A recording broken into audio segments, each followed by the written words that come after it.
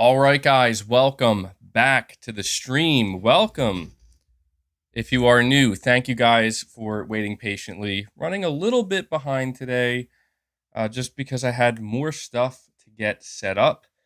So, yeah, thank you guys for waiting patiently. I see that we have almost 400 people here already, which is absolutely awesome to see. I'm going to use this opportunity to just thank you guys for your continued support here. And I know what many of you might be thinking, or maybe not many of you, but certainly some of you. We're talking about Xbox again. MBG is doing another Xbox hate stream or whatever people want to call it. But I got to be totally honest with you when I say, well, first off, I wasn't expecting to be doing a stream this early. And second of all, I certainly wasn't expecting to be doing a stream like this, where the title is Microsoft Finally Broke Xbox Fans. Phil Spencer is in full damage control mode, and it's an absolute nightmare. But to be completely honest, I can't help but be very infatuated with this for the simple reason that what I've been saying for years, literal years, it seems that everybody collectively, including even the most die-hard Xbox fans, are now beginning to get it. It's finally gotten through to them, and it had to happen in the form of Redfall coming out and being a complete train wreck. Now, don't get me wrong. I am not planning on just sitting here and complaining about Redfall for 2.5 hours and doing that again. No, I did mean it yesterday when I said that, there's only so much left to be said. But since the time I finished my stream yesterday, I came across a few different things. First of all, one of the things we're going to be doing today is listening to Phil Spencer's interview that just released on Kinda Funny Games. Phil Spencer, in the midst of all this, came out and decided to do an interview, and I am just absolutely curious to know what Phil is going to have to say for the Xbox brand on behalf of Microsoft, on behalf of himself, the leadership, the studios. He is the face of Xbox. He is the face of gaming over at Microsoft. And, I'm genuinely curious what he's going to say. I haven't watched it yet. Haven't even listened to any clips, but I've seen people talking about it. So that's something I think, are going to discuss today. Something else. Now, the reason why I put in my title, Microsoft Finally Broke Xbox Fans, is because I actually came across a few prominent Xbox YouTubers that had put out videos that remind me of young MBG, but nowhere near as aggressive, nowhere near as nowhere near that level. They definitely pull their punches, but to me, this was quite a shocker because this is not something I would have expected to see, and yet here we are. And you have to imagine how I must be feeling seeing these die-hard Xbox fans and enthusiasts coming out on their channels and basically saying the exact same thing that I said like nearly 5 years ago. It's absolutely wild. And this is why I have to cover this again today, because it's not an effort to be like, yes, the killing blow to Xbox. No, it actually means maybe now it took up until this point with Redfall for the entire fan base from top to bottom to collectively say, this is unacceptable. There's nothing left to cheer on, guys. The Furious are saying, thanks for waking me up with these streams. Saying F you with a heart. Well, hey, I'm sorry, man. It's sometimes I think it's better. I'm not always going to do streams this early, but sometimes it is a lot better for me to do streams earlier because I don't know. I'm becoming more of a morning person as I get older. I tend to have more energy in the morning. I can think more clearly. I'm usually doing this on an empty stomach as well, which actually does help me. So don't worry, not all the streams are going to be this early. The streams that are this early in the morning are streams where I definitely had something to say later in the day, but I already did my stream. So first thing in the morning, let's go. Let's get it done. So thank you, Thefurious. Fred Vance gifting a membership, as well as Grandpa Barbecuer Game Cat. That's 2 memberships gifted, and right off the bat, we have Exley 3000 with a 10 bomb. Absolutely huge Exley 3000. Big shout out to Exley 3000. Big shout out to Fred Vance as well. Shout out to everybody who gifts memberships. Guys, if you are new here in the chat, if you don't currently have a membership, make sure you click the icon at the top of the chat. Click on it so that way you can receive the gift. Okay, you can receive the gift. Free membership. Everybody who's gifting memberships, they're giving a lot of not members, but a lot of subscribers here a free membership for a month. It's non-recurring. You don't have to worry about that. I really wish YouTube would get rid of the this thing that makes people have to click on it, because that's the thing. It's a non-recurring payment. It's just a free month, courtesy of all of the generous individuals who continue to gift memberships. And Exley 3000, I have to give you a big shout out. I think that makes for, let me see, I think that's 40 memberships you've gifted in total within a 24-hour period, almost making it a 50 bomb. So thank you so much, Exley 3000. Let's get some W's in the chat. And I had to remap my soundboard here. So if I get a couple of sound bites wrong, work with me here. I'm still figuring it out. Let me see. There we go. Exley 3000 with the 10 bomb right off the bat, bringing us up to 12 members on the day. So thank you so much for that. And thank you, Fred Vance. It's worth noting Fred Vance has gifted a ton of memberships himself. So big shout out to you guys. I also do want to say that we are growing the memberships at a continually rapid rate here. We are absolutely just crushing goal after goal after goal. As you can see, we're getting more emojis. I did that poll where I asked all of my members to vote on the content that they find most valuable being a member. And by far and away, the most valuable thing that you guys or view as the most valuable thing is the member-only streams. And we're going to continue to do that. My hope right now, okay, and I want to give you guys a heads up in advance, and I'm going to try my best to have an actual schedule for these member-only streams. Just, give me a little bit of leeway. It might change at times. It might even change at the last minute, depending on what's going on. But right now, my goal is to do a member-only stream on Saturday. I don't have an exact time worked out. It'll probably be earlier in the day, kind of like, maybe around this time frame, a similar time frame. So yeah, next member only stream I'm planning for Saturday. I don't necessarily know exactly what it's going to be about, but I'm hoping it'll be fun and a good time. That's the last member only stream we did was actually really fun, and it got kind of silly, and I think you guys liked that, and I enjoyed it. So yeah, if you are a member, look forward to that. Man, MBG, you look like a different man these last few weeks, probably because you were right about Xbox and the memberships. I mean, yeah, the memberships are huge, man, but that's the thing is, my whole thing about being right about Xbox, it's not about being able to brag, not at all. It's just the fact that, like, I'm just kind of sad that it took this long. Like, I'm kind of sad that it really took up until Redfall to be the straw that broke the camel's back. I really didn't think it would, come down to this, but this is what it took. And we got Fred Vance with another 5 members gifted between Exley 3000 and Fred. That makes 15 members right off the bat, bringing us up to 17. Absolutely huge, Fred Vance. Thank you so much for that, man. Let me give you a little little Arnold soundbite here. Arnold is excited for the for the 5 bomb. The 5 bomb from Fred Vance. So thank you so much, man. That is yet another 5 memberships gifted. W's in the chat for Fred Vance. Trains in the chat. Let's go. Bring us up to 17 members. Thank you so much, man. Let me fill that bar up here, man. You guys are crazy.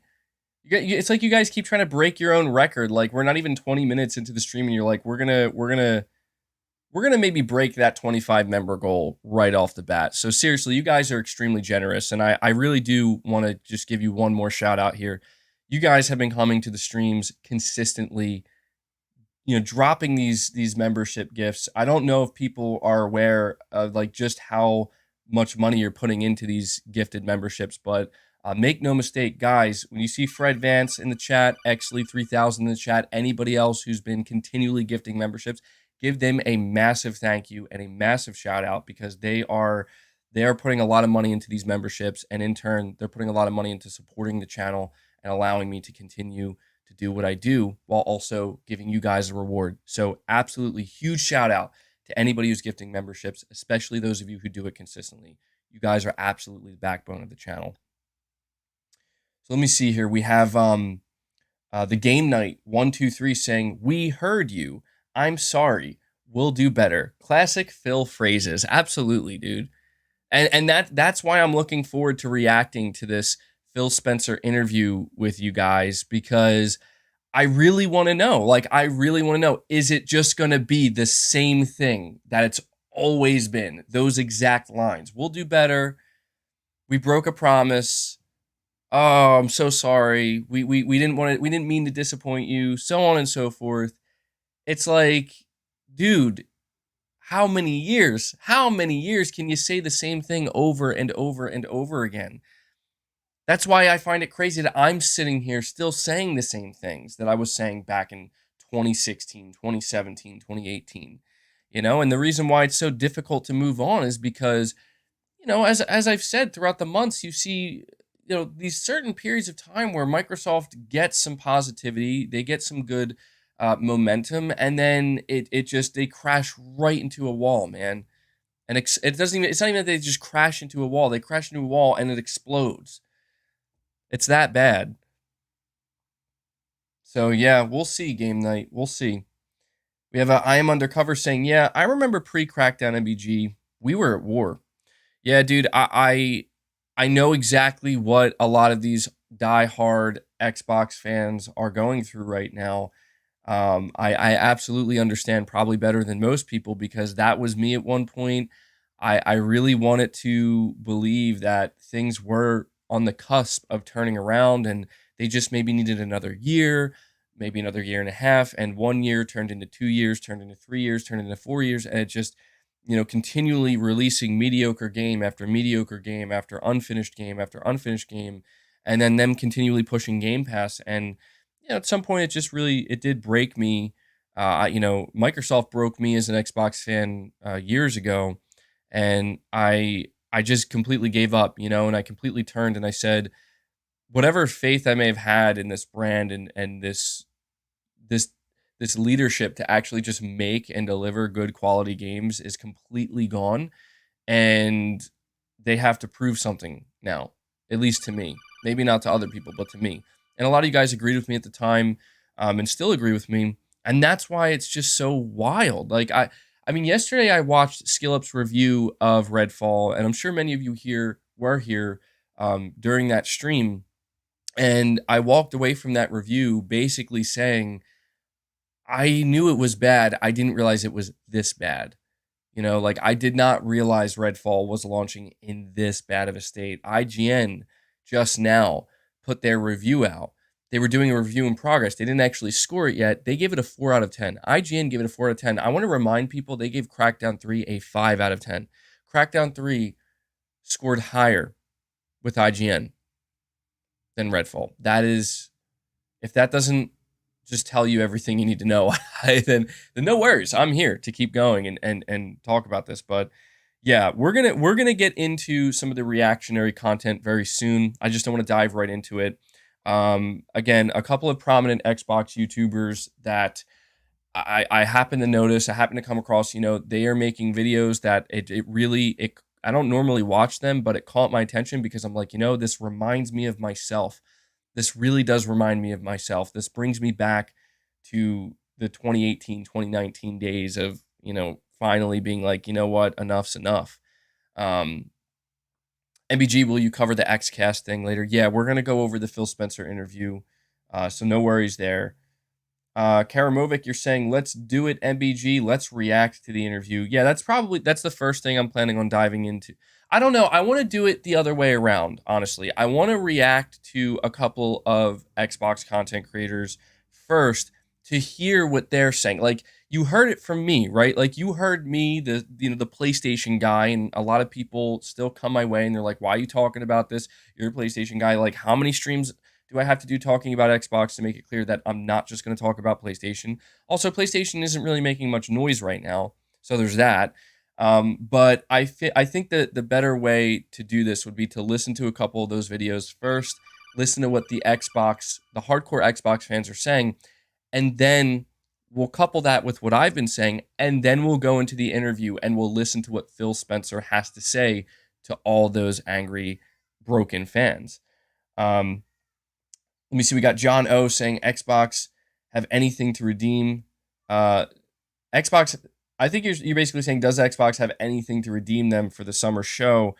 I mean, don't get me wrong. Like, I was pretty pissed off yesterday, and I basically said, like, I don't really care about the Xbox showcase. I'm gonna tune into it. But the mountain that Xbox has to climb at this point is so unbelievably high and so unbelievably steep. It just, I refuse to go into another Xbox showcase giving them the benefit of the doubt. I refuse to sit here and say I'm sure they'll show something good, because absolutely not. I'm not sure at all. The only thing I actually feel sure of is that they will disappoint you. They will try to get you excited and they will fail to deliver. That's the only thing I'm sure of. So they are at the lowest point, as far as I'm concerned, when it comes to having something to prove. And I have zero faith. I have zero faith. Um, I look, does that mean there's a 100% chance they're not going to have anything good? No, I'm not saying that.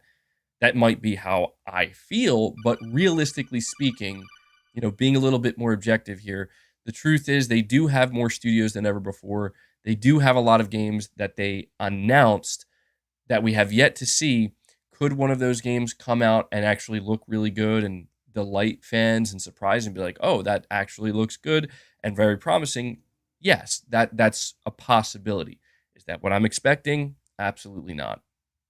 And maybe that's the point. I don't know. Maybe this whole thing is Microsoft's way of lowering the expectations so low that when they have their show, it's gonna, the only thing people feel like they can do, all it's left to do is to go up from there.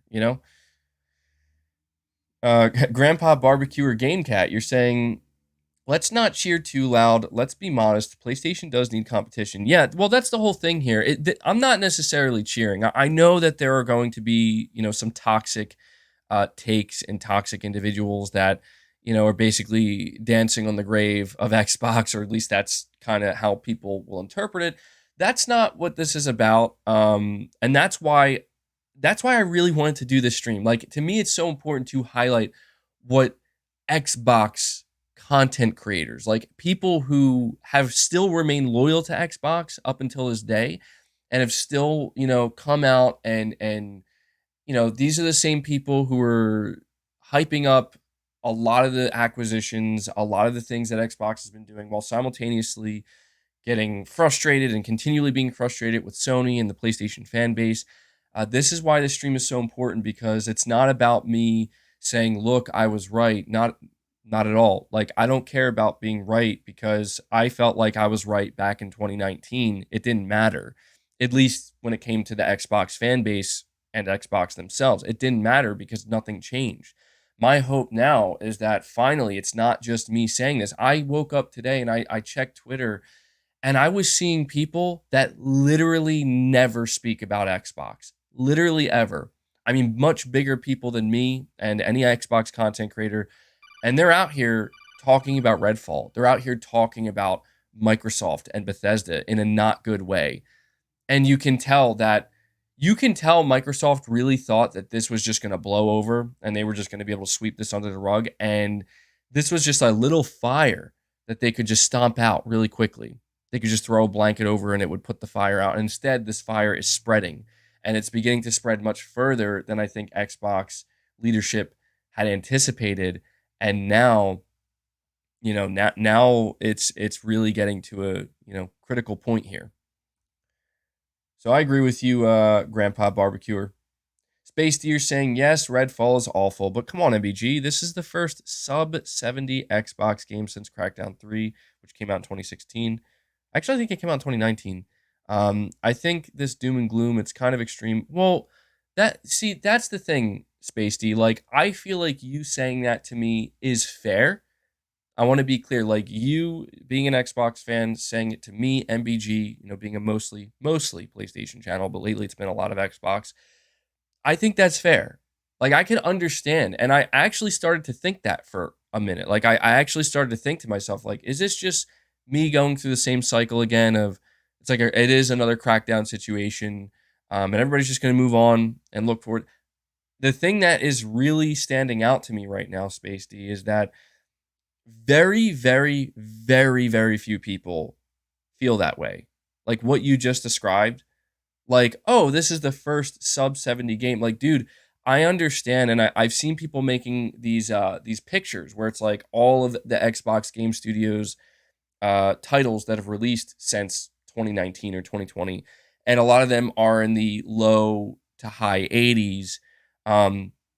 And they're putting this out here to basically point out that like see like they've been producing good games, but that's what makes this situation just so much worse. Why does no one care? That's the thing that Space D, I think you and many others, or not many others, but the few people who still feel that way, like this is being overblown and this is too extreme. You need to ask the question: why is it that people can highlight Halo Infinite got an 87 on Metacritic and literally no one cares? It's because the problem is very systemic. And, it just so happens that Xbox got kind of lucky, right? Like Xbox got lucky that they can show Halo Infinite in 2020. The backlash is so severe. They say, sorry, we'll do better. And then they release Halo Infinite at the end of 2021. And they got lucky that reviewers were on their side that day. They got lucky that the game came out just good enough that it's like, yeah, this is Halo. We'll give it some good scores. But then you look at what happens immediately after. 343 dies. 343 straight up died. And that studio was completely gutted. And then, you see people were like, well, maybe that was Bonnie Ross's fault. Maybe it was just the studio's culture. Maybe it wasn't necessarily Xbox's fault. And so people move on. And then you look at what happens with Redfall, right? After going all of 2022 without a AAA release, then you see what happens to Redfall, and it's the same exact situation all over again. Where now, and I have something else I'm going to react to today, an article from Windows Central written up by Jez Corden, where he's basically claiming that, Xbox had no control over Redfall. They had no control over Bethesda, and they had no choice but to just step back and let Bethesda walk on that landmine themselves. But you know what Xbox did have control over? You know what Microsoft and Phil Spencer did have enough control over to ensure that the PS5 version was canceled. You see the problem here? This is why I'm saying that it's not extreme. It's actually not extreme because this is literally years and years and years of built up problems. Like even the games that have reviewed well under the Xbox Game Studios banner, like Psychonauts 2, right? That is when it released it. Yes, it was underneath Microsoft. That was a multi-plat game, but we all know Microsoft had literally nothing to do with the development of that game. Like that game was always going to be like an 85 or an 86 or whatever it is on Metacritic. Everyone knows that. That's why people are frustrated because that's not what people have been asking Microsoft for. People have not been asking Microsoft to go out there and buy good games to then put the Xbox logo on and the Xbox Game Studios logo. People have been wanting Xbox from a management level, from top to bottom, to just get better and improve and not have to be in situations like this anymore. And again, I know it's me talking right now, but you're going to hear some of the most influential Xbox YouTubers coming out saying the exact, maybe not the exact same thing I'm saying, but something very, very similar. And they realize themselves that they are backed into a corner now. And look, I'm not going to say it's their fault. It is to a degree, but it's mostly Microsoft's fault. It's mostly Phil Spencer's fault and Bethesda's fault because it's like, it's difficult for me to even fault the fans for holding out hope because again, I know what that's like. You got to believe, like, how long has it been? Things are different now, right? Things are going to change. This is insanity. This is literally the definition of insanity. I'm Undercover, you're saying, oh, can we please listen to Crap Gamer's last video or 2 videos? It's a gold mine for copium if you ever need some extra. I don't know, man. I'll be honest, like, I don't really know Crap Gamer. I don't listen to him. I see his name comes up occasionally. I don't know how relevant he is or not. I'll be just totally truthful with you in that the things that I want to listen to and go and react to today, I think are a little bit more relevant. Um, I mean, I'm not like, again, I'm not just doing this to like make fun of people or laugh at people.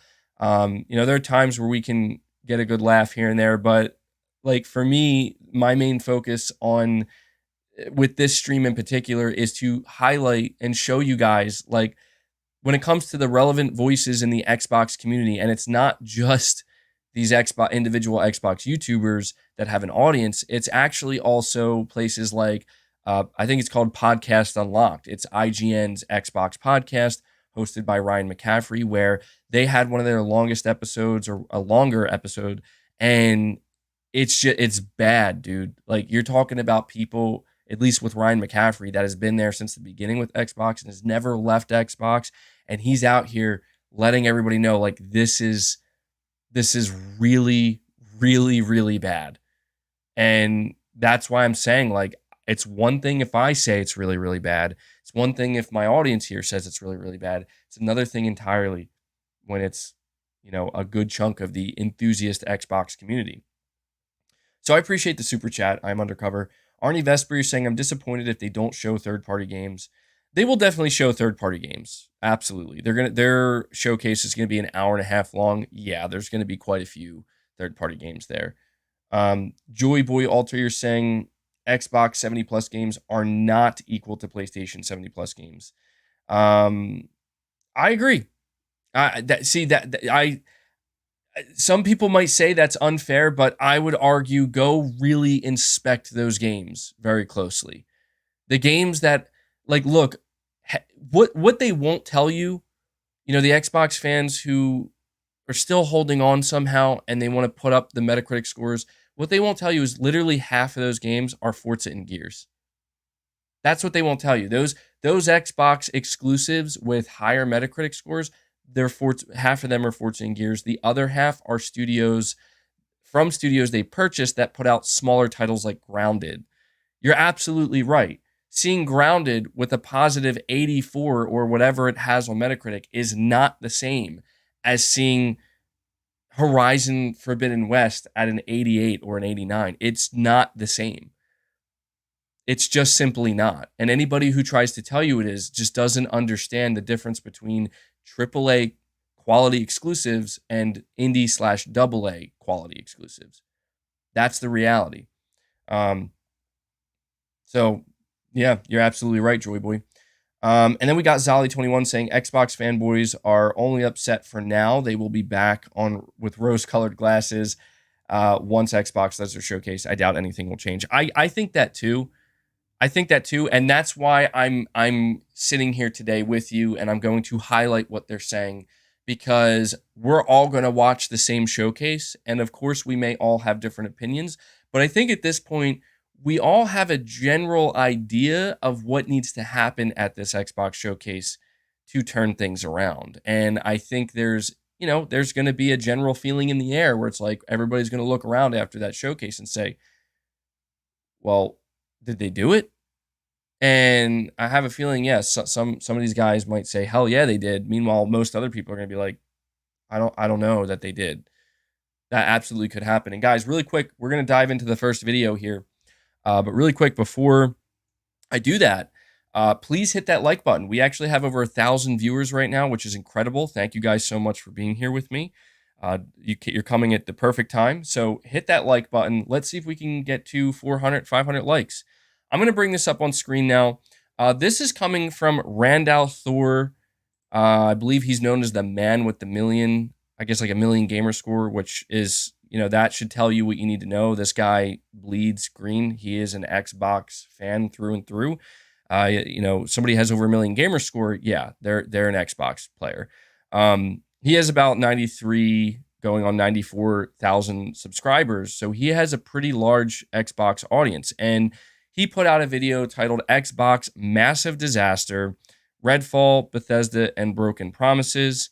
And, I was looking through some of his content because, again, I don't really follow this individual closely, but I did notice that this is a person who was quick to um, point out a lot of the times that, Jim Ryan was coming out here and Sony was coming out here against the Activision Blizzard deal.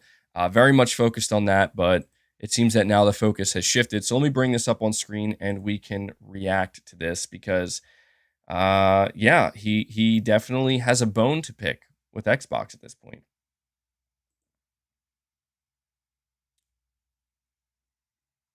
And why is this not coming up? There we go. Let me it's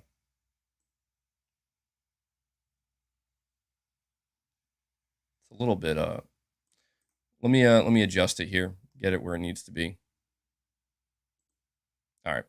Let's listen into what Randall Thor has to say about Xbox currently. This has certainly been a week for the ages for Xbox, and not in the good sense at all. Some people have made the argument that this past week, from Wednesday to Wednesday, when the ABK deal got blocked, to the Redfall release might rank up there as the worst week in Xbox history, even eclipsing some of those weeks back in 2013 when Don Matrick was saying whatever he wanted to sink the brand. It's bad out there. Faith in the Xbox brand and Phil Spencer, Matt Booty, and everything they've been trying to build since 2018 is at an all-time low. I honestly don't really know what to be saying in this video. I don't really have a plan. I just wanted to turn on the mic and just talk off the cuff about the current state of Xbox and Redfall and the critical reception and how people feel and the promises that Xbox has made over the years, because what just happened with Redfall cannot ever happen again, and honestly, it shouldn't have happened in the first place, and I feel like this has happened before. I feel like I'm reliving a moment in time, like it's complete deja vu.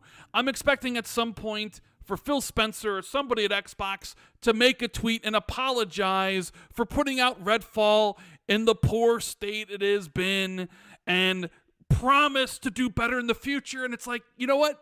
I've been through that. I've lived through that movie. I know how it ends. We saw the release of Sea of Thieves and State of Decay and Crackdown. Everybody used to make fun of Xbox from 2017 and beyond because, quite frankly, they couldn't release any quality. Yo, is this MBG talking right now? With Redfall releasing in the state it currently is in, not a lot of people have faith that Xbox knows what they're doing, that the games that will release in the future, like Hellblade 2, Avowed, Perfect Dark, and the litany of projects that they are working on, nobody really has faith anymore that those games are going to be good. And that was the one thing that I've always harped on this channel in my videos, was that the most important thing for Xbox to do to get rid of all the negative perception around the brand was to consistently release great exclusive games. Now, so me and Randall Thor seem to be in agreement here, and it's ironic because it turns out that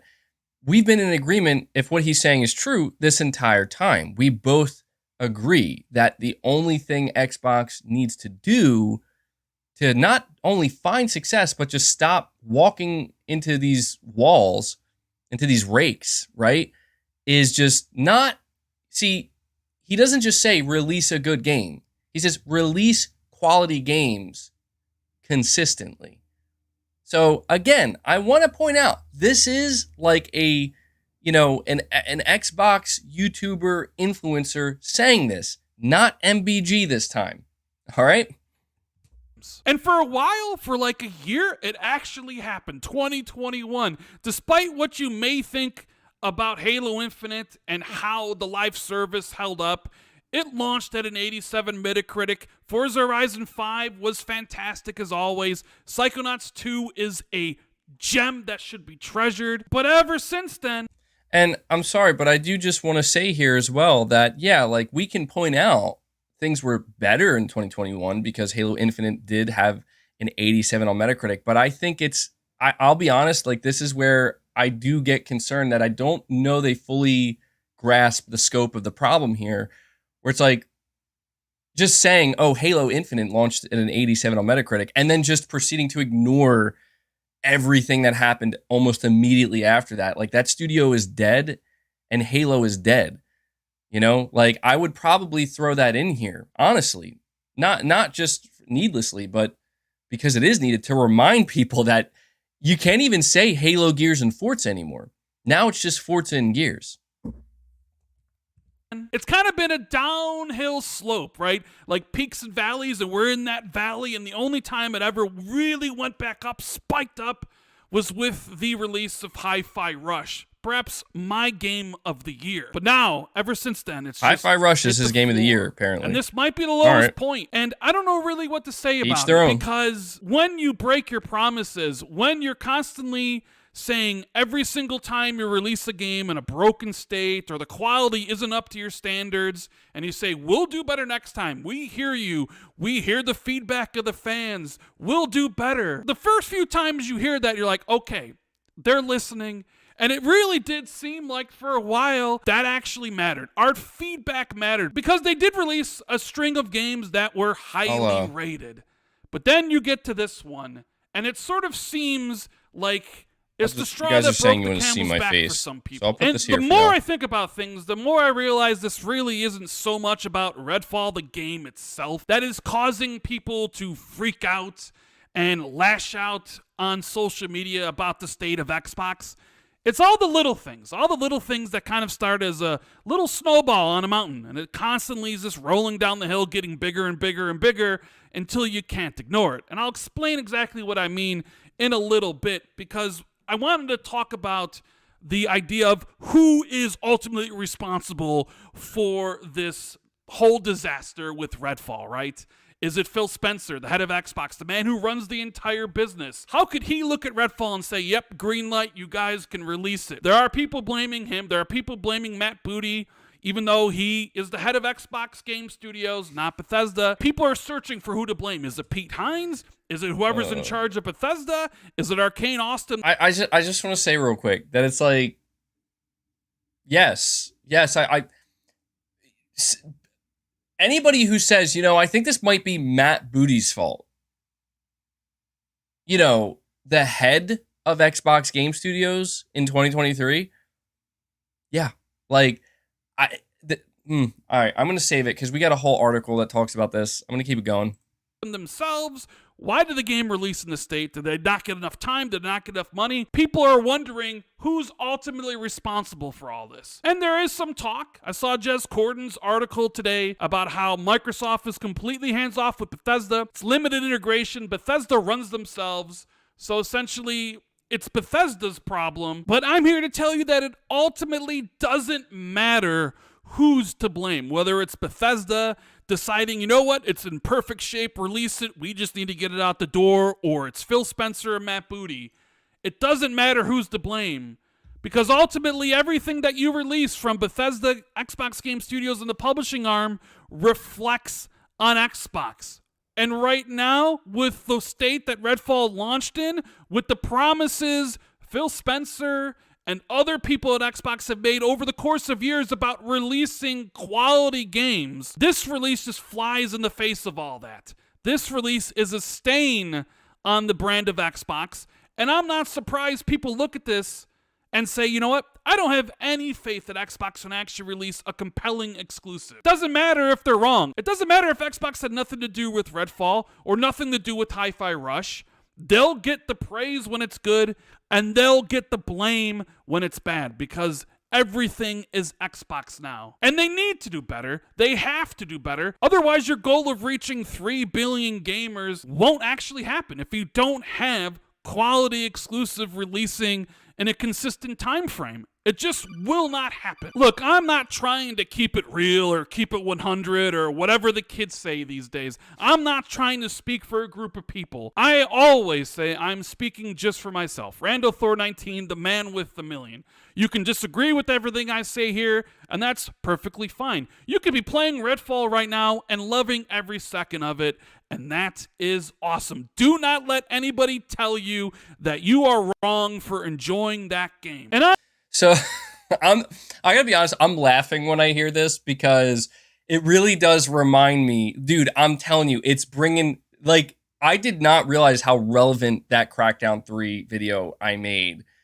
back in 2019 would be today. And the difference between me and Randall Thor right now is what he just said is the opposite of what I said. Like, I told people, like, yo, you can enjoy Crackdown 3, but you're part of the problem because you're sending Microsoft the wrong message. And I absolutely will say that exact same thing here. I get it. Like, I understand. No one wants to be the person to say, hey, that thing you're enjoying, please stop. Because, of course, like, who are you to tell anybody what they should or should enjoy? But I do think it's at least worth acknowledging that anybody who's coming out here and saying to Microsoft and saying to Xbox and saying to Phil Spencer that, you know what? I don't think this is that bad. It's like, dude, the game is fucking broken and the design, it has design flaws out the ass. Like, you enjoy it in silence, please. Do not send the wrong message, because believe me when I tell you, if you're enjoying this right now, you have no idea how good it could be. Like, that's the thing I would say to anybody who says, man, I'm really enjoying Redfall. I'd say you have no idea how good it could be. Honestly, this isn't even really about Redfall as a singular release. It's not about Redfall and all the hyperbolic statements everybody's making online. I see Angry Joe hating on the game. I see Skill Up and his scathing review. I see all these YouTubers that I normally don't see cover Xbox talking about it with hundreds of thousands of views. And it's a shame because they're spreading that message to their audience, and the audience may only know about Xbox Game Pass, but now the perception is that Xbox just completely sucks. And you know what? Maybe it is deserved in this case. But let's examine. It's not singularly about Redfall. Redfall is just one thing among many. It's like that snowball rolling down the hill, eventually becoming an avalanche. So yeah, you have Redfall, a game that people waited 18 months because Xbox delayed it. Holy Redfall shit, 18 and Starfield months? last year, That two long? of the biggest games that they were going to put out, delayed. People were not happy. There was civil wars, as people were saying in the streets. But then you add in Xbox's E3, where they said, hey, all these games are coming in the next 12 months. And then Starfield doesn't. And Forza Motorsport doesn't.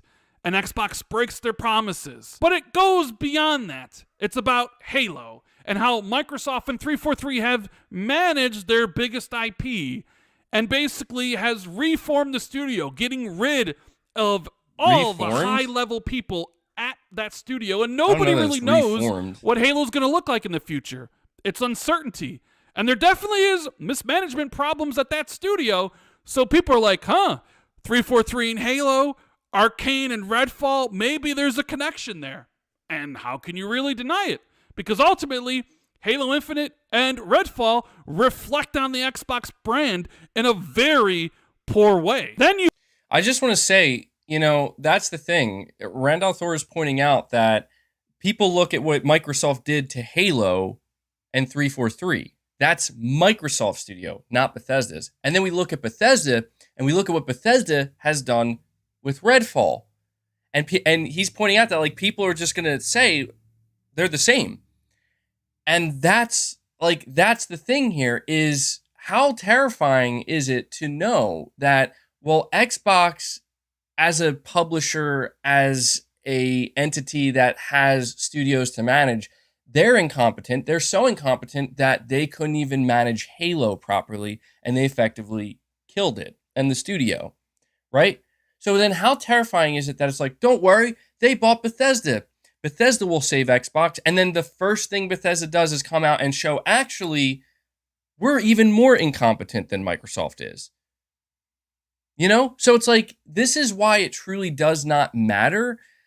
Like, whether or not, even if it is true, like, if I were to give, like, Jez Corden and those who are saying right now that, oh, Microsoft had nothing to do with this release, they were totally hands off with Bethesda, even if that is true, which it might be, right? Even if that were 100% true, it doesn't matter, because the end result is, so you're telling me the publisher that kept putting out sucky, shitty games and then bought another publisher to put out better games. It turns out they bought a publisher that is also putting out sucky, shitty games. It literally doesn't matter.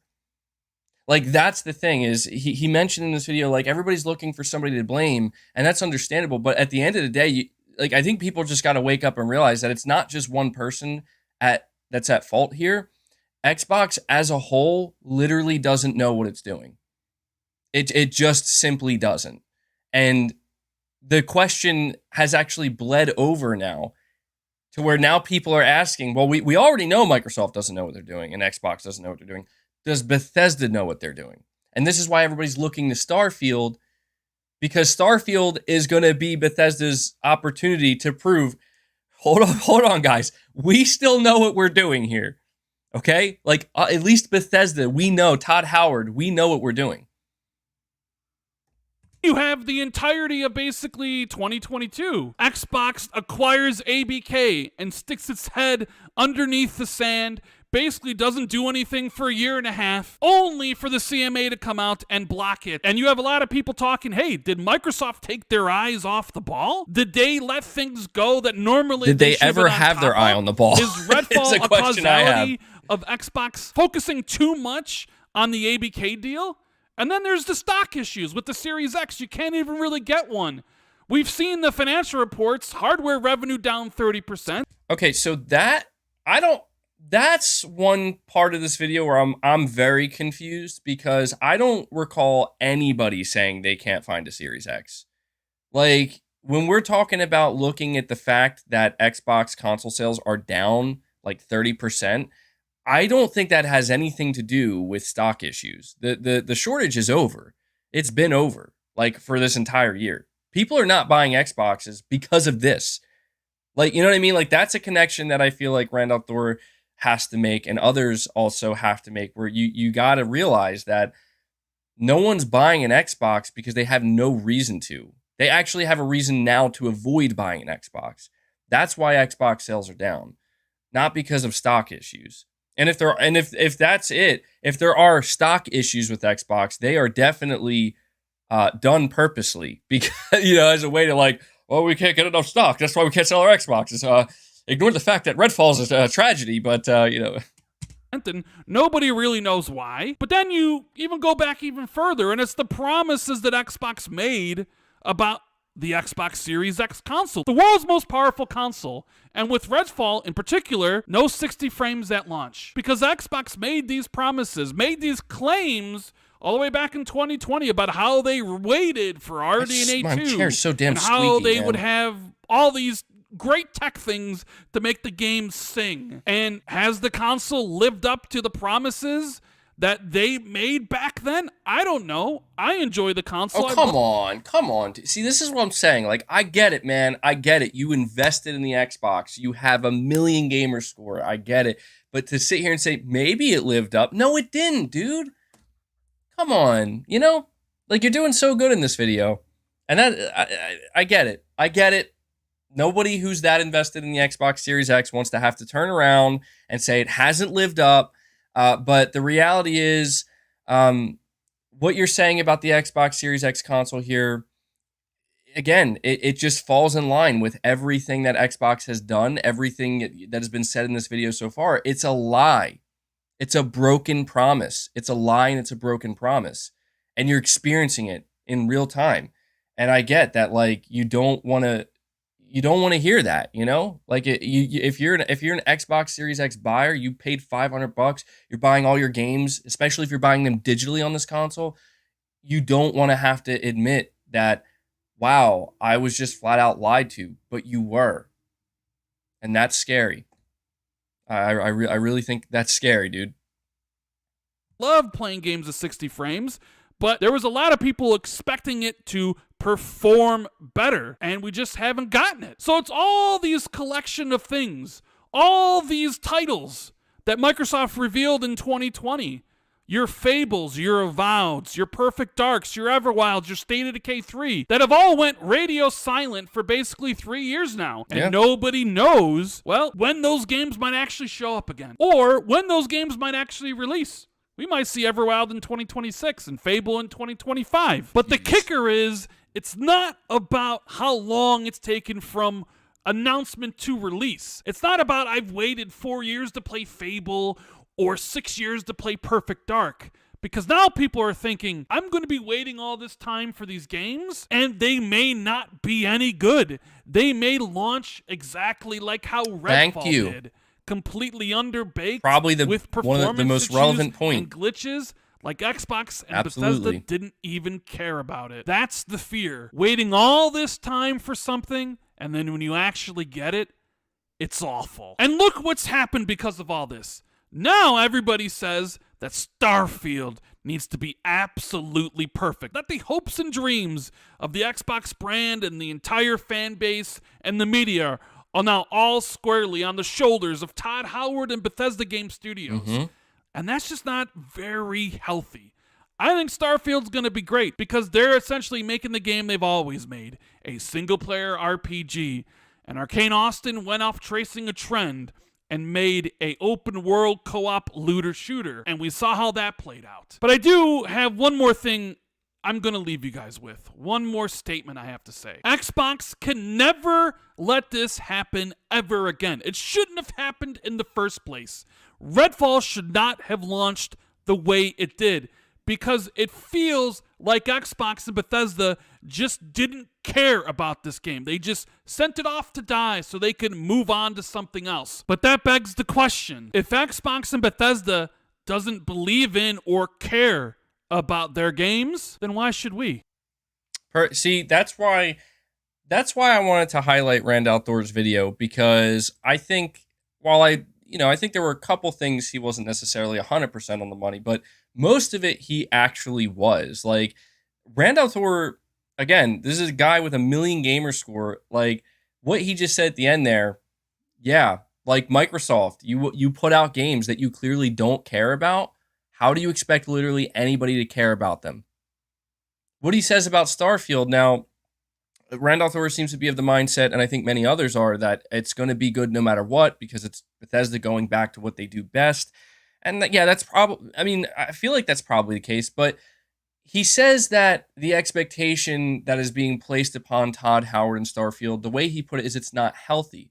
That's another thing I want to give Randall Thor credit for, because he could have said it's not fair, but he didn't, because he knows it is fair, and he understands full well why that expectation is what it is, why it exists. And I agree, it's not healthy. It is quite unfortunate that now Todd Howard and all of Bethesda Game Studios and Starfield have to now deal with this reality that literally this entire brand potentially rests upon this one game's shoulders.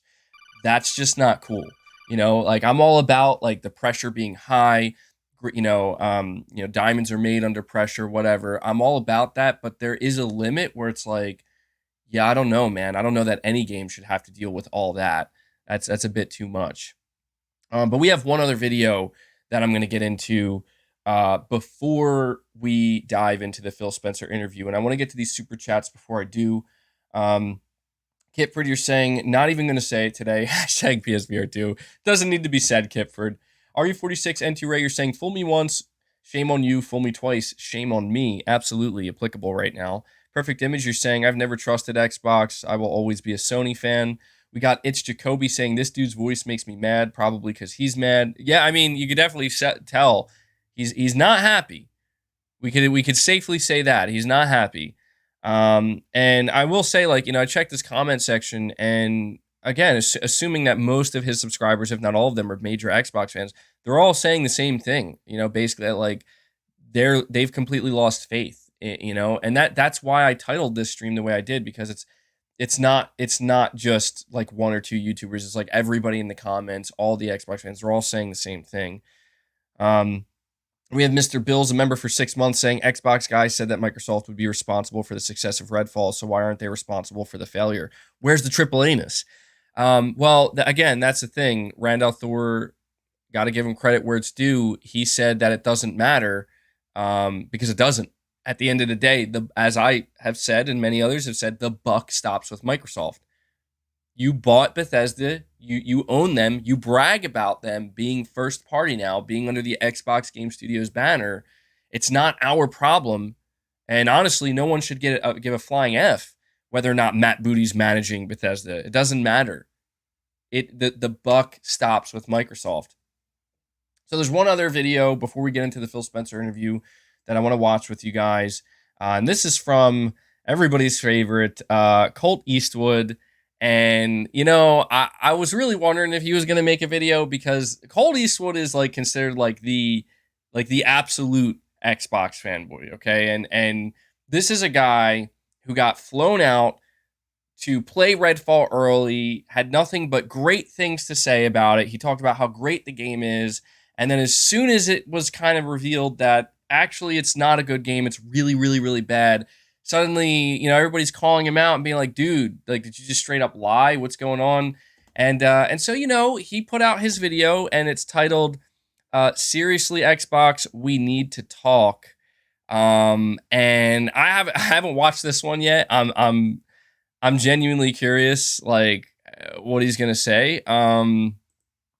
But yeah, you listen, man, you know it's bad when Colt Eastwood has to come out and make a video like this. Okay, make a video, and I want to say, like, you're not going to see these guys go in as hard as I will, and that's the reality. And nor should they. You know, their audience, they have an Xbox audience.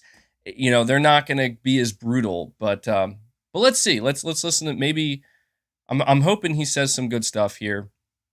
So let's see what Colt Eastwood has to say. And then after Colt Eastwood's video, we'll get into the Phil Spencer interview. Again, I'm trying to make it clear that it's not just me that's upset with Xbox. It's like the entire fan base, and we want to see what Phil has to say about it. Real quick, Jay Jovi, you're saying Starfield being a 10 would only be the first step for Microsoft to get out of the hole that they've dug themselves in.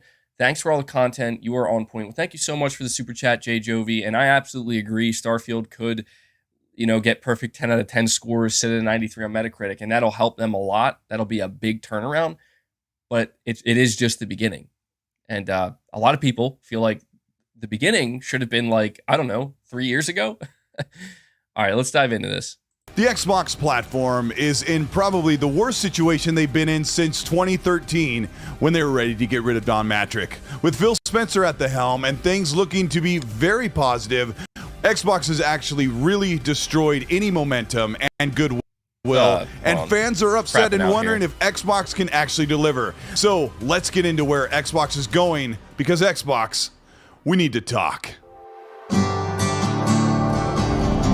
Yo, that intro was eerily similar to Randall Thor's. Like, they're comparing it to Don Matrick. Xbox is a whole new platform, a whole new generation, and studios filled with games about to come out, and many upsetting and expectations that have been left behind, and fans are worried about where Xbox is going to go next. In fact, right now, you have every right to be worried if Xbox can deliver on their promises. Looking at their first-party games this generation, they've had an impressive output of quality, high-rated games, but looking at the scope of games, they aren't what we'd have expected and what we've asked for from Xbox for decades. Games like Gears Tactics, Flight Sim, Psychonauts 2, although a great platformer, very high-rated games I loved, not the games Xbox has been looking. Okay, see, there you go. Like, this is, brings me back to that super chat I got from Space D. I'm just pointing out, like, even Colt Eastwood's saying it. He's saying, yeah, they got some high-rated games, but these are not the games, man. Like, these are not the games people have been asking for. So it's not me saying that. Looking for, and what the fans have been asking for, those big cinematic open world action adventure games. There are the small passion project games that have come out, one like Pentiment, which also scored very high and has kept Xbox's first-party games at a high-level Metacritic of around 84, but with the release of Redfall, a game from a AAA studio, Arcane, who has a great pedigree of making amazing high-rated games, just put out their worst game and possibly the worst rated game ever for Xbox this entire generation. Xbox Game Studios is a team made up of 15 studios that run all over the world, mostly in North America, some in UK and Europe. And these teams are making big games. But the question is, where are they? How are they doing? Why are they being so quiet? And why does Xbox seem to be so afraid to talk about games that aren't ready to release in the coming months? But first of all, I want to talk about the hardware. This has been a major contention point, especially for me on the channel, where I've talked about the hardware. I've had Jason Ronald on my channel twice talking about how the hardware is moving forward and pushing us into the next generation. The fact remains right now, our disappointment is that the Xbox Series X is routinely outperformed either by performance in frame rate or visual features like ray tracing to the less powerful, as it's supposed to be, the PS5. Yo, so I don't know about you guys. I'm getting creeped out right now. Between the music he's got playing in the background, and I'm like, wait, hold on. What? This is Colt Eastwood saying this? What? I'm getting a little freaked out. I'm not gonna lie. Like, I'm starting to see here, like, is there some kind of like conspiratorial thing going on behind the scenes where, like, you know, Phil Spencer and Microsoft, they're like, actually, let me tell you what's gonna be at the showcase. Let me tell you how much we're gonna make the comeback. And we just need you guys to ham it up a little bit. We need you to really sell the fact that Xbox sucks, so we could just come out and shock everybody. I mean, it's creepy, bro. Like, it's freaking me out.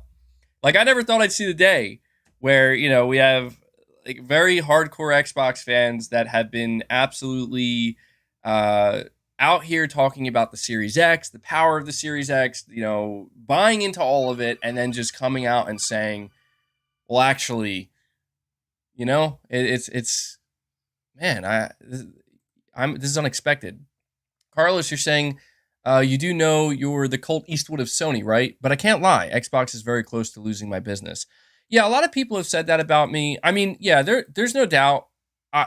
In the past, I've gotten probably way too defensive for Sony. Like, I can admit that wholeheartedly. As things stand now, I don't know that I feel the same way. I don't. Like, I'm at a point where I'm just closer than ever to the fact that I just want great games. I don't care whether it comes from Sony. I don't care whether it comes from Microsoft. I don't care. You know, it's just right now, and for a long time, Sony's been kicking ass, doing a great job. And to be fair, and maybe I'll defend myself just a little bit here. To be fair, I have called out Sony quite a bit. I just don't tend to veer in go in that direction where it's like, hey guys, Sony put out Forspoken. It's the biggest fucking disaster of the generation. Let's just absolutely annihilate it and just ignore everything else good that they've done. See, that's the difference here. That's the difference. Is right now, Xbox fans are finally beginning to open their eyes and see that. I think I'm dropping frames here. They're finally beginning to open their eyes and see that Microsoft hasn't really done that much that would be considered good or really noteworthy or anything that stand out. It's actually just been a lot more on the side of, yeah, this isn't working out the way that you said it would. You guys are not fulfilling almost any of your promises. Sony has been the opposite, and that's why it's been easier for me to defend them a little bit, because it's like, yeah, we can... Jim crying Ryan, what's Sony saying? They're saying some crazy shit. Yeah, you know, they want to charge for upgrades and stuff. Yeah, you know, they definitely care about the profit margins. Not the most pro-consumer stuff, you know, but it's like, can you argue with the results? Like, look at what they've been delivering, you know? So it's like, one's doing their job, the other's not.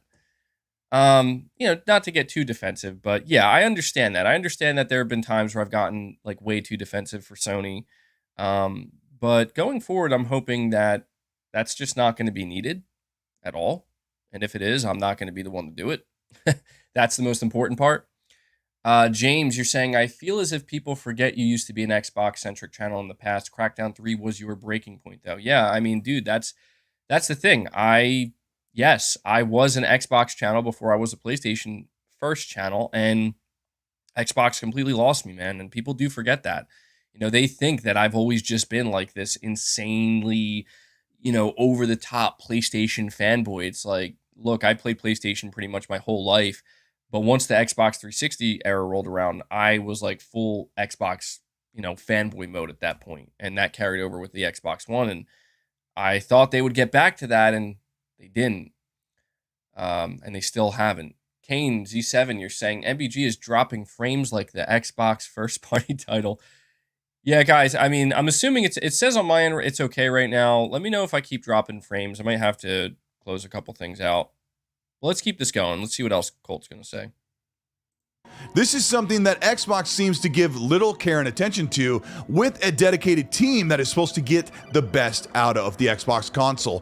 One of the many issues that plague the Xbox Series S and X, one being the Series S being low in RAM and harder to develop for, and Xbox Series consoles being paired with PC, which is also a major problem, as developers have to code for that build and make it work on the Xbox console, leaving the Xbox Series S and X the least amount of time to develop and the least optimization. Fans on the console, some 20 million users that are playing on Series S or X, are getting the short end of the stick. I play mostly on the Series X, and I've been routinely frustrated that games come out broken and buggy from other studios, and even with first-party studios. I don't like seeing that even first-party games do not tout high performance and ray tracing, while the other bit of competition on PlayStation or other studios are able to get that done on the consoles. So Xbox's attention to the hardware needs to be more focused and a big priority for the core audience. So the expectation for Xbox to show these games, show the power of the Xbox Series X especially, and show what can be done on the small, amazing Series S, is completely absent from Xbox's marketing and their messaging. Let's look at E3 showcases where they show games running on a PC. They've rarely, if ever, shown games running on Xbox Series X, like Forza Motorsport was shown at Xbox Series X settings. Plain Dude, that is crazy. I didn't even realize that. They're not even showing off their games on the Series X. Balarian, you're saying, do you think it'll finish Xbox if Starfield fails? I mean, it's going to be bad. I don't know that it'll finish Xbox off like they're done, but believe me when I tell you, the CEO of Microsoft, Satya Nadella, heads will roll if Starfield fails. Heads will roll. Let me see. I got Patrick. You're saying Phil Spencer has done a great job at showing its audience you don't need an Xbox. He basically admitted defeat in that interview. Really? Now I'm very intrigued. We're going to get to that interview right after this.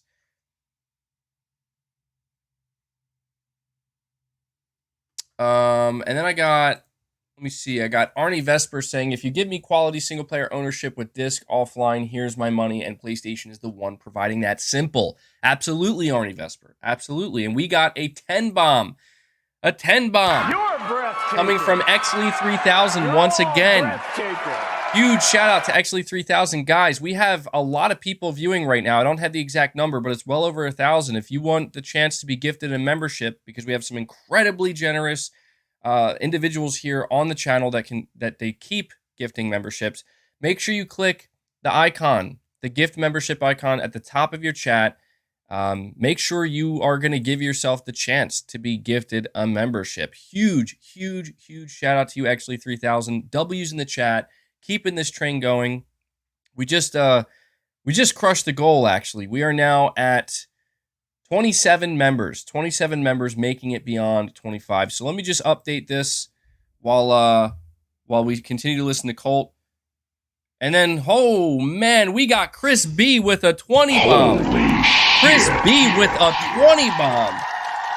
Holy shit, indeed. Chris B coming out, showing some support. Guys, again, make sure you are clicking the icons to be given the chance to claim a free membership. Okay, they are randomly given out. W's in the chat. Chris B with a 20 bomb. Absolutely love it, dude. Thank you so much for that. That is incredibly kind of you. And again, before I continue on here, I have to give an absolutely colossal shout out. Seriously, I have to give a fucking huge shout out to you guys. Chris B, XLE3000. Fred Vance, and many others. You guys have consistently come to the channel. You consistently hand out these memberships, and you continually gift them. That kind of support is unbelievable. It really is, and I'm sincerely grateful for that. So thank you guys so much. Huge shout out, guys. Again, one more time, W's in the chat. Got to get another holy shit in there because a 20 bomb. Thank you so much, man. We are now at 47 members on the day. Absolutely crushing the goal of 25. So thank you guys. I'm going to continue to play this.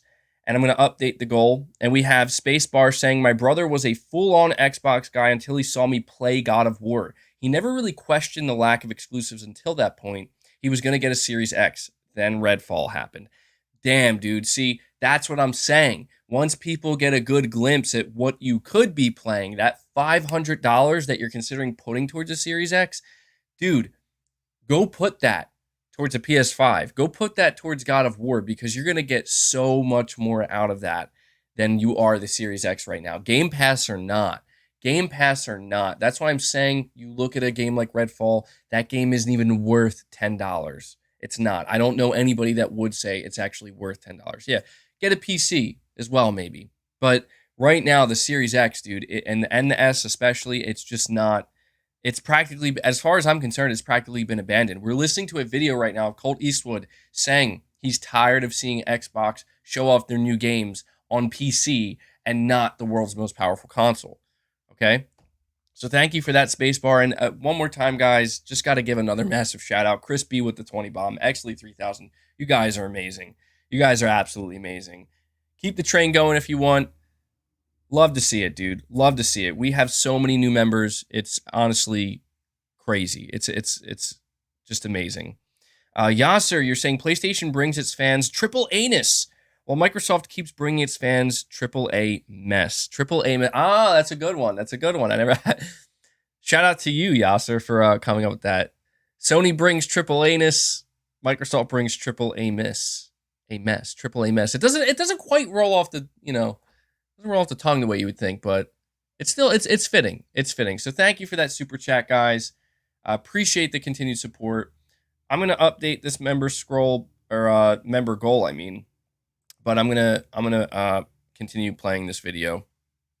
Mainly running on a PC. At this point, Xbox cannot afford to show their games on a PC where so many people can be, and their experience can vary drastically, whether they have a decent PC or a super powerful PC. The expectation should be, this is what it looks like on Xbox Series X, because they need to show every single game forward. Every time on every little trailer that's on Twitter or on their YouTube channel or on the big stages at Gamescom, at Xbox's showcase, or at the Jeff Keighley Video Game Awards. Every single trailer from Xbox, from now on, you have to show it.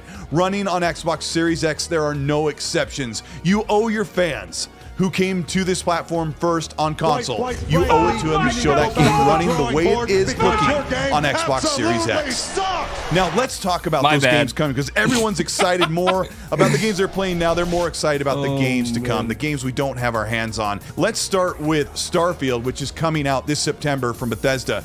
Now, make no mistake, whether Starfield is great, whether it's amazing, or if it doesn't meet expectations, the masses will completely be hanging on the notion that Starfield failed because of Xbox. And I don't blame people for having that thought, because at this point, Xbox has not shown a strong confidence that they can manage their studios, whether they're in-house or newly acquired.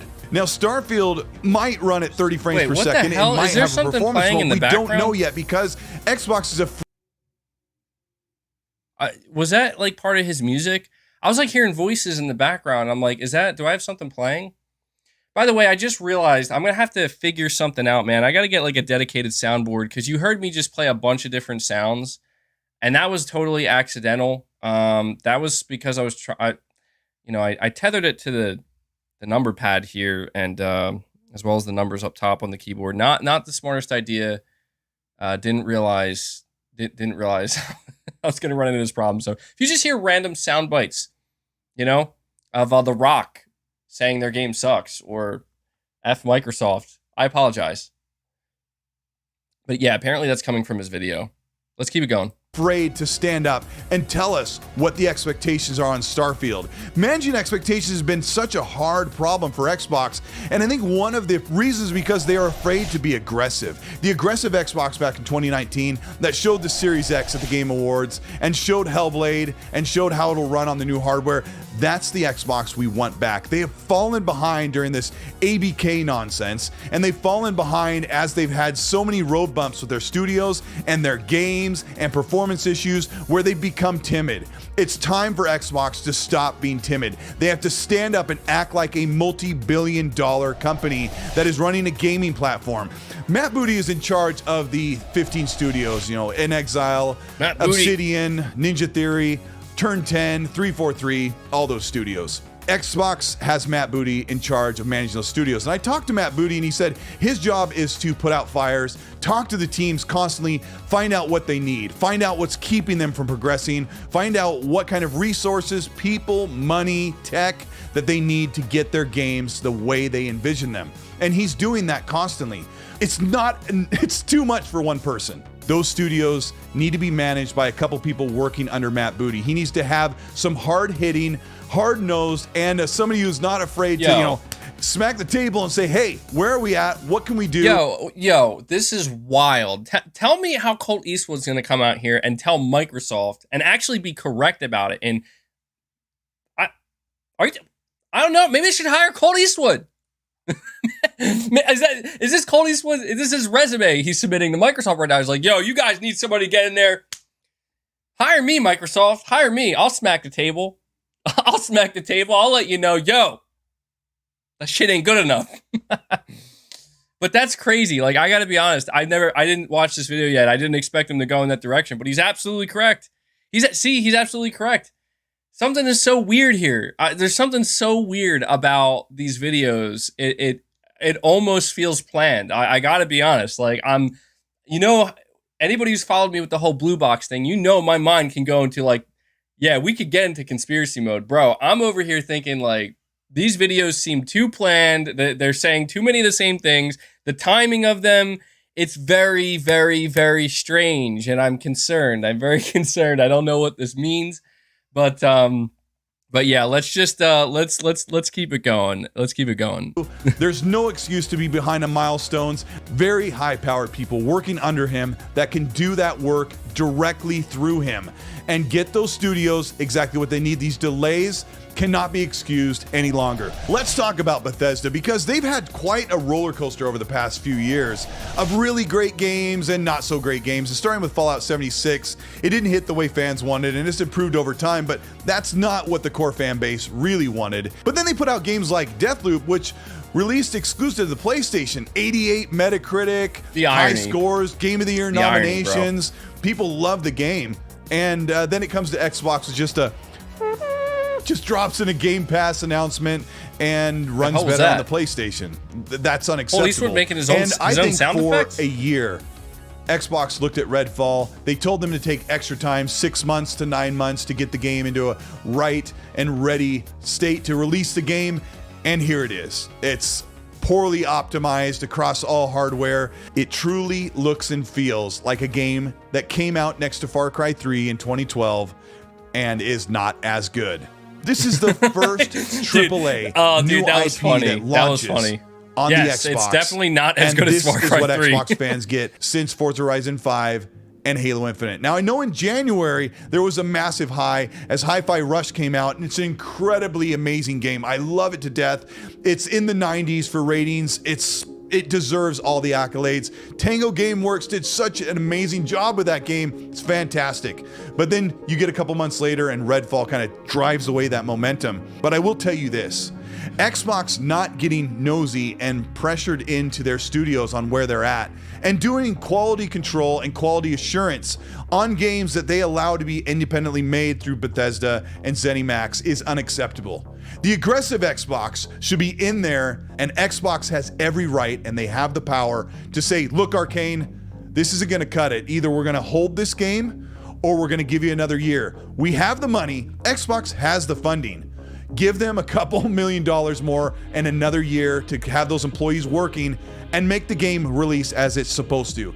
They need to start communicating the expectations of what Starfield will be when it launches.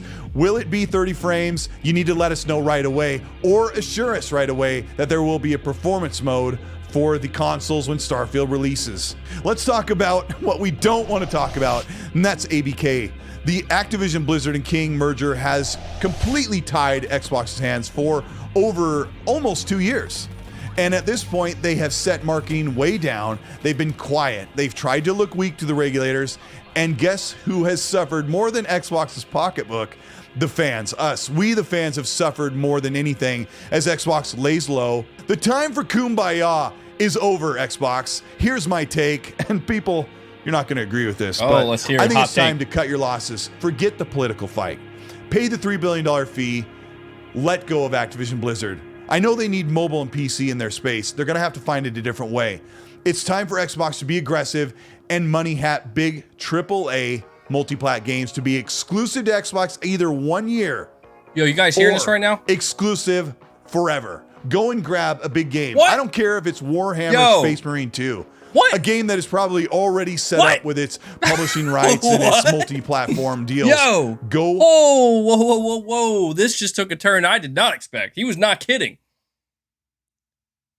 Yo, did I just hear Colt Eastwood come out and say, Microsoft, it's time to do what Sony's been doing. Oh my God, money had in games. Whether it's a year exclusivity or permanently. What? Did I just hear that correctly? Did I just hear an Xbox enthusiast channel with the most amount of subscribers come out and say, you know what you got to do, Microsoft? You got to let go of the ABK deal. Stop focusing on that. Stop neglecting your fan base. And if you want to deliver something to your fan base exclusively, go out, write a check. Money hat that shit. Bro, first off, I agree. But second off, who said that? Who said that? Thank you. I am so glad they now the question is, will Microsoft do it? Look at this turnaround, people. Look at this turnaround. We went from, in less than a month's time, we are going to condemn Sony. We are going to shit on Sony. We are going to let everybody know how what Sony's doing with buying exclusives, paying for third-party exclusives, money-hatting exclusives is ruining this industry. It's bad for the industry. It's bad for everybody. We went from that to now, and I know I keep dropping frames. I apologize. We went from that to now we have some of the most prominent Xbox influencers out here saying we need Microsoft to start money-hatting games. We need them to stop worrying about the ABK deal. Holy shit. I am in disbelief. But I agree. I absolutely agree with Colt Eastwood. I'm glad they're waking up. And I'm going to get to these super chats. We got Henry 3K gifting another 5 memberships. Big shout out to you, Henry 3K. Thank you so much for that, man. Keeping this train going. Really, really do appreciate it, man. I think that's over 50 members so far today. Where are we at? Let me yeah, we're at 52 members now, guys. I'm going to let this video finish out before I read these super chats. But huge shout out to you, Henry. Thank you for keeping it going. If you guys want to pay it forward and continue to gift memberships, guys, again, we have over 1,300 people here watching, which is wild. I didn't even realize that. So thank you guys so much. Hit that like button and make sure you click any of the icons at the top of the chat where you see the little gift box, because it's going to ask you if you've opted in to be allowed to be gifted memberships. Okay, so make sure you do that. Let's finish out this video. I cannot believe. I was not expecting that, dude. I was expecting a lot of different things from Colt Eastwood's video. That I was not expecting. And I really do wonder if Microsoft is actually going to listen. I do wonder. This is like the most sense I've ever heard being made from the Xbox community. Truly, it's glorious. It's glorious because maybe now, we can finally get somewhere. Pay money for something big, like Judas from Kevin Levine, the new BioShock spiritual successor. Go grab that game. Go pay big money and say, lock this down. We need big games that will drive people to the console, drive people to the PC to buy games, and drive people to subscribe to Game Pass. Xbox is my favorite platform. I want to continue to enjoy the games there, and I think regardless of ABK or regardless of Redfall failing, they're still going to have massive pressure and momentum forward to keep making the games that they have in the works. God damn. Real quick, I'm sorry, but did you just hear that? He says regardless of Redfall failing, like, I mean, that's the thing, man. Colt Eastwood, he's ready to hit the ground running with this showcase, bro. And continue building because they're not stopping. They need to get rid of Xbox Live Gold. They need to start pushing harder on their marketing, set expectations. Xbox, it's time to start talking about your games every chance you get. Quit hiding behind them while they're in development. It's okay. Games are always in development. Talk about them. Get some marketing materials from those teams. Open those mouths. Get those people talking about Avowed. Get them talking about Perfect Dark. Get them talking about Everwild, so we can rally around and get excited about the platform again. This last 2 years, it's been really rough. 2022, no games. Most of this year dealing with the ABK thing. Show the console, utilize the console. Stop allowing the console to be a second-class citizen for the fans. This is super important because we're coming up on the Xbox Showcase in June. They're going to have a ton of games to show, and everyone's like, they need to knock it out of the park. No. The time of they need to do is over. Let's get excited about all the games that are coming out. Let's see Xbox be aggressive and strong and push forward and compete and stomp down the competition. You've got all the talent. Oh, shit. Let's see it in Stomp action. down the competition. This is Colt Eastwood. Thank you Those so are much for fighting listening to words, this video. bro. I'm sweating. I'm so He's sweating. He's sweating, man. He's sweating because he knows. He knows why he's sweating. He's like, I said it. I done said it. I did it. I finally let the truth be known. This is amazing, though. I'm genuinely happy right now. I really am, dude. I'm actually very happy for I didn't think it would turn this way, but I'm happy to see that the Xbox community, like the big enthusiasts, those who have the most influence, they're finally saying what needs to be said, saying what I've been trying to say for a long time. And it took up until Redfall, but I mean, dude, all that's left to listen to now is what does Phil Spencer have to say? What does Phil Spencer have to say? How is he going to respond? And we're gonna react to that next. And I just, wow, man, wow. I mean, I gotta give Colt credit here, man. I do. Like, I wasn't expecting him to go this hard, bro. Like, he straight up said what needed to be said. He said, yo, Matt Booty ain't getting it done. Bethesda or not, dude ain't getting it done. Get better people in there. Get somebody who can lay down the law.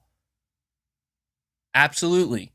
Thank you. That's what needs to be said. That's what the Xbox fan base needs to start asking for. Not for Matt Booty to lose his job, but to get new people in there. People who are going to get the job done. And I'm really, dude, the more I move, the more frames that drop. So I'm going to try not to move so much. But then on top of that, he goes even further. And he says exactly what I've been saying. And that is, dude, we need to let go of the ABK deal. I think Xbox fans are now beginning to realize that the longer we cheer on Microsoft's ABK deal, like, the worse we're going to suffer. Why? Maybe Microsoft should just do what Sony's been doing and, fight fire with fire, start locking down some timed exclusivities. And the final thing he says here that I'm 100% in agreement with, he says, Xbox, get aggressive. Come out. Show your games. Stop keeping people waiting 3 or 4 or 5 years before you even show gameplay or anything like that. And here's the thing, man. Here's the one thing where I hope Colt Eastwood is right. Like, in that he seems to be under the impression that he's saying that Microsoft isn't showing their games because they're afraid to be aggressive. Maybe that's true. Like, that could be true because the past couple years has seen Microsoft in full acquisition mode. And maybe they felt like, we really need to make ourselves look weak. I also want to point out that it is a real possibility, and there is a pretty decent chance, I'd say actually even a good chance at this point, that the reason we haven't seen these games is because they've been mismanaged. Because think about it. The thing that Colt Eastwood brings up in this video is he mentions Matt Booty, the head of Xbox Game Studios. He says this guy has too much on his plate. He has too many studios to manage, and it's just too much for one person. What do you think that's... If what you're saying, if you believe what you're saying is true, and you mean that, he has too much. It's too much for one person. What do you think that's going to lead to? You think that's going to lead to all these games being amazing? Maybe. There's a chance. Some of them could be. But there's a pretty good chance that if what you believe you're saying is true, then it means it's probably going to lead to pretty severe mismanagement, potentially. So, I mean, I got to give Colt Eastwood credit here. This is why I wanted to have this stream today, because I wanted to show you.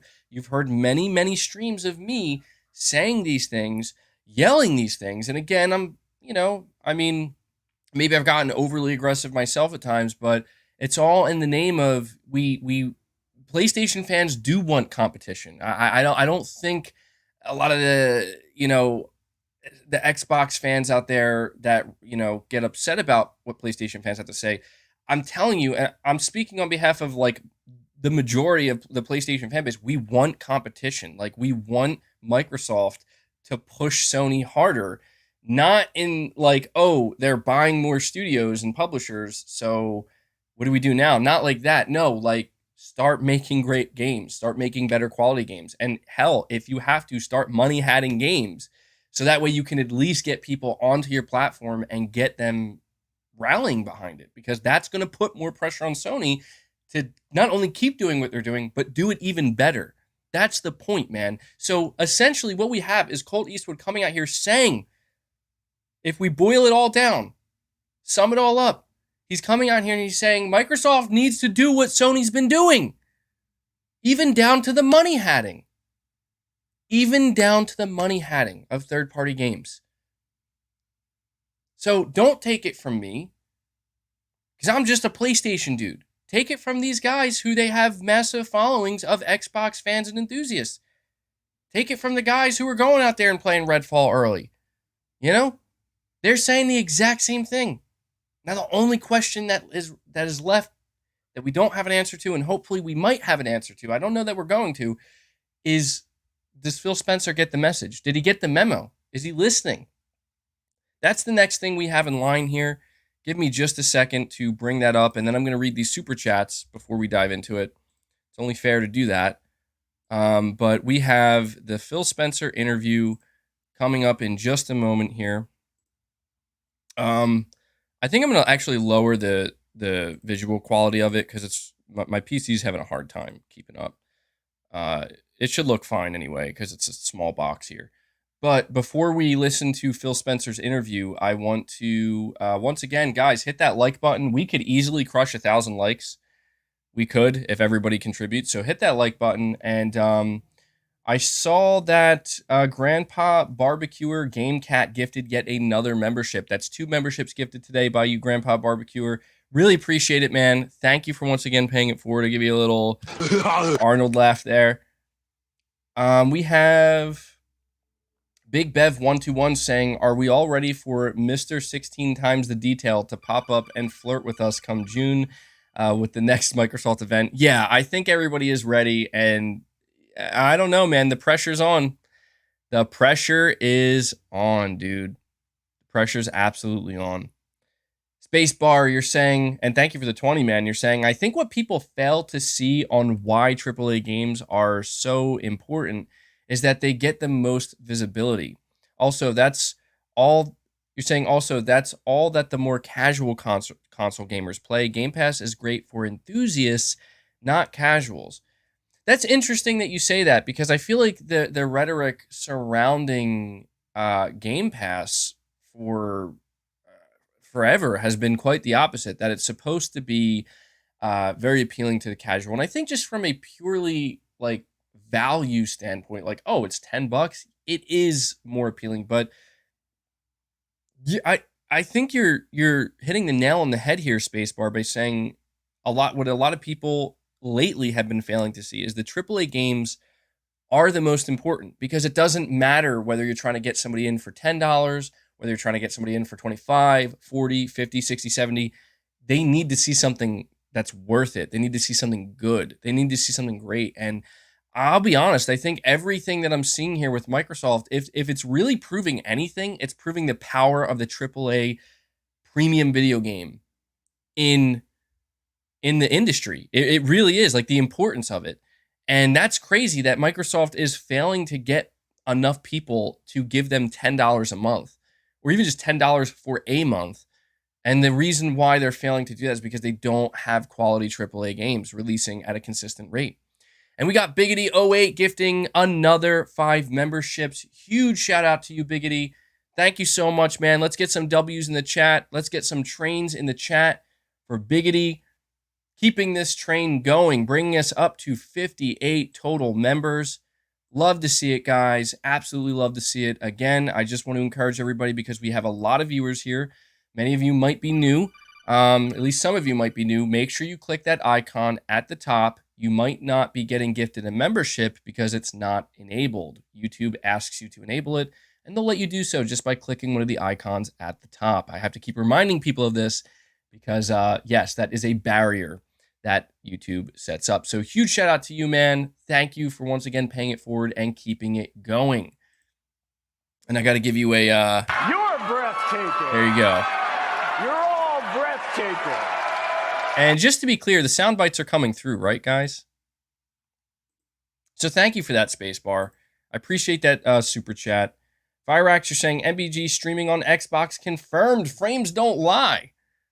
Yeah, I'm dropping frames. All right, yeah, it seems like any of the issues I had yesterday with the sound bites are now fixed, which is good to know. Thank you, Fireax. Joyboy Alter, you're saying, but MBG, didn't our precious Phil Spencer say that exclusives are anti-consumer not too long ago? How the turntables. Yeah, dude, I'm going to be honest, a lot of what... that's why I'm so eager to see what Phil Spencer's going to say in this interview, because I can't imagine what's left to be said. Phil Spencer has said it all. He's been giving interviews since like 2014 consistently, and he has just went all over the place. You know, we need to say exclusives are not good. We need to say that single player games maybe aren't that good. Then we need to say, wait, no, we care about single player games. And then while we're acquiring Bethesda, we actually have to let the Xbox fan base know that we're doing it because we want to deliver exclusive content. He's been all over the place, and it's really gotten to a point where the clock is, it's not even, the clock isn't ticking anymore. Time is run out, dude. People are done. As you can see, people are done listening to Phil Spencer's broken promises, his lies, essentially. They're done listening to the excuses, man. They want results. And that's why I find it honestly quite shocking. I really got to say, I thought there's no way Phil's going to come out and say anything. That's what I thought. I thought there's no way Phil's going to come out and say anything. He's just going to, you know, stay in the shadows, stay quiet, let this pass, and come out during the showcase. But no, he comes out immediately and does an interview. And I mean, it can't be seen any other way than damage control because there's a lot of damage being done. And I'm just very curious to see what is he going to say. What's he going to say? And then we got Jay Shako, member for 1 month, man. Thank you, saying, MBG, do you need a mod, bro? I'll be one if you need it. I don't know. I mean, I feel like we've been doing pretty good. The chat has been pretty good. I have no doubt that as we continue to grow here, Jay Shako, I will need more mods, and I will definitely keep you in mind. So the next time I go to increase my mods, or the amount of mods I'm going to need, I'll definitely keep you in mind, bro. So appreciate that. Space D, you're saying, are you guys going to be okay with Xbox spending $70 billion on time/full exclusive deals left and right now? Is that fair competition? I'd say, yeah, it is, actually. The reason why I call that fair competition is because that's not shrinking the industry. See, that's the thing. And this is a really good point I want to drive home. The difference between Sony money-hatting games and the difference between Microsoft acquiring entire publishers is one is shrinking the industry. It doesn't matter if they say we're going to put it. No, they're not putting it on all devices. They're not doing that. The plan is we want all this content eventually to just be in Game Pass, and we want Game Pass to be everywhere. I don't know why people see. This is why Colt's video was so refreshing, because he's now waking up and realizing that this is what Microsoft is. They're a $1 trillion company that wants to be aggressive and should be aggressive, because that's how this works. This whole good guy act, this whole nice guy act, it's nonsensical. And so the idea that Microsoft is now going to come out and offer more funding, more marketing to games that otherwise wouldn't receive it, and in exchange they get maybe a year timed exclusivity, and in some cases maybe permanent exclusivity. That, as far as I'm concerned, that's always been part of this industry. That's always been part of this industry. You're not buying a publisher, you're not owning all this IP at one time, you're not taking it away, you're not doing any of that. You're just funding a game and marketing a game and releasing it exclusively to your customers. That's all you're doing. Now, if how far can that? I mean, you say they're going to. I'll tell you right now, Microsoft is not going to spend $70 billion on that. No chance in hell. You're saying MBG wants the cutthroat mentality to stay because it needs to, dude. It needs to. I'm not saying it's the most ideal. Look, the most ideal version of the games industry is not real, and it never will be. And I hate to say that because I'm not going to get into a whole philosophical discussion here. But, it's like the whole Garden of Eden type situation. It's just not that's not real. It doesn't exist here now. And it won't. The most ideal version of the games industry is Sony, Nintendo, and Microsoft and Valve all getting together saying, let's make one super console. And then the entire industry unifying, saying we're going to release everything on this one console and everything's going to be amazing. That's some real kumbaya shit right there. And I'd be all for it if I thought that was even remotely a possibility. And it's laughable because that's not how it works. That's not human nature. That's not natural at all. What is natural is competition. What is natural is people are going to compete, businesses are going to compete, companies are going to compete, and they're going to try to win. And that's just how it's always been. That's how it always will be. That's how it's going to go. So this idea of a cutthroat mentality, look, I don't want to see it taken so far that it's like all we're seeing now is Sony and Microsoft constantly fighting over AAA third-party games, because that would suck too. But I don't see how there can't be a balance. Like, is Bethesda not enough for Microsoft? Is all of the internal Xbox game studios not enough for Microsoft to, I don't know, do some serious work for Game Pass? It absolutely is. It's more than enough. If they can actually properly manage it and keep the quality high, it's more than enough. And then throw in on top of that, sprinkle in a couple of third-party exclusivity deals. Boom, before you know it, Microsoft's doing exactly what Sony is. And then there's the competition. But in order for them to do that, they have to change their priorities. Microsoft's priorities are so far in the future. They're thinking like 20 years ahead. When it's like one day we'll eventually have all these studios, we'll have all this IP, we'll have Call of Duty, we'll have this entire mobile division, like we'll be in our own sphere and nobody can touch us. Like that's not competition. That's what Microsoft is ultimately going for. That's not competition. I tried to explain to people over and over again that Microsoft is trying to uproot this industry and completely turn it on its head. And they want to do so that they can go from the top or from the bottom to the top. That's why they're doing it. And in some cases, some industries do need that. That does happen sometimes successfully. The gaming industry does not need that. It does not need that. Do you know how I know that? Look at Sony and Nintendo. Look at any other AAA video game publisher that has found success, that is still making a good profit while simultaneously developing AAA games. It's not needed. Microsoft would have you believe that the gaming industry needs this big reset. It needs this entire whole new model. No, it does not. It simply does not. And even the consumers themselves are beginning to realize this, that we don't actually need this. All we really need are good games. That's all we need. And some good hardware that take advantage of those games, or that the games take advantage of. They take advantage of that hardware. People are now waking up and realizing that's actually all we've ever needed. And anything else that you want to do beyond that, subscription services, cloud gaming, mobile gaming, make all that stuff separate, just auxiliary. Make it an alternative.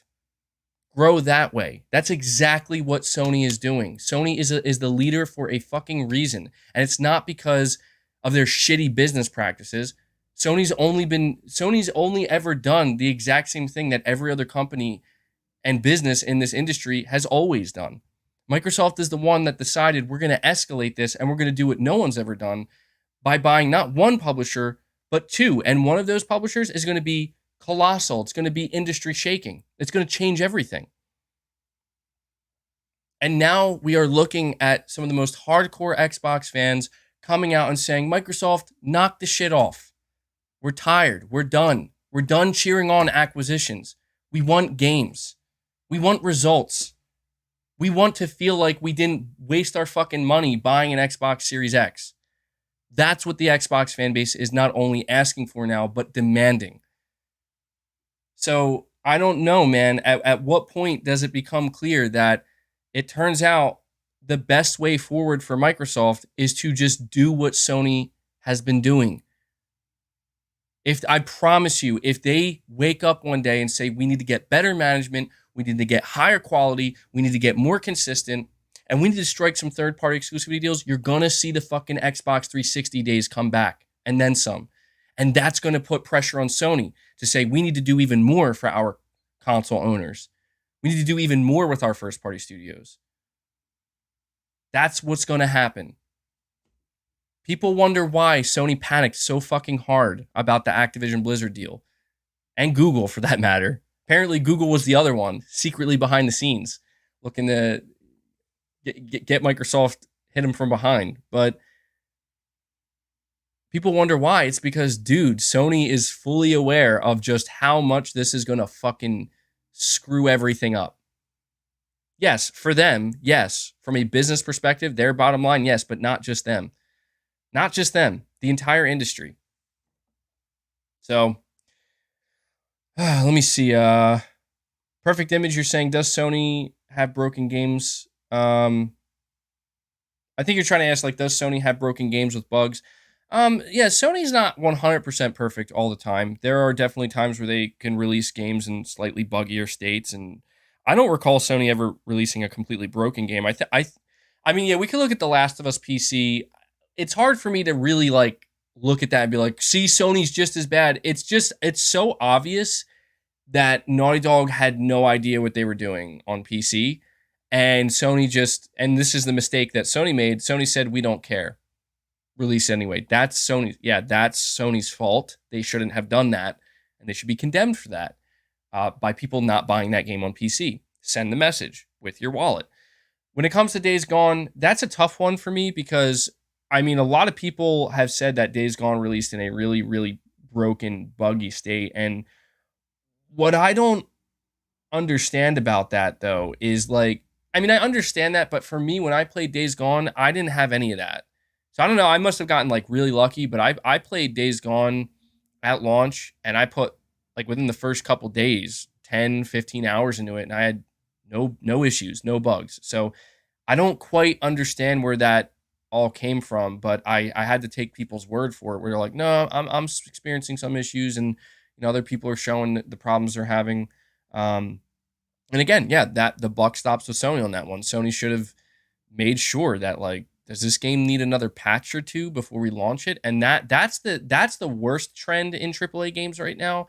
And it's been here for so long where it's release it now, patch it later. We need those sales. We need to hit our quarterly earnings, whatever. Like that shit's got to go. That mentality's got to go. I'm all about consistency, but the consistency in the quality is more important than the timeline, Like if a AAA game has to be delayed out of the year, that's going to suck and that's going to make me feel like, well, this year's going to be a lot drier than I thought and a lot less exciting, but at least I know when this AAA game comes out, the quality was prioritized over anything else. That to me is the one area in the AAA games space that really needs to correct itself. Manalis Leladakis, you're saying, of course we want competition. What's the point of having power without a punching bag? Well, that's the whole thing, man. Like, I think at this point in time, it's safe to say that not only is the PlayStation fan base crying out that all we want is competition, like, actual competition in the console gaming space from Xbox, from the first party games space from Xbox, but now even the Xbox fans are starting to cry out for the same thing.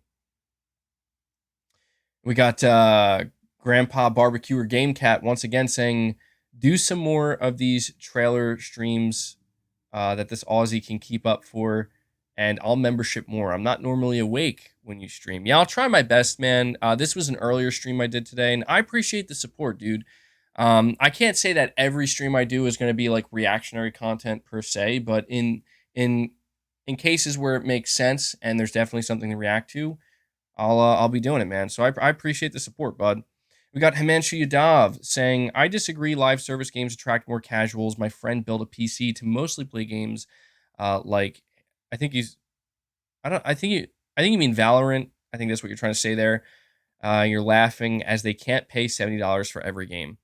Well, that's true as well. And that's the thing. Microsoft also has every opportunity, just like Sony has right now, to try your best with the live service games. And a lot of people feel that Microsoft already has a pretty decent foothold, in that area of gaming, and they just have to grow it. They really messed up with Halo, but not every live service game is gonna. Oh, you mean League of Legends? Okay, yeah, not every game is gonna. Oh, okay, yeah, Valorant, League of Legends. Gotcha. You weren't laughing. I don't know why I read that as LOL. But yeah, dude, I agree with that, and that's the thing. Sony, like I said, Sony already has an established, expectation with their single player games, and that's not going anywhere. That's just going to continue. But now on top of that, it's like, okay, well, we got the single player games regardless of the industry. Stressors are important motivators. PS4's success was a response to PS3's failure. Yeah, and I've always championed that, right? Like I've always championed you're saying it's buffering. Uh-oh.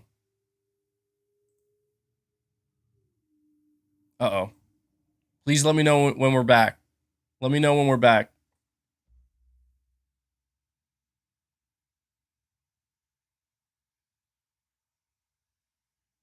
I think we're back, right? Okay. All right. I had to check. Yeah, I had to check on my phone to make sure. I don't know why it's doing that. But yeah, just to finish answering your super chat or responding to it, and then I'm going to dive into this Phil Spencer interview. I've always championed that. I've always said that there needs to be pressure. There needs to be a little bit of stress. You look at anything in life, anybody who's ever done anything exceptional, anybody who's ever achieved anything great, any group of people, so you think of sports teams and stuff, innovators, they've all, even if there's not like an external stressor, they will put the stress on themselves. They will put the stress on themselves because they see something and they know the challenge that's ahead of them, and they're not looking for the easy way out. They're looking to do it the right way. And I've always been an advocate for that. That's not to say create unhealthy work environments, become a workaholic. I'm not saying any of that. There has to be a good balance, but that balance sometimes does need to go more so in one direction. And that direction is, how much do you want it? How much do you care? How much does it mean to you?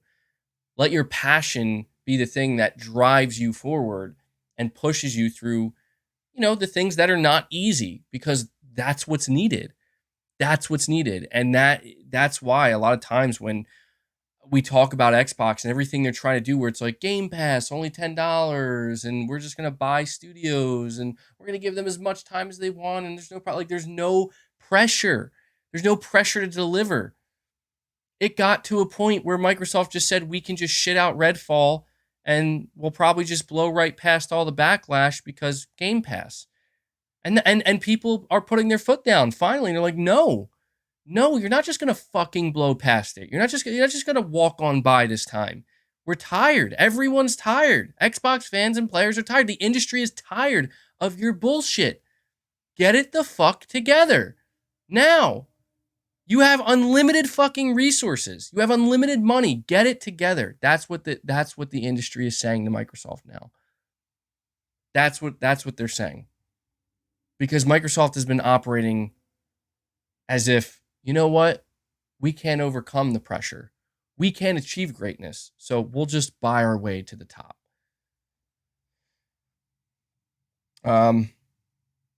Blitz Ace 10, you're saying, do you think a big acquisition for Sony is still happening? I am hoping for Capcom and Square still. I'll be honest with you, absolutely not. No. I will tell you with this with the way the situation has played out, where the ABK deal is looking it's looking likely it's going to ultimately get blocked in the end. No. Does Sony still have that in the as a potential card they might need to play out of necessity? Possibly, yeah. They're prepared for anything, no doubt about it. But no, they're not gonna. I don't see them buying Capcom, buying Square Enix, and I don't think they should. I don't want to see that. I'm glad that this is how it's working out, because the only thing I want to see Sony doing is either A, buying studios that are brand new and have potential, or studios that they've been working with for many years, or B, build new studios, fun brand new studios, or C, grow the studios they currently have. That's what I want to see Sony do. Biggity08, you're saying, I've heard a bunch of PlayStation fans say that they want PS5 games on PC to fail, so they'll stop making them for PC. What's your take on that? I don't agree with that notion. I don't want to see any game, especially like PlayStation games that I think everybody should be playing. I don't want to see them fail, whether they're released on PlayStation consoles, PC. So I'm not an advocate for that, but I do think that what we're seeing with The Last of Us Part 1 hopefully is a lesson learned for Sony, where it's like, I understand you have ambitions to bring your beloved games to PC and you want to expand and you want to try to maximize how much money you can get out of these games. There's nothing wrong with that, but I think Sony needs to try to slow their roll a little bit, or just take your time. There's no rush. Anybody who didn't go out and buy a PS5 to play The Last of Us Part 1, they're not going to care if they got to wait another 6 months to a year to play it. They're clearly willing to wait. So I don't agree with any PlayStation fan who's advocating for these games to fail on PC. And that's not to say that I don't want to see, I don't want to see every single game just released day and date on PC, because I do think that will devalue the console. I do. I think with big AAA single-player games that Sony has, they need to ensure that the priority is the PlayStation consumer. Like, whoever went out and bought a PlayStation console, they get first dibs on the game. They get the only version of the game, and they have it for quite some time. Then once time has passed, when they decide, okay, let's start porting this to PC, then bring out the PC version. And for like multiplayer games, live service games, I expect some of them, maybe all of them, are going to launch day and date on PC. I definitely don't want to see them release broken. So I'm not in agreement with that. My take on that is, I don't think it's a good idea to be rooting for PlayStation games to fail on PC. I think maybe the best way to look at it is Sony does need to slow their roll. They have limited resources when it comes to PC development, and I think they just need to take the time necessary to make sure a game is finished, ready to go on PC, and make sure that that isn't interfering with anything that has to do with the PlayStation console. And we can, they can have, clearly we've seen Sony can have the best of both worlds. It just requires a balance. That's all. And Maximilian Pegasus 88, thank you guys for all the super chats. I very much appreciate it. You're saying, MBG, are you going to live stream Final Fantasy 16 when it comes out? Could be an idea for a members-only stream. Yeah, maybe we could do that. Maybe I could record some gameplay. I definitely have some ideas for some members-only stuff in the future. And this is actually a good opportunity for me, really quick. After I say this, we're going to dive right into this Phil Spencer interview. I did recently put out my first gameplay video of me playing Dead by Daylight with my wife and a couple friends. And I wanted to put this out here for members, just as like some extra content, something very different, a very different flavor of content. I was thinking about holding off on doing it. You might continue to see me put out Dead by Daylight gameplay, because that's a multiplayer game that I go to right now and I play with my wife and my friends.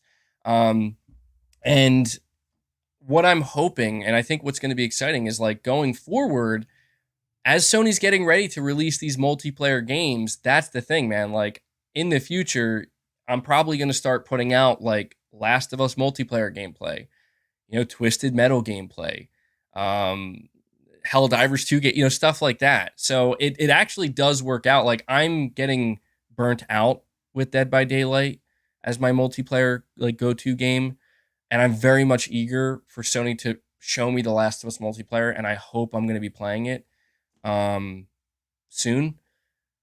Sooner rather than later. So, all right, just wanted to put that out there. But we're going to dive into this video now. All right, this is the Phil Spencer interview, okay, with the Kinda Funny XCast. Let's go into it. That's a long one, man. I don't know if I'm going to be able to do the whole thing. We'll see.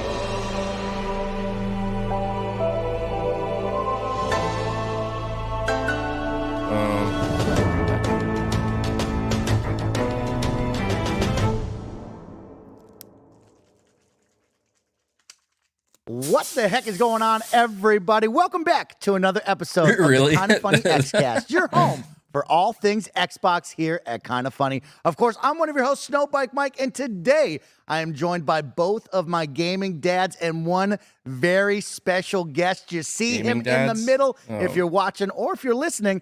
It's the head of Xbox, Phil Spencer, joining the XCast Phil today. does Phil, not we'll look start with happy, you. bro. What up, homie? How are you?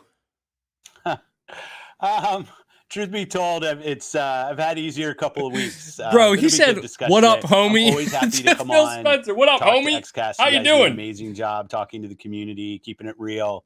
So it's an honor to be on with you guys. Thanks, Phil. Of course, you have been on a number of Kinda Funny content, but this is the first time you have joined us with the XCast here with the Green Team. So we appreciate your time and being here with me and my two gaming dads. Of course, I'll go around the room. Paris Lilly, Why how are does you he today? keep saying that? Oh, I'm doing fantastic. And as you already said, thank you, Phil, for coming on this episode. Greg Miller, instead of going on Irish your show, has such a finally great he's on radio the voice. actual Xbox show for Kinda Funny. So I'm very excited and appreciative of that. Looking forward to the conversation.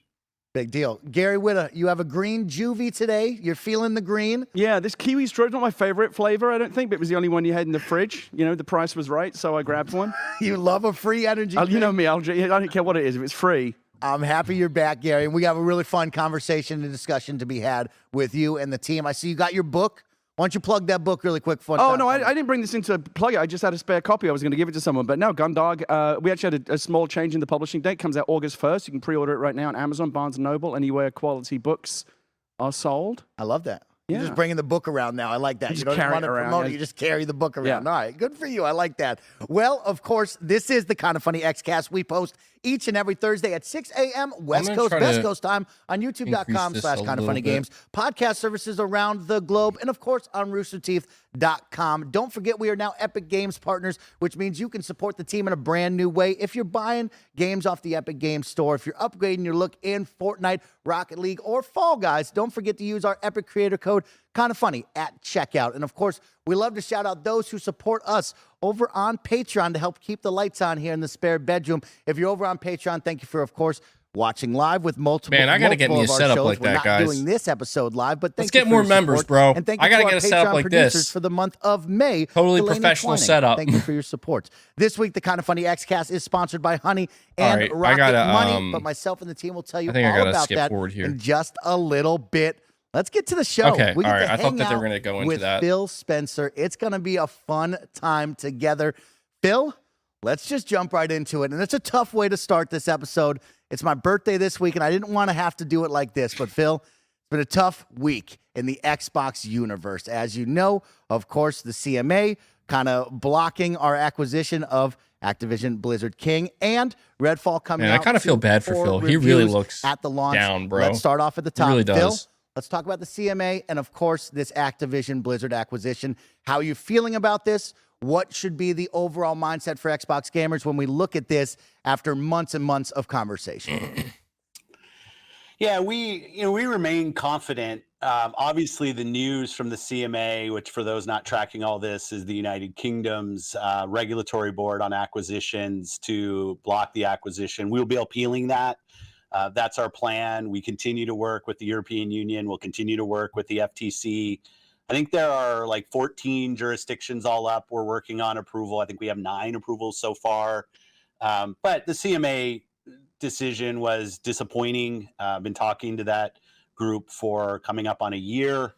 I punched about 5 they've holes into my defined a wall. market of cloud gaming that, in my mind, doesn't really exist yet today.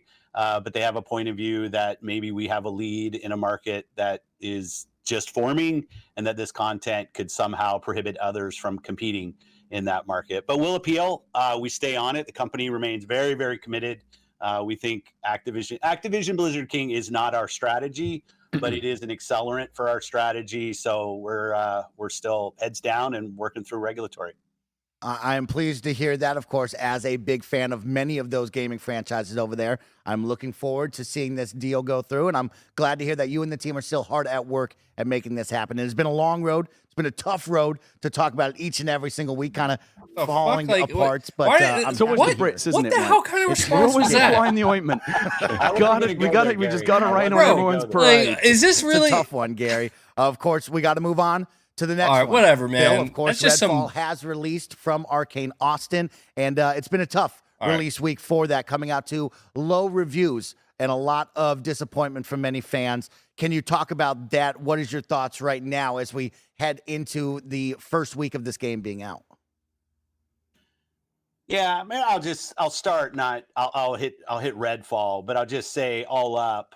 Oh man, there's nothing that's more difficult for me than disappointing the Xbox community. I've been a part of it for a long time. I obviously work on Xbox, head of the business, have a lot of friends, get a lot of feedback.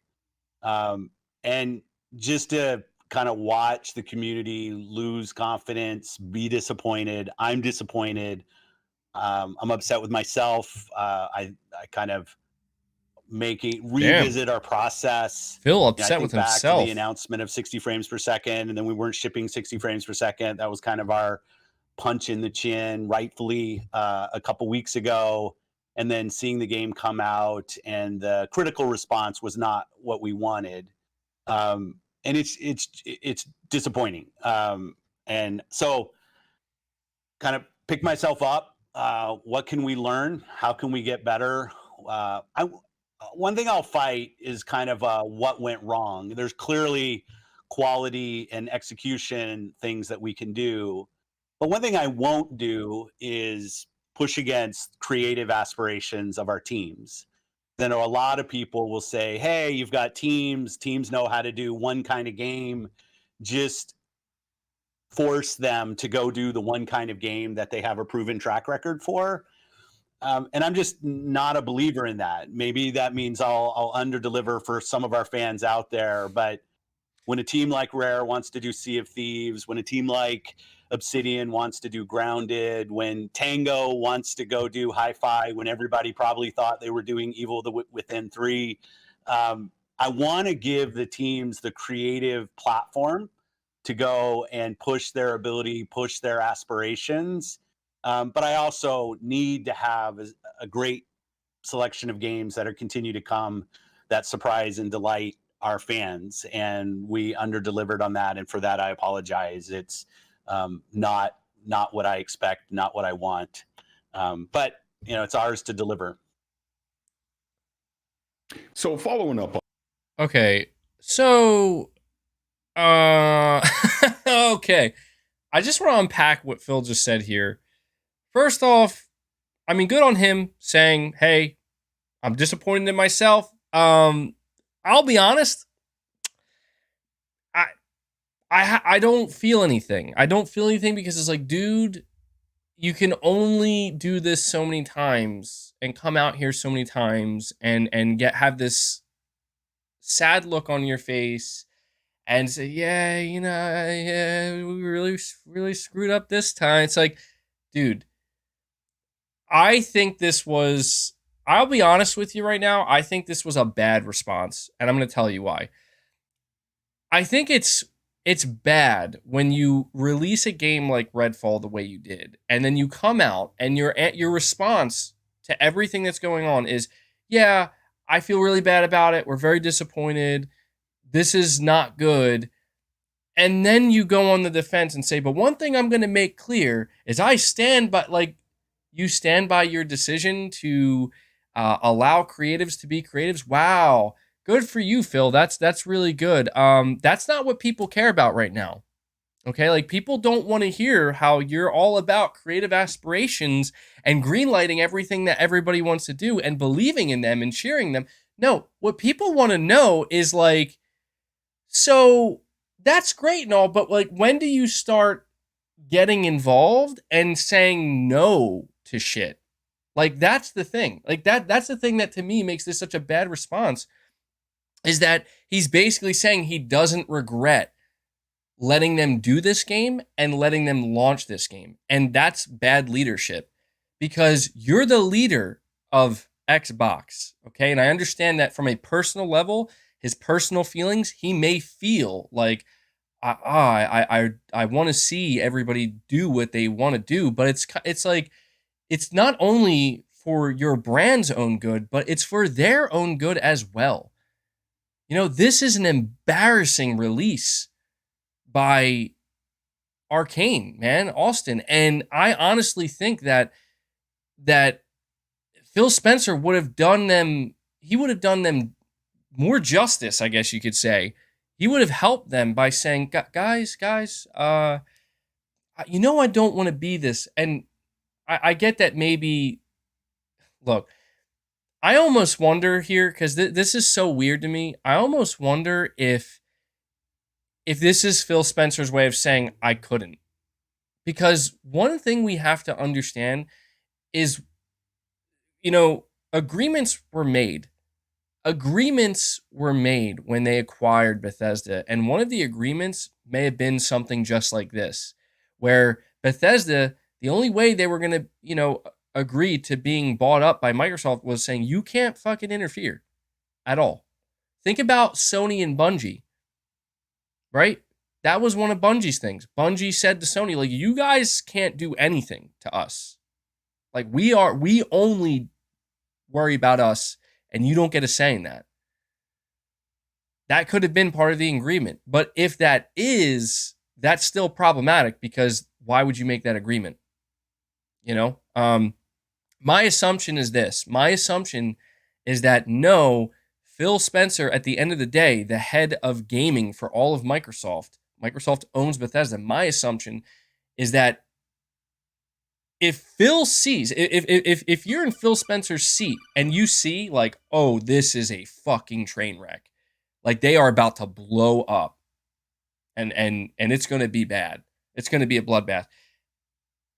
I have to imagine, like, if you being the head of gaming at Microsoft, you can come in and say, no, we're not releasing this game. Fuck, we might even straight up cancel this game.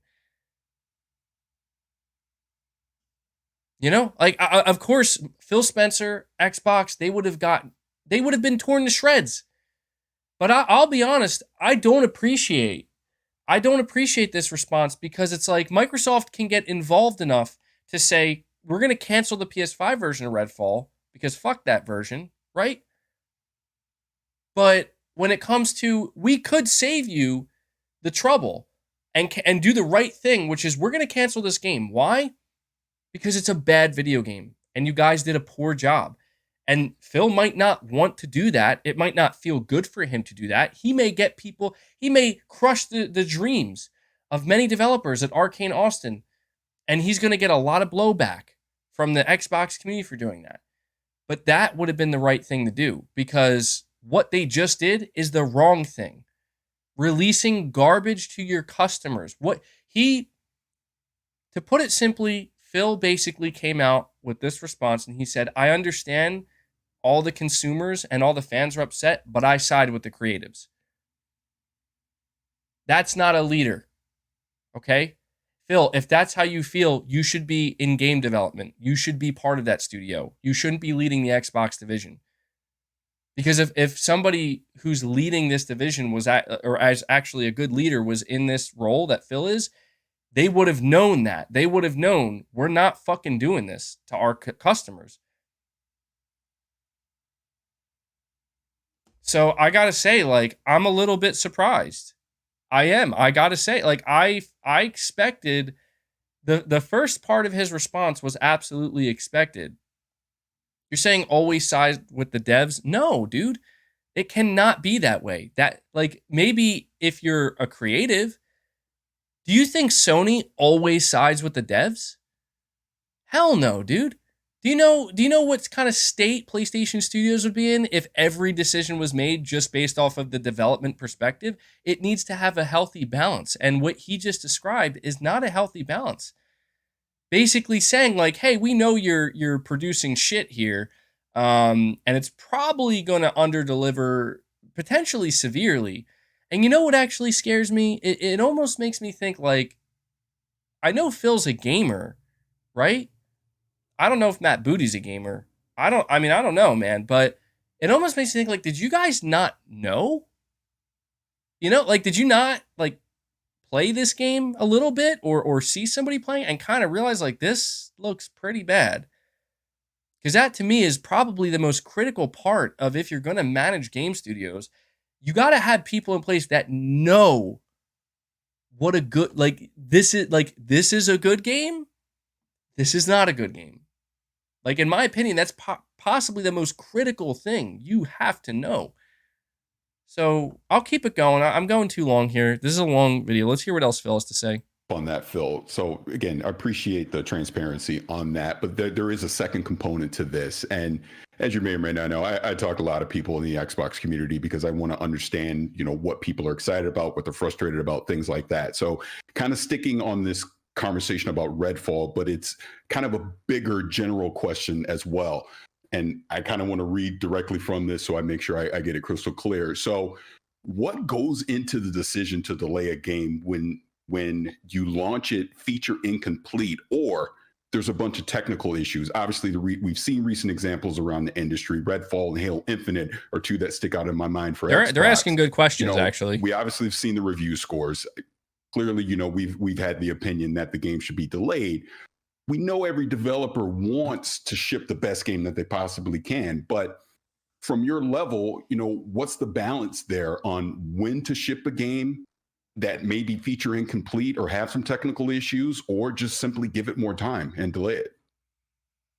Well, I think those are, and I'm happy to go very deep on this. I think if I think about a team's execution on a game, we had a creative vision, and did we realize that vision through the game that we created?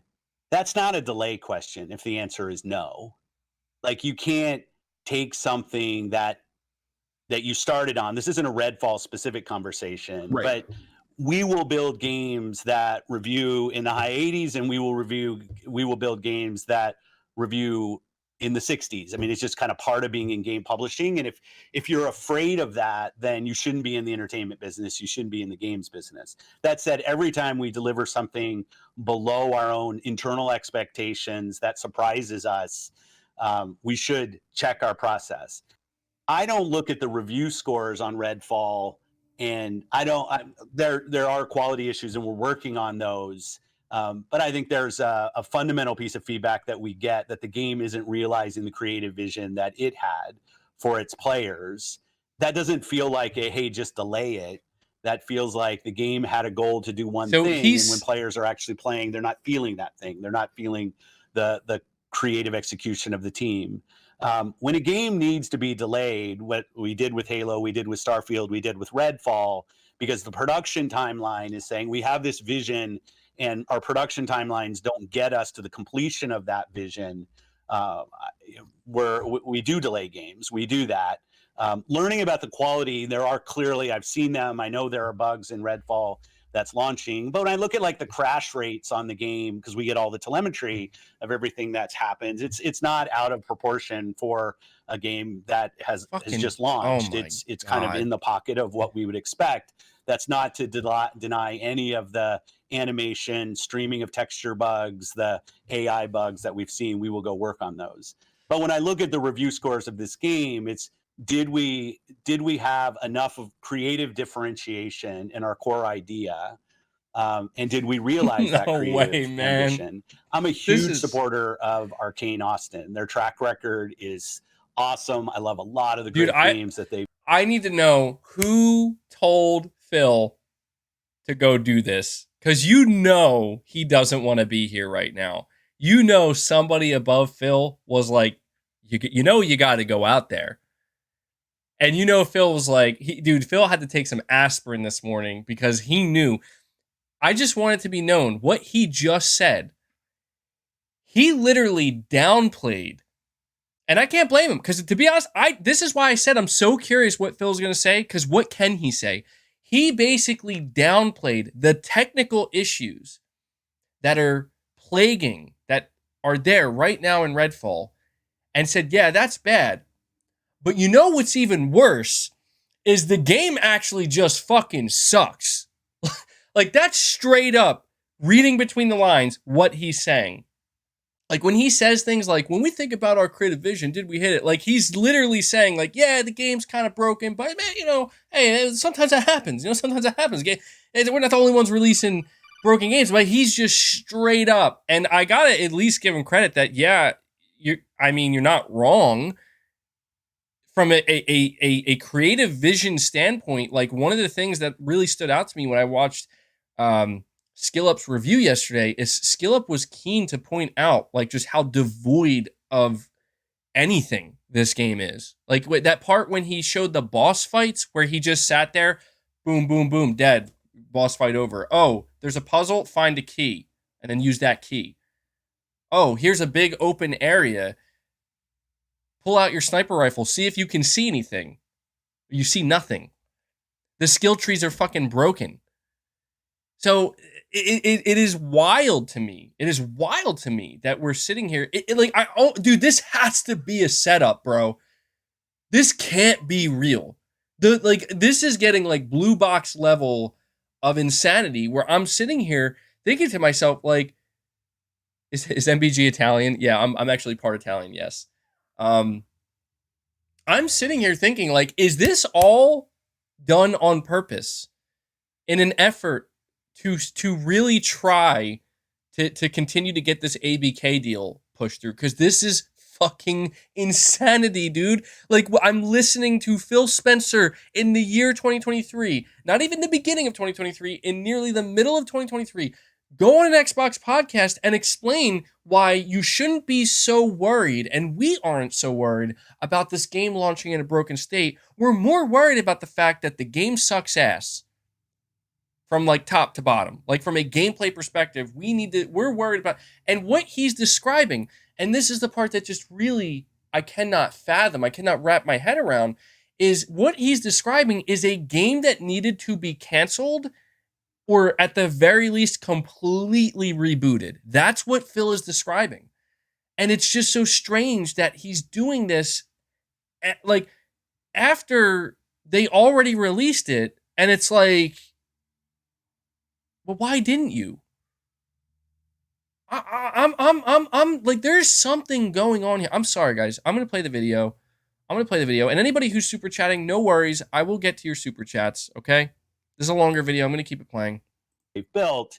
This is one where the team didn't hit their own internal goals when it launched. I think it's maybe a little simplistic to just say, hey, if you would have just delayed it 3 months, the core creative of the game would have delivered on something that was different than what it was. So I look at them at different camps. If there's a production timeline issue, we've been open to delaying. If we just have more bugs than we should have at the end of a game, we're open to delaying. At some point, we have to have a creative vision and put the game out, and creators, reviewers, and players will tell releasing it anyway. That's Can what I he jump in? said, bro. Yeah, of course. Please, Gary. So I have just a couple of No way. small observations and then a question. First of all, I want to give Phil props for coming on here Give him today props, and Gary. talk just for a minute about Because about they why- know, they're like, why I admire damn, Phil, bro. 'cause he and I have been here before. Back in 2020, during the pandemic, when I was doing Animal Talking, Phil, you'll remember this. Phil was booked to come on my dumb Animal Crossing talk show. And then after he was booked, the news came that Halo Infinite was going to be delayed and would not ship with the Xbox Series X and S. And it was you'll remember, it was a big deal. There was a lot of wailing and gnashing. Relive your of teeth of people failures, rending Phil. their That's garments. why you're And on I this was fully podcast. prepared for the other shoe to drop. I was waiting for a call from Xbox PR from Jeff, your friend of mine, Jeff, over in Xbox PR, to say, Phil's not going to be able to come on the show live because, it's a big mess right now. We don't want to put him in the firing line for that. And Jeff called, and I thought, here it is. Here comes the other shoe. And he was like, Phil just wants to know, like, when's the tech rehearsal? Like, it's going ahead. And he came on a live talk show and took a bunch of tough questions on a really tough subject and took it on the chin. And I've always admired him for that, for not, it would have been very easy for him to pull out, and he didn't. He came on and he's doing it again now. And I salute Phil for that. Thank you. Thank you for hyping up Phil in the middle of this Xbox podcast. Platform warriors out there right now crowing about the fact that Redfall has underperformed. Just want to point this out as a creative. Every time somebody takes a big bet, especially a big AAA bet on an original idea, a new IP, and it fails, everybody suffers. It's bad for everybody. Okay.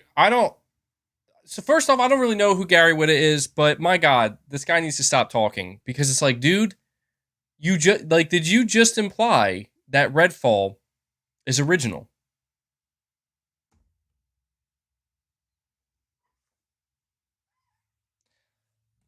Because it makes it that much harder for the Phils and the Jim Ryans of the world, the big, the decision makers to take a chance on them. Oh, but the last time we did that, it didn't work. Like maybe let's just make a sequel to the next thing, or let the algorithm tell us what to do. So every time somebody takes a risk on something new, and especially if it involves something different in game design, let's try something that has been done before and it doesn't work, it hurts everybody. So I just want everyone to be clear. This sucks you're not describing Redfall right now, dude. In my dude. business, I see it in Hollywood, I see it in film something and television. New that hasn't been done before. So much content Lord is so have mercy. Generic and derivative and formulaic. On this everyone's Xbox afraid fan's to take soul. a risk. And when something new succeeds, it's good for everyone. When something new and original fails, it's bad for everyone. So I just want to acknowledge that this is like a big shit sandwich, and we all have to take a bite, including the Sony people, including everybody. Specifically with this is a long time. Specifically with a question for Phil, I want to talk specifically about Redfall. When you say that you're disappointed in the reaction, that to me suggests that the reaction was something different than what you were expecting, what you were hoping for. But I know that when these big AAA games, they get subjected to all kinds of internal testing. Focus groups come in. There are third-party companies that will come in and even write like mock reviews or come like hit detection out that will tell you, here's what you can expect the press to make of your game. So usually you've got a sense of what the game is how it's going to be received before it's released, so you can be prepared for it. So Phil, when you say you're disappointed, does that mean that you thought the game was going to be better received, or was it in line with expectations? How surprised were you by the reaction, or how, like, internally, how much do you know? I feel like this one, we know the game it has problems. Like, to what extent was this different from what you expected? And also, and sorry, I know I've been talking a long time. And the second part of that is, when a game is released now, it's not like the old days when a cartridge was shipped in a box and the release of the game was the end of the game's like development cycle. Now it's just the 1.0 release is just a point on the roadmap. To what extent, given that what we're talking about here is not just 30 frames, but design issues, things that may be more conceptual, to what extent do you think, or are you committed to continuing to work on the game and getting it maybe a year down the road, Cyberpunk? Bro, I lost track of his question. Stories in the past. To what extent do you hold out hope that you can still get the game closer to where you wanted it to be at launch? I know that was a lot. No, at first I thought your words about bro feels like, what the fuck did you just say? You especially, I mean, you've lived this, you've done this, are very well said and very spot on. So thank you for that, and that's why I love your voice in this community, because you've created, you've seen kind of ups, and as anybody in the industry, we've all seen downs. And on the score, yeah, we do mock reviews for every game that we launch, and this is like double digits lower than we thought we would be with this game went through our mock reviews.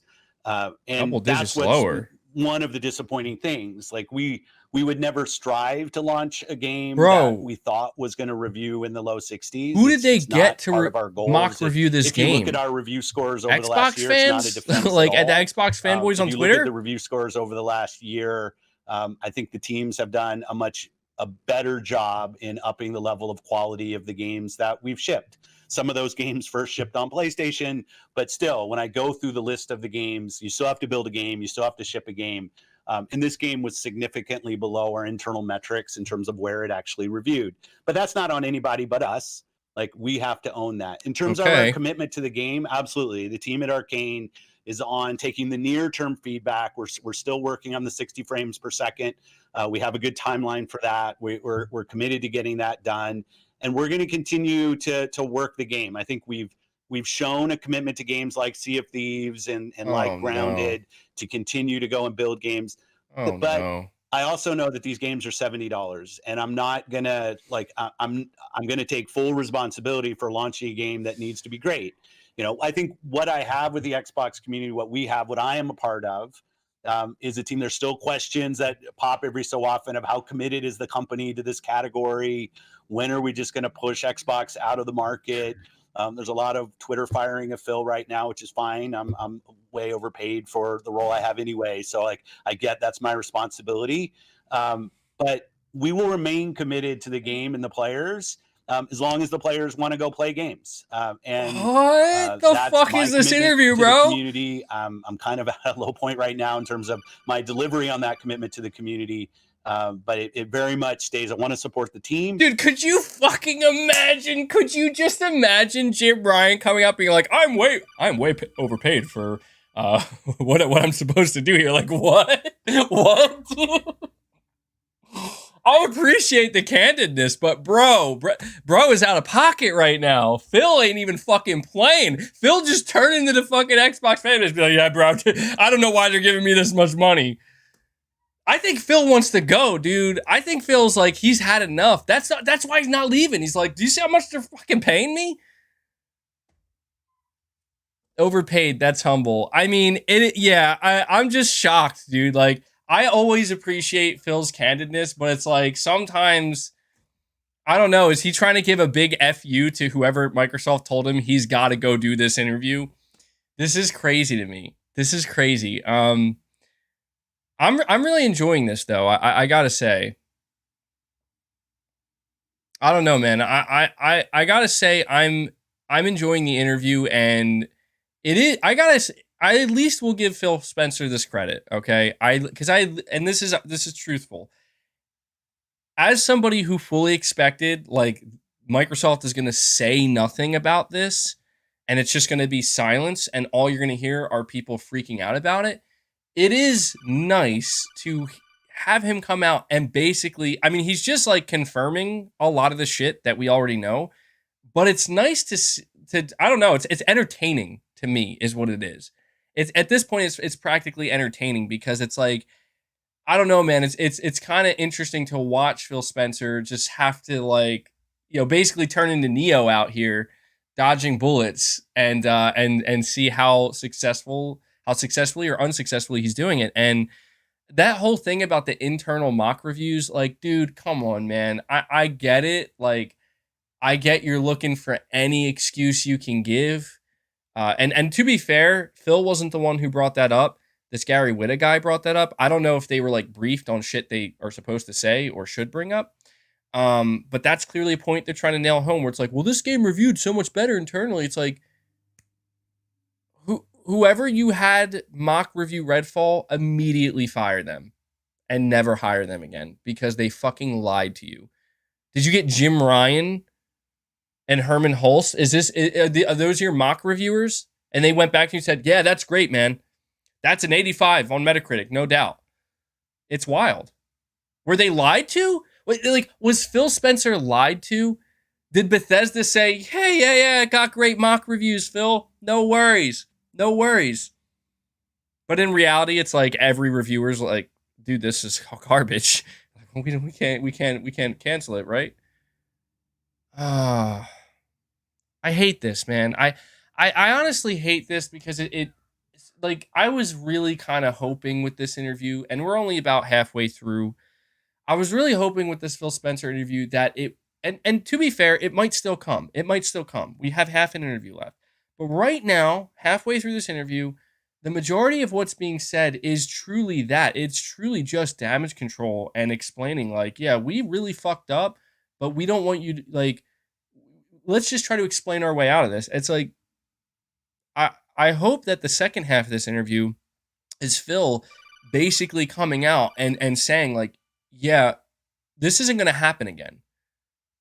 Like, that's what I'm here to tell you. I'm here to tell you this won't happen again. And what scares the shit out of me, and should scare the shit out of all Xbox fans, is the first answer he gave practically said, like, yeah, I don't regret this. This is going to happen again. I'm going to do it again. Let's keep it going.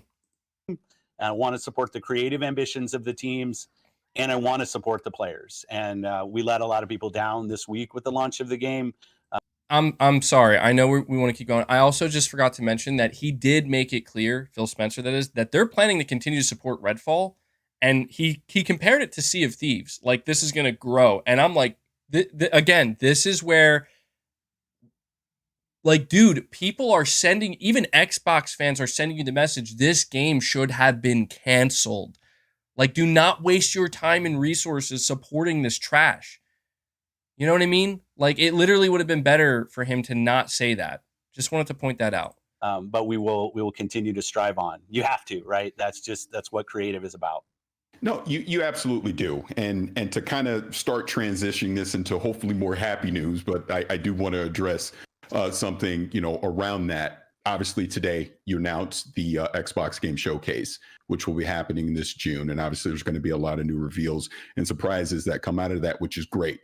But I am going to bring it back again to another common theme that I do hear through the community. And I've actually said this to you in the past, but it's about communication coming from Xbox. I do feel back in 2021, you did a fantastic job with communication, which arguably has been the best year during this current generation of Xbox. Obviously, we know that 2022 was a light year for Xbox as far as releasing titles.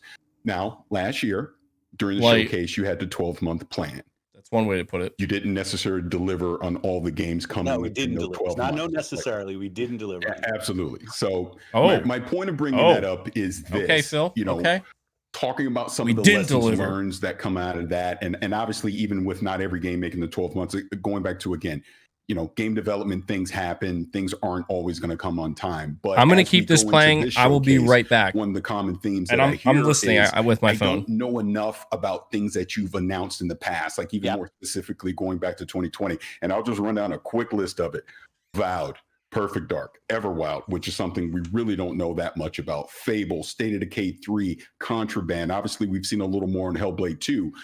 We have studios like In Exile and Compulsion Games that we know are working on things, but we haven't seen any real updates on that. So I titled all my questions Balance and Communication, because even in this, it's like, what is that balance on when you show something that is going to be years down the road, and kind of that cadence of providing updates along the way. And obviously, as we go into this showcase, not that you need to reveal anything specific here, but what were some of those lessons learned from last year's showcase that you'll bring into this one? Yeah, and you might try to get me on positive. I'm not in positive mode this week, so I'll apologize for staying in kind of cranky mode. But in terms of lessons learned, and I'll even go back to the Redfall videos on IGN of showing videos of the game running at 60 on PC, at the point knowing that the game was going to run 30 frames per second at launch on console. Like, we have to be transparent about what we're showing, that what we're showing is representative of what our console customer, our most committed customer to our brand, financially committed, what they're going to see, what they're going to play, and that transparency just has to get better. And I'm not pointing at anybody but myself, right? I guess at some point I will have enough knocks against me that it's somebody else here. But that I think it's transparency in what we're building, what our aspiration is for the game, what it's going to look like, what the features are. And it drives me crazy when we self-inflicted wounds of kind of putting things out there of communication that's confusing or misleading about what the actual end product is going to be. So you can try to take me to positive space. I'm just not in that headspace right now. That said, when I go and I look at Showcase, and I'm not going to try to oversell Showcase here, because if I were on the other side of watching this, it's like, hey, after Redfall, I'm going to put my hands on the controller, and that's what's going to take to kind of prove to me. But that's not what Showcase is. So hold on real quick. In the chat, you're saying I missed something big. I had it playing. What did I miss? In case maybe I did miss something, because it was a little bit out of sync. I don't want to have to run it back because we're still only about halfway through. Somebody give me the gist, because I did listen to it. Whose fault it is?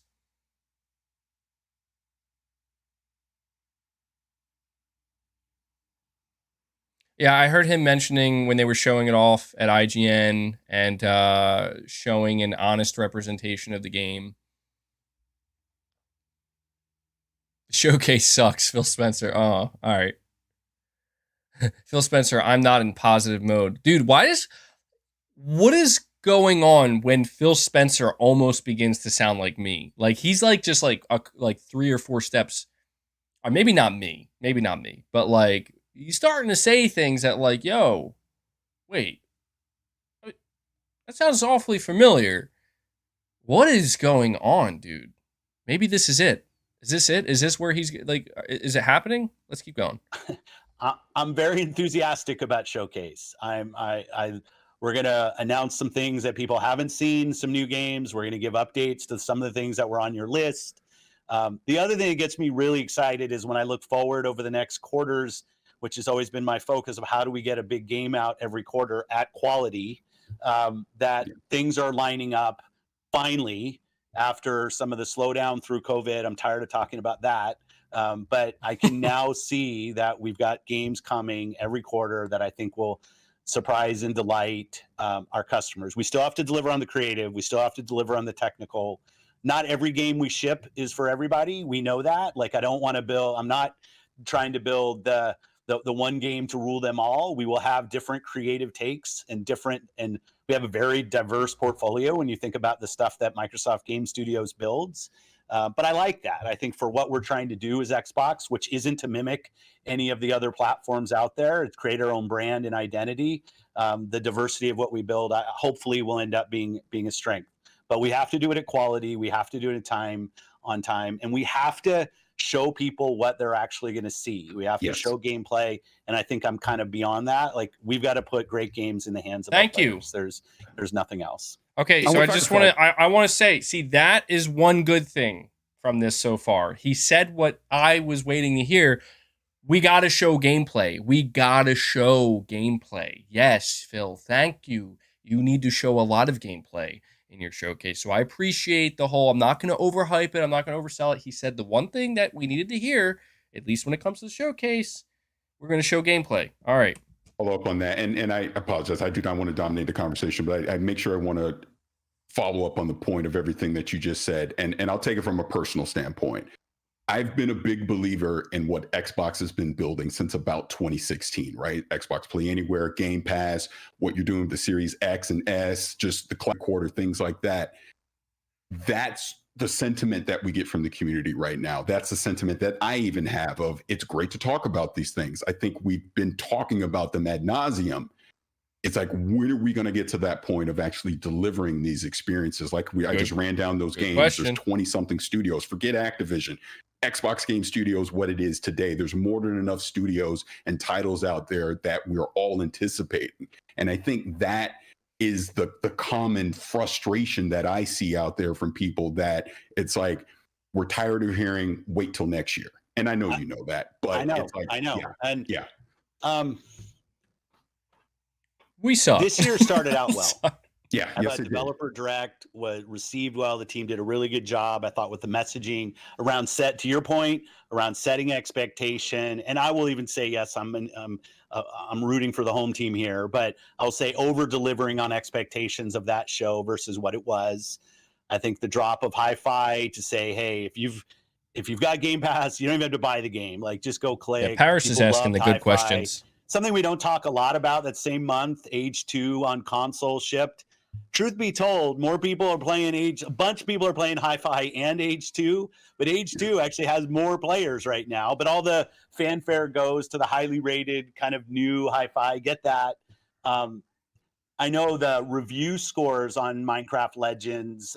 Minecraft, I think, always reviews somewhere kind of different than the top. But if I look at the reaction, I think we've already had over 3 million people playing. I saw, like, its launch week, it was the #1 retail game on the Switch in Japan, which isn't always where Microsoft sits in terms of sales. So I feel like momentum is building, and then something like Redfall happens, and the Xbox community should demand a lot from us as a team, where we sit inside of Microsoft. We've got the resources to do better. 2022 was, as you said, a very light year, I think is what you said. I might have other words for it. And then 2023, we started well, and this was a knockback. But it's our job to go and deliver on the next games, I can only look forward, right? I can sit here and wallow in my own frustration. But all I can do is say, I'm going to do better tomorrow than I did yesterday, and continue to support the teams and continue to grow. But yeah, I think it is ours to prove that. I can say now, and everybody can already stop. I don't want to hear what Phil has to say about the future, and I kind of fully respect that point of view.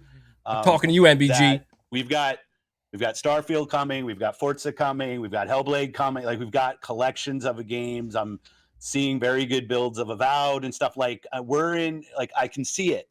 But until you have a controller in your hand and you're smiling from playing our games, none of my words should matter. Shout out to Honey for sponsoring. Whoa. Honey is the easy Get way the to hell save out when of here with shopping on your this. iPhone or computer. Thanks to Honey, manually. No, thank you. All right, so I just want to say in response to what Phil just said there, I honestly think okay, now he's starting to get into the right territory. Now he's starting to say the right things where thank you for coming out and saying directly to the fan base and to everybody else who's listening, don't listen to me. Don't listen to me. I mean, he's one step away from dropping the famous Jim Ryan line. What is it? Enough from me.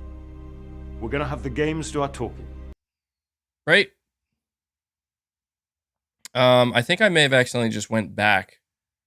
Hold on. Damn it. That's what I get for trying to be clever. Mode this week, so I'll apologize for Yeah. Shout out to Honey for sponsoring. No! No! Funny. Paris was just sorry. But yeah, I mean, really though, he is one step away from basically saying that exact same thing where it's like, no more talking. We know people are fed up. We know people are done. We know that we've done nothing but disappoint you. We got to just show. It's not about. He even said, I will say, he even took it a step further, which I appreciate. He said, it's not even about showing you the games. We got to, like, once you're playing the games, then that's how we'll prove it. So he clearly understands. This is why I know. I'm like, I know Phil gets it, but how are you going to execute on it? And he's saying, oh, well, we you know, I'm looking and I'm seeing and I can see it right in front of me. And I'm like, all right, Phil. All right. We're almost done here. I think it's about 10 more minutes. just talking about what have you learned. And I want to go back to that in the case of Redfall, even just as a case study for things like this when they happen in general. Because Redfall wasn't even the only game to stumble out of the gate this week. Look at the PC version of Jedi Survivor. What a mess. Unacceptable that that game shipped in the state that it was. And they must have known. It was, oh, geez, the game has bugs. Okay, dude, what the fuck? Get this guy off this show because he is, you could tell, this guy is out here trying to take bullets for Phil, bro. This guy is jumping in front of the bullets saying, I got you, Phil. I got you. Like, what the fuck are you talking about? Jedi, Star Wars? Like, dude, it's not relevant to this conversation. Okay, Star Wars Jedi Survivor will be remembered as a great game. That's a game that fundamentally is good. Yes, and it is EA's fault that they released it in a somewhat unfinished state. And they deserve to be condemned for that. Not on the Xbox, podcast where you got Phil Spencer. That's the difference, though, dude. Like, what? And I mean, Gary Whitta, he's out here basically. He's straight up taking a shit on EA. He's like, yo, hold on, Phil. Let me tell you about this EA shit that's going on. Like, dude, please. No, you knew. And you shipped it anyway. So EA Respawn, for example, even on a massive title like that, it's going to be a Game of the Year contender. We all know that. But like the PC version was unacceptable. My understanding is the PlayStation version's a bit of a mess as well. So we're still seeing this stuff happening on the regular. Just in general, when things, I'm fascinated, as you might know, I'm fascinated by the subject of failure because I've experienced a lot of it in my own career and in my personal life as well. Got beef with EA. The number one quote that I stole from a person much smarter than me, I talk about it all the time when I talk about writing at creative seminars and things like that, is failure is not the opposite of success, it's a part of it. But that's only true if you can get past feeling sorry for yourself when something fails and sift through the rubble and start figuring out, well, what can we learn? What can we learn from this failure? What can we take from this? What is teachable? And so I wanted to ask Phil, both in general and in the case of Redfall, I know you said you were going to work towards kind of turning the game around, but like, do you have a formal process? And what does it look like in the case of Redfall when something doesn't meet expectations? Is it something you get into right away, or do you wait for the dust to settle? What is the post-mortem process? What is the what went wrong, and how do we prevent this from happening again process look like at Xbox? Yeah, it's a great point, and I think I love your quote, Gary. I might lift that from you. People don't have to care about this, but I'll talk. Hold on, real Billy, quick. how are you today? God damn it! I did it again. And What is the what I'm went sorry. wrong? I think there's a different expectation. Sorry, with guys. that from you. I don't know why that just did that. I just want to really quick give a shout out. We got Corey Lindega coming in with another 10 memberships gifted. Guys, we have a lot of people here in the chat right now. This is actually, I think, the most viewers I've had on a stream in a very long time. We have nearly 1,500 people here, which is awesome. And so we have Corey Lindega coming in, dropping a 10 bomb. You're breathtaking. So thank you so much for that, man. Breathtaking. Huge shout out to you guys. We are now at 68 members on the day. I will leave it to you. We are up to 68 new members today. We got more people in the chat than we've had in quite some time. I have a feeling a lot of people here are hoping to get some memberships gifted. So it's up to you. If you want to follow Corey's lead as well as Xlee 3000's lead and Chris B's lead with the 20 bomb that we got earlier, then by all means consider to continue gifting memberships, guys. I'll leave it to you. And I promise I will try not to keep interrupting this stream. But huge shout out to you, Corey, with that 10 bomb. Thank you so much, man. I really do appreciate it. Yeah, I know. I could just press the space bar. I keep going back and forth. So we'll keep this going. People don't have to care about this, but I'll talk about it. When we acquire studios, there's games that are in development when we acquire a studio, and then there's things that are either really early in development or not even conceived yet. And I think we need to improve on engaging in games that are midway through production when they become part of Xbox. I do think there's a different expectation for a game and even a team when you've been third party and all of a sudden you become part of first party. There's a different expectation in terms of how you're going to perform on our console.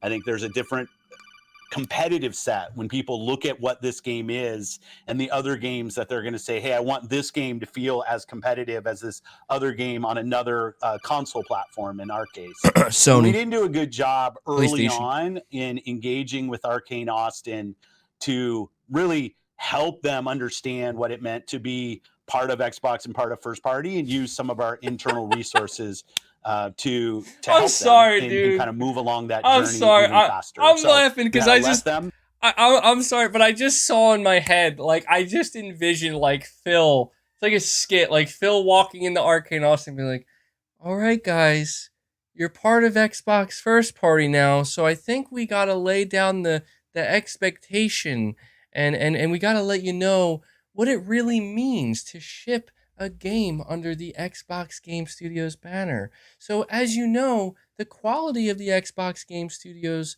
banner and what we deliver, it's already pretty low. It's lower than what a lot of people would like. But all we expect from you is just don't go lower than that, okay? Like, you know, Crackdown 3, just don't go lower than that. That's all we need. If you can do that, then I think you're successfully integrating as part of Xbox Game Studios. And they fucking come out and they're like, wait, you said don't go lower than Crackdown 3? Shit. I'm sorry, dude. That shit just went right into my head. Oh man, it's funny. I don't mean to interrupt the interview, but that shit is funny. Saying cringe level 1000, bro. Cringe or not, I'm fucking laughing because that's what he's saying, bro. He's saying like I don't think I properly let them know what the expectation was. Like, Phil, I'm pretty sure everybody knows what the expectation is. They just happen to actually they're like, hold my beer. Oh man. To go work on the game. They're a very talented team. I love that team, and I still do, and I will totally bet on them to do another great game. But when like Matt Booty and Jamie Leaders, running ZeniMax, and I sit down, I think we can engage earlier with our different studios. And I do think there's a difference when we come in when the creative's already set on a game. That's not washing our hands of any of the creative. Every game we ship from our teams is an Xbox game. And so it's a full responsibility for it. But thinking about how our internal processes of dev assistants, even some of our internal ATG resources, what's the Advanced Technology Group, and how those work with our internal teams. I think we can do a better job with our internal teams. We did a better job with Starfield. Again, nobody should believe it until they're playing the game, but that game was earlier on in production, and it was easier for us to kind of swarm a bunch of people to go and kind of help with some of the technology on our platform and ensure that we're going to ship a quality experience there. And we should have been there for Harvey and the team earlier. I think that's on us. And then through the process, it's an Unreal game. We have a bunch of studios that have done some really great work on Unreal over the years. And I think we were too late to help in that when they had certain issues that they were working through, which any team will. It's nothing to do with the specific engine. But we have a lot of experience, and we needed to get on that earlier with the team, and we didn't do that. And that's not an excuse. You asked just to kind of diagnose. So when the 60 frames per second issue came up, we were definitely diving in. We had people from the Coalition and people from Rare and stuff looking, both teams that have done some really great work. Man, I wish with Jim Unreal Ryan would do to interviews help like us build a this. 60 FPS plan, but obviously that was a plan that had to be in place last fall. In order for us to really be in a position to have it at launch. And I take that as learning, as painful as it is. But as you said, it's part of getting to success are those learnings and that diagnosis. There's a bunch of other stuff I could go into, but then we end up with kind of dev doc, which I'm happy to do. But yeah. Well, Phil, we don't.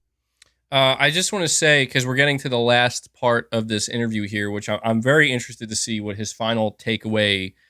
Because clearly, like, Phil's not going to leave this interview with this podcast without like a final message, and I'm really interested to see. I wish Jim Ryan would do more interviews like this, because I would love to react to like an extensive Jim Ryan. Yeah, I would love to get Jim Ryan on the show here one day. But what he's saying, so there's one thing in particular that I think he revealed. In what he just said, and I haven't been really checking the internet. I've been here streaming, but I don't know how many people are talking about it. Phil just revealed something pretty clearly. He pretty much revealed that, when we acquired Bethesda, we pretty much put all of our focus and all of our resources on Starfield, and we were like immediately getting hands-on involved with that game, not Redfall. And he's basically sitting here apologizing to not only the fan base, but even the studio and the developers for that. And that to me is quite telling, because I think that's Phil's way of trying to make it known. And he does say, like, don't believe me, just wait until you see it, which I agree with. But I think that's his way of trying to make it known that, we definitely are going out of our way to make sure that what happened to Redfall isn't going to happen to Starfield. So I will say, like, you know me, I'm going to tell you, don't take Phil's word for it. He's even telling you that. Phil is literally saying, don't take his word for it.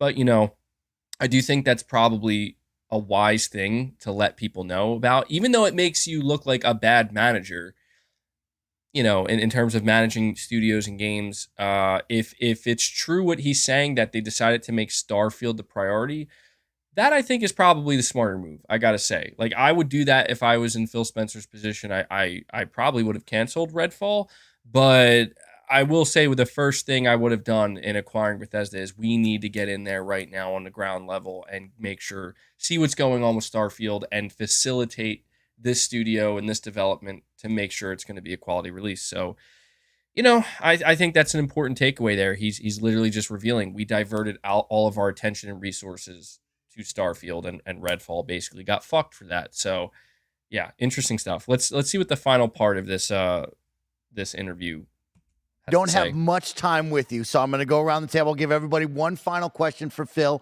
I'm going to rattle off a couple quick ones with you, Phil. Of course, we talk about 60 frames, 30 frames. Should Xbox players expect a clear message this summer with Starfield with 30 and 60 frames? That's a big lesson learned, as you brought up. Should we expect that answer? That's a great question. Yeah. Okay, that's a great one. Another one, you see a lot of conversation. Of course, I want to praise you and the team for really elevating the PC side of this Xbox ecosystem. I think we've seen a lot of great strides in that. But when you see the community talk about the console side of things, do you think you've lost the focus or maybe put too much on the James PC side? Hetfield. Do you think that the console is still getting the console love that it deserves? Console whether love. it be the homepage Phil Spencer update, on console achievements, love. of course, looking forward and using the power of this next gen. Do you think you guys have lost that focus, or is it still there? And can we see more love on that side? Well, we'll definitely continue to focus on making our console experience as great as it can be. I like the homepage refresh and some stuff. I will say this might be disruptive as well. We have a different vision. You know, Paris talked about this. It's play the games you want with the people you want anywhere you want. We want Xbox to be something that people who buy our console can feel like they're a member of. Obviously, who are playing on PC, who are playing on cloud, that they feel like they're full members of our ecosystem. Game Pass players can play on many different devices, and we remain fully committed to that. We're not in the business of out-consoling Sony or out-consoling Nintendo. There isn't really a great solution or win for us. And I know that will upset a ton of people, but it's just the truth of the matter is that when you're third place in the console marketplace and the top two players are as strong as they are and have, in certain cases, very, very discrete focus on doing deals and other things that will that kind of make being Xbox hard for us as a team. That's on us, not on anybody else. Our vision is that everybody who's on console has to feel like they have a great experience and they're a first-class citizen. They've invested a ton in our platform.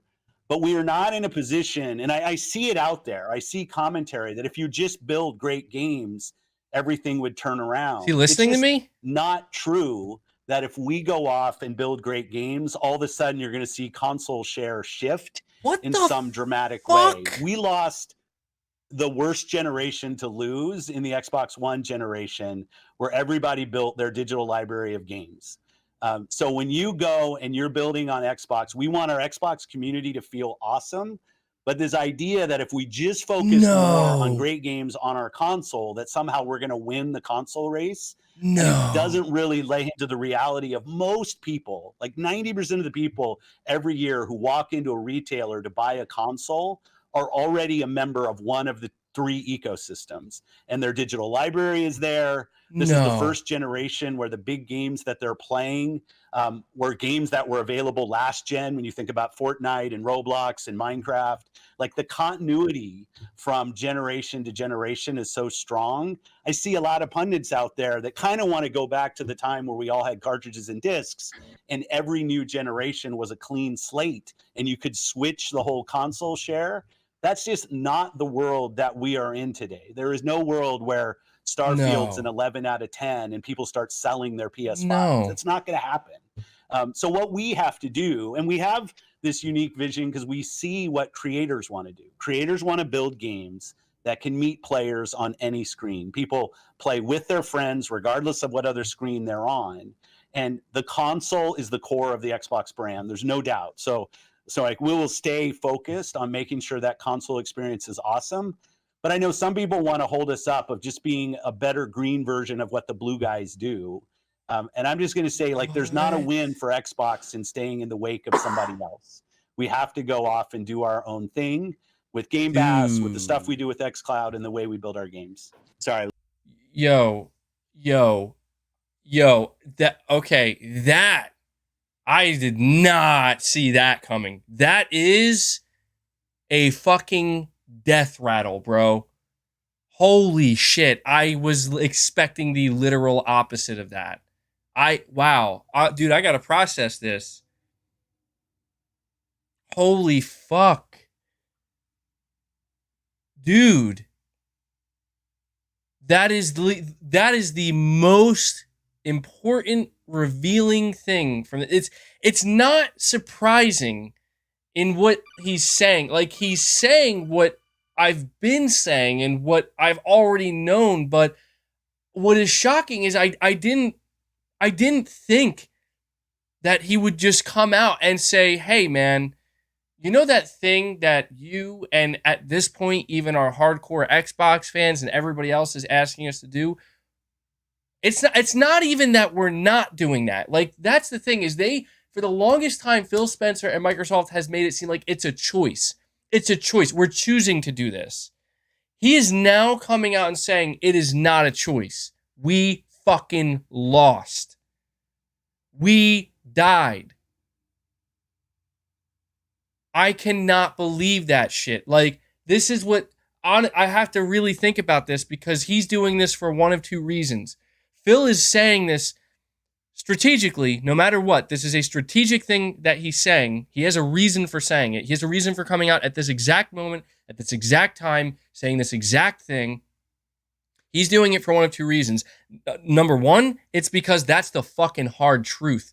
He believes it, Microsoft believes it, everybody believes it, and that's just the way it is for them. Or two, he's saying it because somehow, some way, they really do think they're going to be able to push this Activision Blizzard deal through, and him coming out here and saying this and saying, we're in third place, we can't come back, we lost the digital battle, it's over, it's done. We can't compete against Sony. I don't know what to believe. I don't know, because on one hand, it's like, yeah, it makes sense for him to say that if he was still trying to win over the CMA, but the CMA already said, no, you're not getting Activision Blizzard. And then after they say that, and it's looking completely like it is over, then he says it. I don't. So, oh my God, like, I did not expect him to. I didn't think that that's what he was gonna say, dude. I did not think that's what he was gonna say. Like, he tried so hard to say to the Xbox console fan or buyer, he tried so hard to say, like, yeah, we're going to keep trying to give you the better experience, to give you the best experience. But that's just not our priority. You're just not the fucking priority. I'm wow. I mean, I think I'm in such shock, because I thought that he was getting ready to say the opposite of that. I thought that with the Activision Blizzard deal being done, oh my God, is my cat really doing that? Sorry.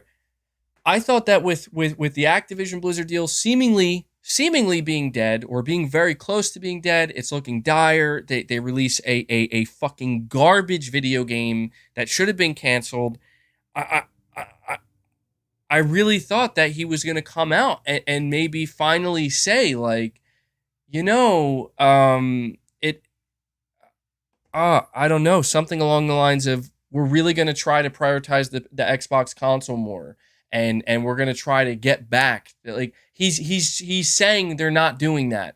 They're not going to, no matter how bad it gets. He's saying we're not getting back to the 360 days, guys.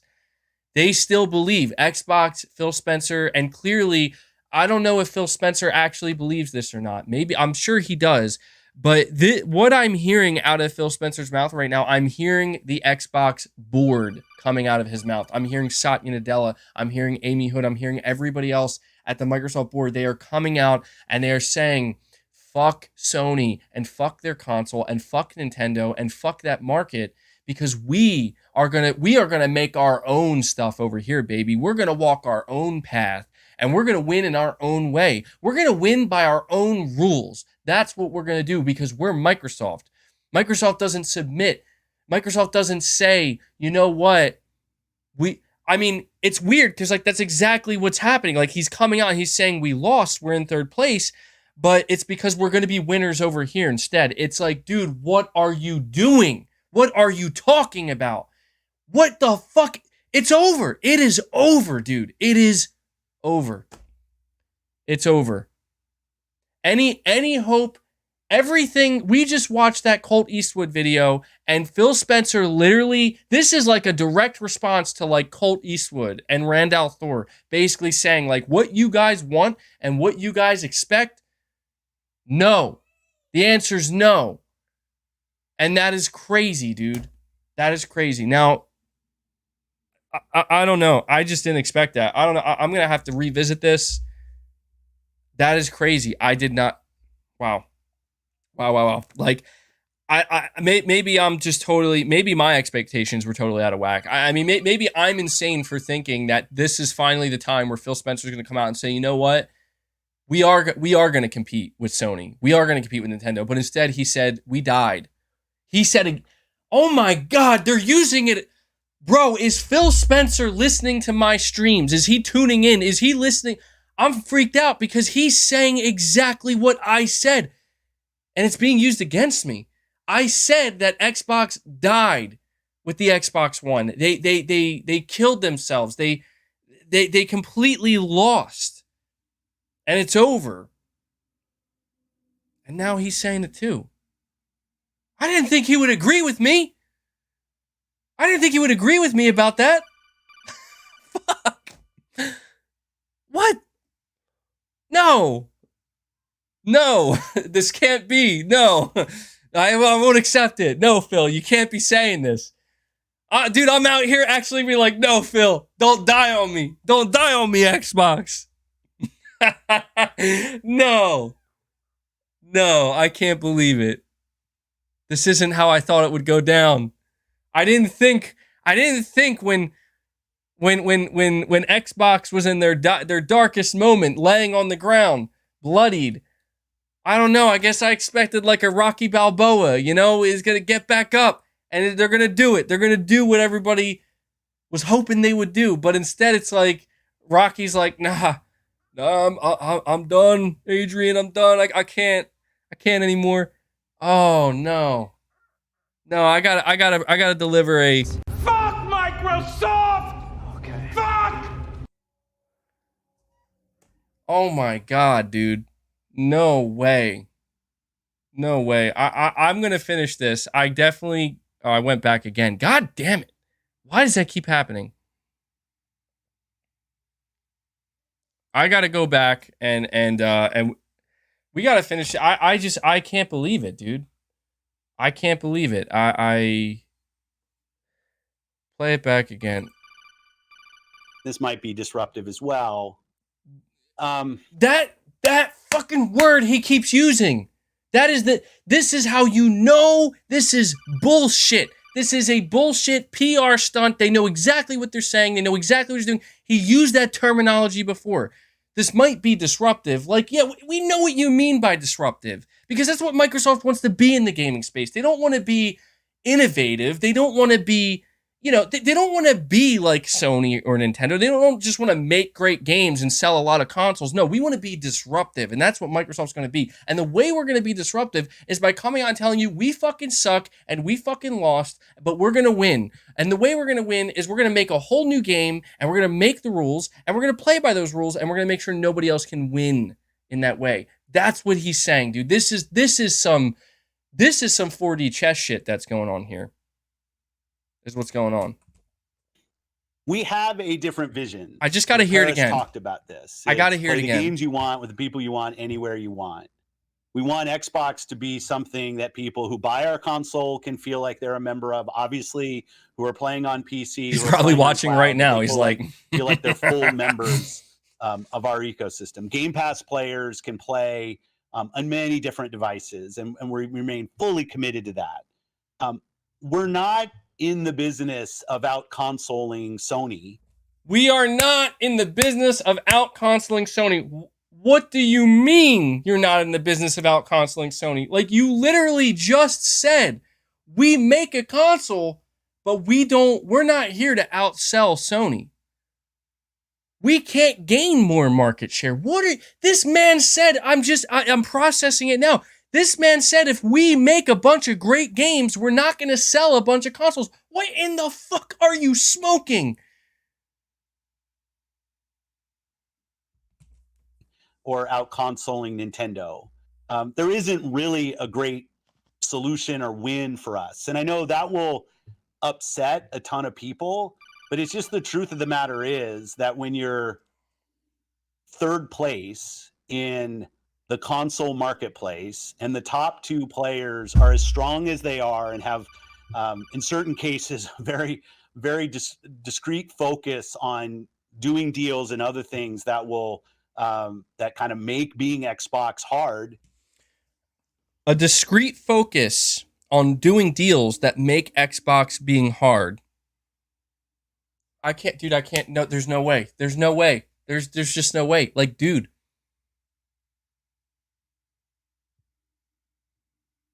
Doing discrete deals that make it hard to be Xbox. When they're as strong as they are, pay close attention to the terminology he's using, man, because this, oh, no. See, this is how I'm telling you, the more I listen, I'm glad I'm listening to this back again, because the more I'm thinking about it, Microsoft is not giving up, dude, in terms of acquiring. Like, this, everything they're saying falls perfectly in line with what they've been trying to convey to the regulatory bodies, which is we are weak and pathetic, and we lose. We don't win, we lose. We can't come back. And that just, like, it's just so weird hearing Phil say this in this way, because it's like, dude, what do you mean? Like, what do you mean you can't win back market share? And he pivots in this direction that I have not heard him ever say this. I've not heard Microsoft ever say this. He pivots in the digital direction by saying that, well, everybody basically decided to buy their games digitally, so now they're locked into the ecosystem. Like, no. Like, I understand that that's true to a degree where it's harder than ever. It's definitely harder than it was previously, when buying games was more physical based and you weren't building digital libraries. There's no doubt that makes it harder. That makes it a steeper hill to climb. But dude, it does, like, what you're saying doesn't make sense because you haven't done it. And I understand that it's like you can't know what it's like to be Sony when you haven't done what Sony has done. But that doesn't mean you can't do what they've done and what they're doing. Hold on. For us as a team, that's on us, not on anybody else. Our vision is that everybody who's on console has to feel like they have a great experience and they're a first-class citizen. They've invested a ton in our platform. But we are not in a position, and I see it out there. I see commentary that if you just build great games, everything would turn around. It's just not true that if we go off and build great games, all of a sudden you're going to see console share shift. I need to know why he said that. Because he has a reason for saying that. And that's why I'm like, who told Phil this? Who said that to Phil? Why did he say that? Because that's not fucking, that is the biggest load of, there's no way Phil believes that. I refuse to believe that Phil actually thinks that. And if that's true, I need to see that data. I need to see who came up to with that conclusion, because that is the craziest shit I've ever heard out of his mouth, out of Microsoft. We've heard some crazy shit from Microsoft. We've heard shit such as, oh, I was more excited about the games we didn't show. Dude, this is the wildest thing I've ever heard out of their mouths, which is, if we make great games, that's not gonna change the console market share. That's not gonna make people decide to not buy a PlayStation or Nintendo Switch. Like, dude, no. I promise you, you make must-have games, people will buy your console. People will fucking buy your console. They might still buy a PlayStation. They might still buy a Nintendo Switch, but they will fucking also buy your Xbox. I promise you. Phil was there. Wasn't Phil Spencer there? I'm pretty sure Phil Spencer was there during the 360 days. And yes, Sony fucked up, but Sony themselves literally proved this wrong. Sony proved this wrong with the PS3. We made great games, and you know what that made people do in turn? Buy our fucking console. This is the biggest cop-out I've ever heard out of Microsoft, because the translation is this. All right, look. I said just a moment ago, I need to know who told Phil this. I need to know why Phil is saying this, and I know why he's saying it. What he's ultimately saying when he makes the statement, I know people just want us to go make great games, and they think that that'll just turn console share around, and that'll just make people go out there and buy our console. But that's not true. It doesn't work like that. What he's really trying to communicate is we don't care about console. Like we just don't. Like we don't care about it to a degree in which even if we could sell more consoles, we still don't care. That is a I got to hear that one more time. A ton in our platform, but we are not in a position, and I see it out there. I see commentary that if you just build great games, everything would turn around. It's just not true that if we go off and build great games, all of a sudden you're going to see console share shift.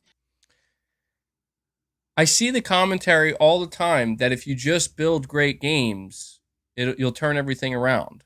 It's just not true. What? This is the head of Xbox, the head of Microsoft Gaming just said. You're saying let him finish? Dude, I already did let him finish. I did. I'm replaying this.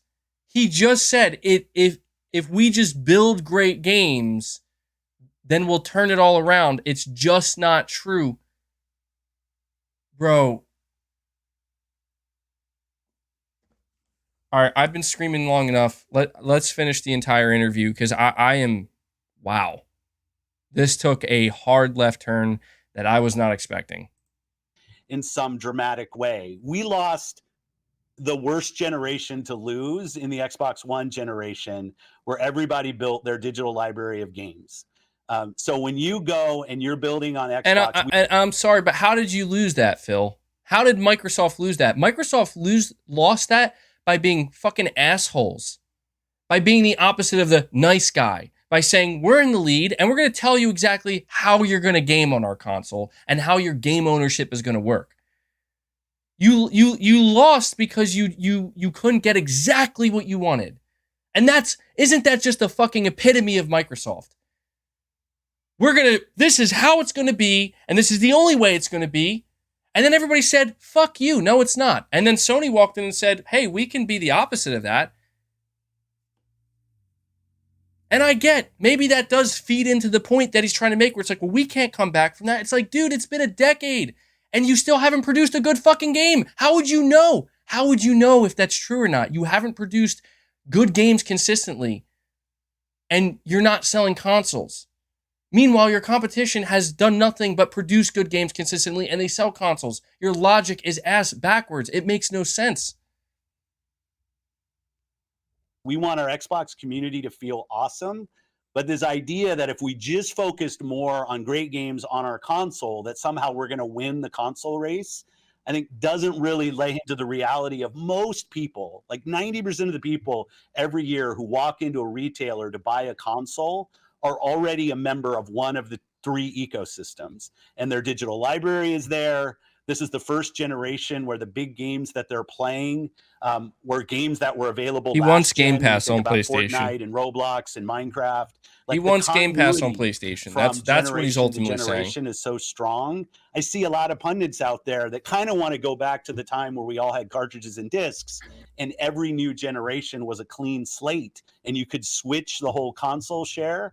That's just not the world that we are in today. There is no world where Starfield's an 11 out of 10. Yeah, but so he is not, what he said right there is not untrue. Like, yeah, you're right, dude. People want to carry their digital libraries with them, but he totally underestimates like how much he's saying the majority of people, dude, the majority of people, if you give them great games on your console, they'll buy a second or third console. Maybe not immediately, but they will.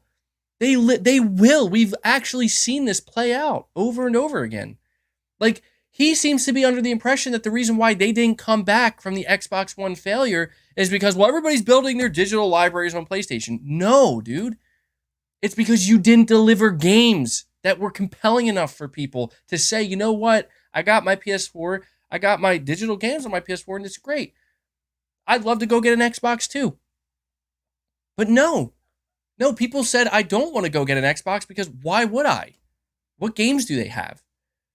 Sea of Thieves? No thanks. State of Decay 2? No thanks. Crackdown 3? No fucking thanks. And yes, that goes for the casuals as well. Microsoft is, I want to remind you, Microsoft is the same company that just recently turned to Sony and said, make your own Call of Duty alternative. No, Microsoft, you make your own Call of Duty alternative. And that's what you can use to get people to go buy your consoles.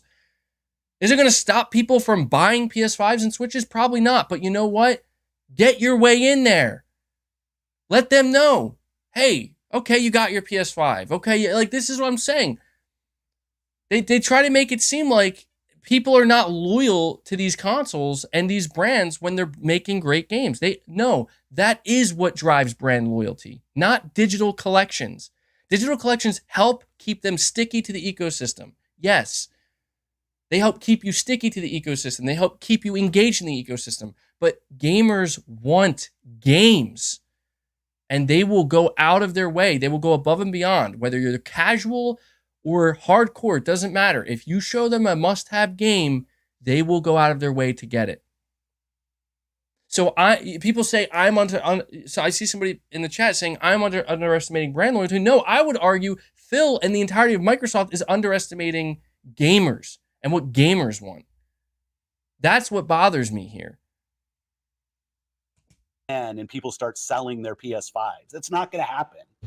So what we have to do, Selling we the have PS5s. this unique vision because we see what creators want to do. Creators want to build games that can meet players on any screen. People play with their friends regardless of what other screen they're on. And the console is the core of the Xbox brand. There's no doubt. So like we will stay focused on making sure that console experience is awesome. But I know some people want to hold us up of just being a better green version of what the blue guys do. And I'm just going to say, like, there's not a win for Xbox in staying in the wake of somebody else.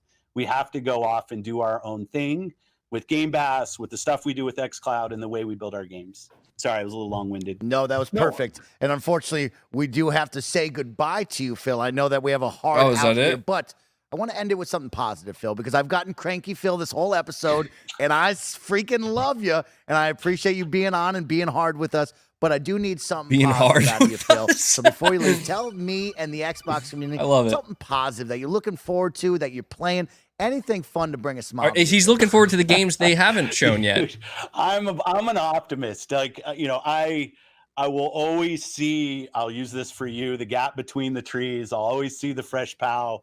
Like, this is why I'm here.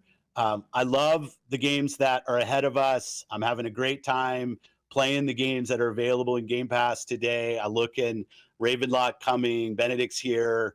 I just love playing video games. One of the things I am excited about is the ROG Ally, something I've got my hands on if people have had a chance to play with that. And I just love the fact that here's another device that people are going to get to go experience great games on, whether it's your Steam Deck or that or your Xbox. I see the growth in video games. I get to spend time with creators who are excited about the opportunity that they have. I get to go play some amazing games, some of those in Game Pass, some of those not. And I just think the gaming space has never been more diversely creative than it is right now, and it's a privilege to be a part of it. I love hearing that. Paris, end us with this episode. What do you got to say, and let's get out of here. Yeah, just a quick statement as we get out of here. First and foremost, Phil, thank you for doing this. This is clearly not the conversation we thought we were going to have when we scheduled this, but we do appreciate your candor and just being 100% honest about the current state of what's going on with Xbox. I am hopeful in the future we can have more conversations about what ID at Xbox is doing in their initiatives, Game Camp New Orleans, things like that are more positive and enabling more creators, because that's what I really wanted to talk about in this episode. But as we go into June, I am looking forward to the showcase. I am looking forward to the reveals that are coming. And I still think the future is bright for Xbox and Xbox Game Studios and what you'll have to present. Okay. This is a bump in the road, but I still think the future is going to be bright. So again, thank you so much for doing this. Thanks, Paris. All right. Well, on behalf of my Thanks, Paris. I don't think so. Guys, all right. Really quick, Corey Lindega with another 10 gifts. Thank you so much, Corey. We got more gifts in the chat. Guys, follow Corey. Let's get some more gift trains going here, because we have over 1,600 people. Over 1,600 people here right now. Guys, I normally don't ask like this, but if you're feeling generous, if you got it, start gifting some memberships if you can. Follow Corey's lead, because there are a lot of people here that I'm sure would love to get a membership. But thank you so much, Corey. I appreciate it so much, man. You have brought us up to, I have to update this. You have brought us up to 78 members today. which is absolutely incredible. Way more than I could have asked for. Making a lot of people happy. Getting a free month of membership. MBG membership here, thanks to Corey Lendega. That's 20 today, man. Let me give you your... You're breathtaking. You're all very much breathtaking. appreciate it, man. I have quite a few super chats that I'm going to read. So anybody who did donate a super chat, no worries. You're going to... You're gonna get them read. I have so much going on in my head right now, bro. Like, that interview went way differently than I was expecting, at least at the end there. Really quick, I'm going to update this. You're breathtaking. Apologies, you had to hear that again. We'll do. Quite frankly, you need to go back to the drawing board because your game absolutely sucks. I mean, is it untrue? Is it untrue, guys? Hit that like button for me. We could easily crush 1,000 likes right now, and I got. Oh, okay. All right. Look, I ranted enough. I'm gonna start reading these super chats. Again, Corey, dude, thank you so much for the another 10 bomb. We need W's in the chat. We need trains in the chat. All right, let me see. I'm pretty far back here. I'm very backed up in super chats. I got to make sure I read them all for you guys.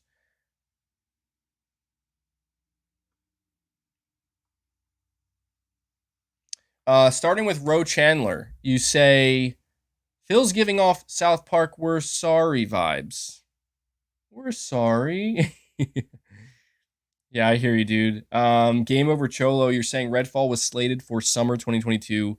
Halo Infinite was 2020, even printed in the box. Let that sink in. They are pressuring studios hard, and it shows. And I think they're realizing that it doesn't matter how much you pressure the studios.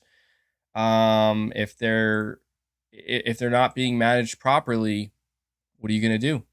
What are you going to do? VR2, you're saying Creative Vision is such a BS response. Yeah, it really is. It is a cop-out, dude. And then VR2, again, you're saying no dev makes a game saying we want a creative 60. Top Shotter, you're saying if the game was a mega hit, it wouldn't do Microsoft any favors with the regulators. Regulators complain about them taking games. It was done on purpose. I mean, that's to me, that's the really tough thing that I can't seem to, I don't know, man. Like, there's no way to know unless you're one of the big wigs over there at Microsoft. There's no way to know if all of this, all the conversation, all the boo-hoo, all the we suck, all the, like we tried, we have a different vision, we can't do, we're having trouble hitting 60 FPS, blah, blah, blah. It's impossible to know, like, is this all still in an effort? Because I thought it would, I'll be honest, like, I thought this is where Microsoft would turn around. And maybe Phil answered that question at the very beginning of this entire interview. The first thing he was asked is an update on how Microsoft and Xbox is feeling about the ABK deal. And he said, oh, we're still completely confident. So it's almost like maybe I should have known that this is the direction they were going to take.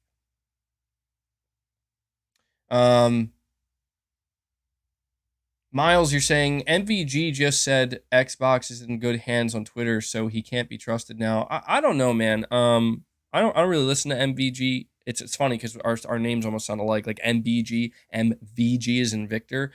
I know he's a game dev, and I'm sure if you're a game dev, you kind of love to hear what Phil's saying right now. Like he's saying, we'll always support the creative vision no matter what, and we're on the side of creators, and it's like, okay, that's great too, but like that can only, in my opinion, that can only go so far for so long until people should absolutely start demanding good results.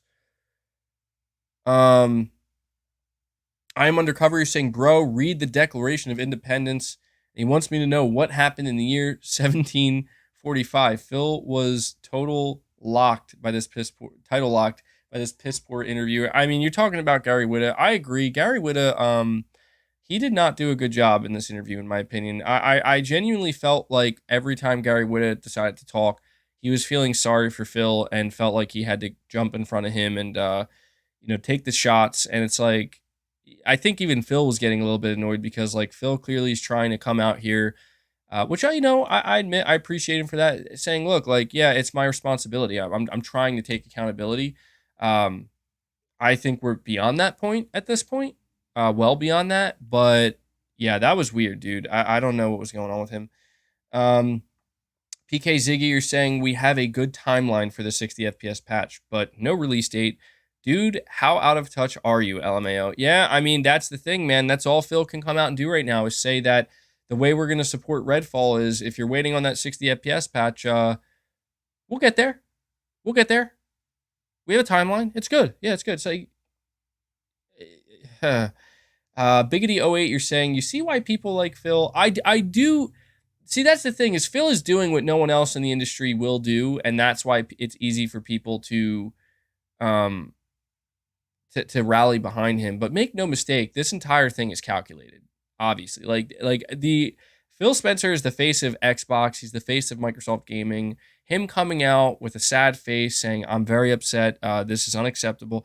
They're playing both sides right now, and it's fucking. Oh, I hate Microsoft. God, let me get it out here. Where is it?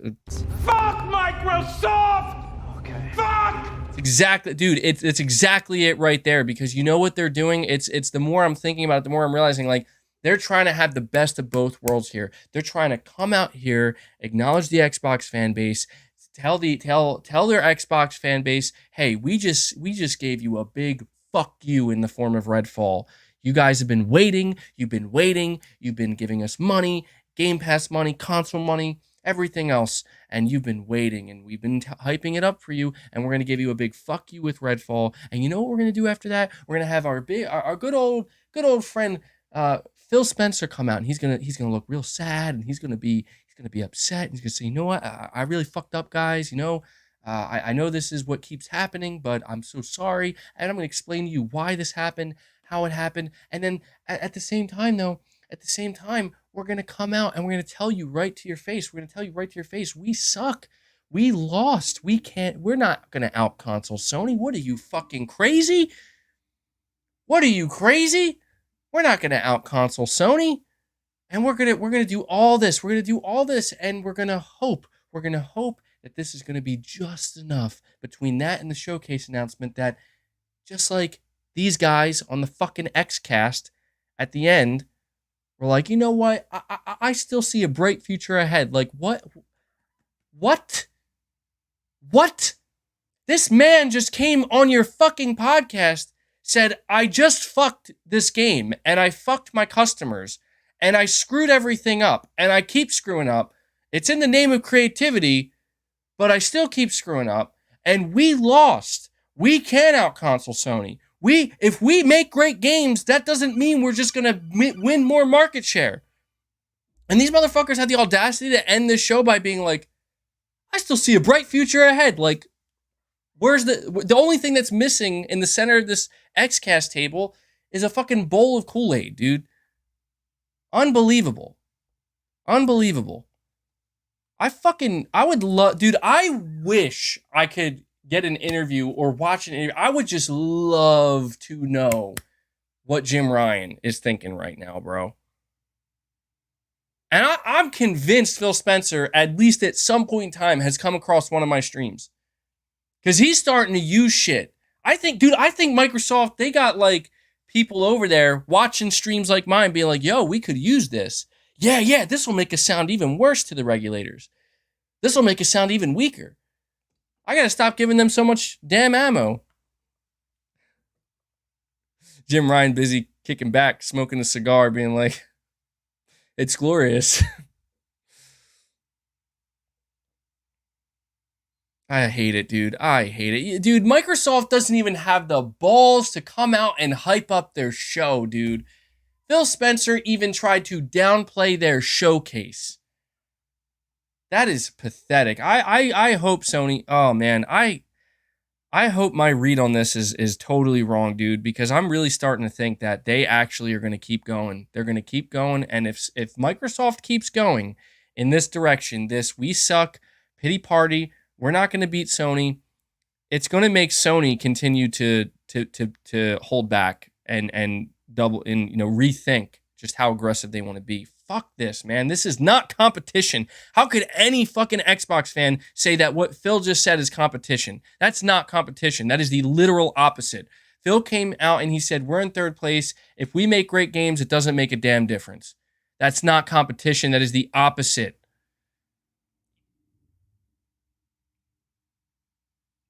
That was the answer, dude. I sat here on the stream. I listened to Randall Thor's video. I listened to Colt Eastwood's video. Colt Eastwood was even more aggressive. Colt Eastwood said that this is what Xbox has to do. This is what they should do. And Phil Spencer came out in this interview and he basically turned to Colt and everybody who feels that way and said, no. No. It's over, dude. It's fucking over. And that genuinely makes me sad because I would have never thought that was where we would be right now. I always expected Microsoft to do some crazy shit, to say some crazy shit. But if you would have told me, hey, what if I told you that Phil Spencer, the head of Xbox Games, is going to come out and say it doesn't matter if we make great games, we can't win. The most defeatist, pathetic attitude I've ever seen on display, while simultaneously saying that he believed in the creative vision of Arcane Austin for Redfall. Wow. Miles, you're saying he needs to quit now. Honestly, it doesn't matter. Phil Spencer's just a figurehead at this point. That's obvious. Phil Spencer could get fired today. Whoever takes his place is going to say the same exact thing. Because this is from Microsoft from the top down. It's no, that's what it is, man. That's the reality of the situation. Kane Z7, you're saying MBG, you don't need to click, just press the space bar. Yeah, I figured that out. Solo got it. You're saying it's so beautiful. These Xbox fans are finally demanding better, but Phil admitting that he's not doing a bad job does not excuse the fact that it's been bad for years. Let Phil go. I'm telling you, man, that I would have maybe agreed with you earlier in this interview, but that last question he answered, Phil told us everything we need to know. Phil told us everything not just us, but all Xbox fans as well. He told you guys everything you need to know. And it doesn't matter if he's gone, dude. Like, Phil could get fired, like I said today. It won't matter. Microsoft made it crystal clear by this point. They're not competing with Sony. They refuse to compete with Sony. They're not even going to try.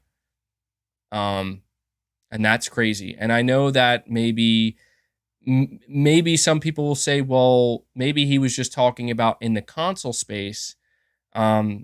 Obviously, that's the main area Phil was referring to, but I just want it to be known that Phil literally said, like, if we make great games, it's not going to matter. Like, it's almost like he finally admitted what I've been saying and what many of us have been saying for literally years, that the only thing Game Pass is going to do is incentivize Microsoft to lower the quality of their games. Because, if that's true, if it doesn't matter to Microsoft and to Phil Spencer, if it doesn't matter to them, if we make great games, it doesn't matter. It's not going to help us get a win, as he put it, or whatever. It's not very good for us. Then where the fuck is the incentive to make good games? It's gone. It's completely gone. I almost, dude, I'm almost like, am I dreaming? Am I having a dream right now? Like, is this real? Is this real life? Did I slip into an alternate dimension? Phil looked broken.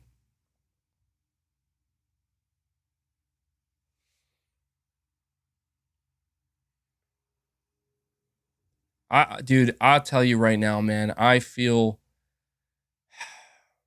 this isn't how it was supposed to be, man. Like, This interview should have inspired Xbox Series X buyers. It should have made them feel better, not worse. It should have made them feel like, you know what? All right, this has been really, really, really shitty. And, Microsoft has been really taking the Xbox Series X buyer and owner and throwing him in the trunk, basically. But now I think they're starting to make it clear. And he did the opposite. He did the literal opposite, dude. I can't even imagine if I was somebody right now who paid $500 for a Series X, how I'd be feeling. Like, you're just an extra, buddy. You're not the priority. You want to be the priority? You go to Sony. You go to Nintendo, not us. Doesn't matter if we make great games. Like, I need to know if this was like meant to be said. Because this is crazy. This is crazy, dude. Domingo813, you're saying if old MBG was able to join this interview, he'd say, "You're out of your goddamn mind." I would say that. I would have fucking interrupted. I would have exploded. They would have had to cut that interview because I would have fucking exploded when Phil said that, bro. At the very least, if I tried to be professional, I would have looked at that screen like, excuse me? Wait, what did you just say? I'm sorry. I would have had to check Phil and I would have had to turn and say to Phil, I need you to clarify this for me. Are you saying that it does not matter if you make really good games? That's not going to turn things around for you. That's not going to help you win more market share?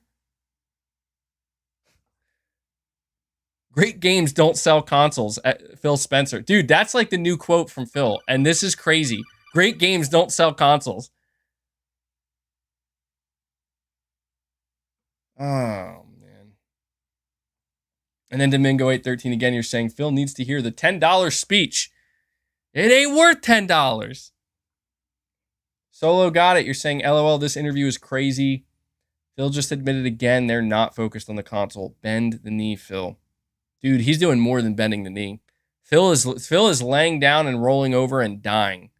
Metaphorically speaking, of course. That's what this interview was. We need a young MBG on the soundboard saying this is a disgrace. I'm not happy about this. Like, I know some people are going to think, damn, MBG's getting exactly what he wanted. No, dude. No. Like, I'm actually kind of sad. Like, I really kind of am sad here because this is...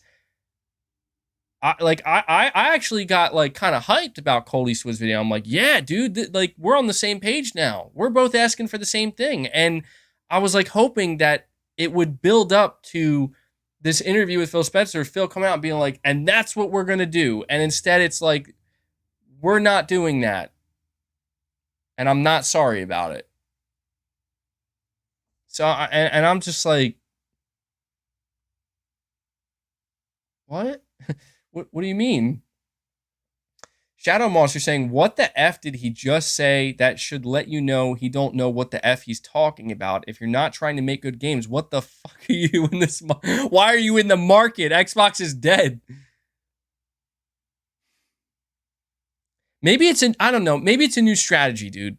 I'm trying to think of every angle of this. Maybe it's a new, different type of strategy where Xbox is like, all right, we've spent so many years over-promising and under-delivering. What if we do the opposite of over-promise and basically not only tell people to expect nothing, but just to say we don't make good games?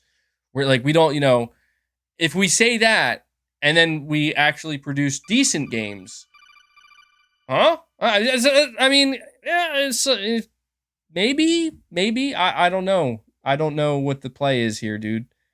The angle is just not at all what I was expecting. Saying except they do make good games. I mean, I don't know about that one. I mean, William, you're saying Phil just said that he doesn't believe that Xbox would gain more customers if they made more high quality AAA games, and has said that they won't even try. I'm calling it now. Sega 2.0, they're going third party. I want to, William, see, this thought popped up into my head too, because the one thing I was really focused on is when Phil said, I know this is going to be disruptive. And it's like the way he said that, the mannerisms, just the body language, it's almost like he knew I'm getting ready to load this shotgun and no one knows where it's going to go. And it's going to go right at my own legs.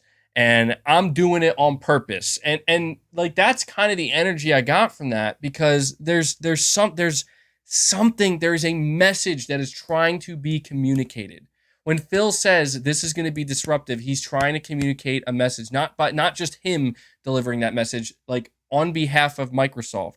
And it's strange because you would think, so wait, the message is you can't kill us because we're gonna kill ourselves. Like we're already dead. Like that's the message, but it's like it doesn't make sense. It doesn't make, and so you honestly, I do start to think that, man. I do start to think like this might really be, like there was something else I got from what he was saying. I kept thinking when he says, when was the last time Phil used that terminology? Like this is disruptive. The last time Phil used that terminology was when he was talking about Game Pass and how Sony and Nintendo would find it very disruptive if they tried to get Game Pass, or if they were to put Game Pass onto PlayStation or Nintendo. And I remember I was focused on what Phil said because I'm like, he's clearly saying that that's what they would like to do. They would like to get Game Pass. And I mean, look, I got to be honest. I think I'm so focused on the delivery and the words he used and the way he phrased it. But the reality is all this boils down to, it's actually not far off from what I've been saying. For as pissed off as I'm getting and as over the top as I'm getting, what this ultimately boils down to is Phil just simply communicated, we don't care about the console. We don't care about console sales. We don't care about the console market. He said that while simultaneously trying to end it by saying like, but the Xbox console is still the main priority. Like, no, it's not, dude. Stop the bullshit. No, it's not. You're literally saying right now that the console doesn't really mean anything to Xbox. It's Game Pass. Game Pass is what's disruptive. Game Pass is how we get on every screen. Game Pass is how we get on PlayStation. Eventually, hopefully. Game Pass is how we get on your TV, how we get on your phone, how we get on your PC. It's how we get everywhere. And the console is not doing that. And I just think that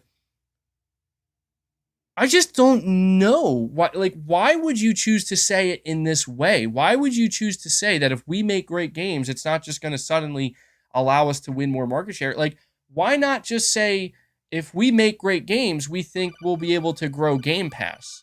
Like, why not say that? That's the part that's truly eluding me here. It's like, that is some bizarre ass shit we are getting from Phil Spencer today. This is a different version of Phil Spencer, bro. Big Nabs, you're saying, can we get an F emoji to pay our respects to Xbox? Yeah, I'm going to have to add that as well. Big F. I'll have to remember that because we are unlocking even more emojis. Thanks to all my members. Thanks to all those gifting memberships. Unlocking more and more emojis almost every day. At least emoji slots so I can fill them up. So thank you guys so much for that. Because I get excited about that too. I get excited at the idea of being able to add even more emojis. Leo Jimmy, you're saying, MBG money, how can they damage control this? Microsoft admitted it twice. They admitted this crap twice, that they are trash. It's over, Uncle Phil. It's over. Uncle Phil just threw in the towel. I can't dude, Leo, you're not wrong about anything you just said. Isn't that scary? You're not wrong about literally a single word you typed in the super chat. He just threw in the towel. This has to be strategic, right? Like, doesn't this just... something about this stinks, bro.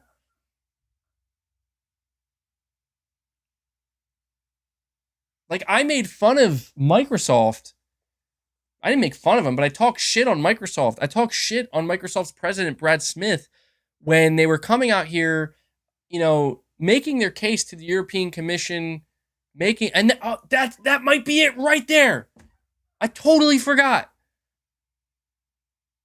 The European Commission is going to issue their judgment May 22nd, the European regulatory body is going to come out and say whether or not they approve this Activision Blizzard deal. And Microsoft might know something we don't, possibly. What Microsoft might know is that if we can get the European Commission on our side, we might still be able to turn this thing around and get this. And now that I'm thinking about it, yeah, if that still matters a lot to Microsoft, this would explain why basically Phil was like, you know what? I'm going to show you what a loser really looks like in the gaming industry. That would actually explain it. But then again, I have to question this because a lot of people have said that, dude, it doesn't matter what the European Commission says. It doesn't matter what any other regulatory body says. You're saying the EU doesn't care about that? I don't know. I'm just trying to figure it out, man. You would have thought that me, MBG, would have been the first one to come out here and say, well, of course Phil says he lost. Of course Phil threw in the towel. Of course he says Xbox can't sell with great games. But I can't because it doesn't add up to me. Like, it doesn't compute. It doesn't make sense. Like, I feel like, is there smoke coming out of my ears? Or, my ears are covered, but that's what it starts to feel like.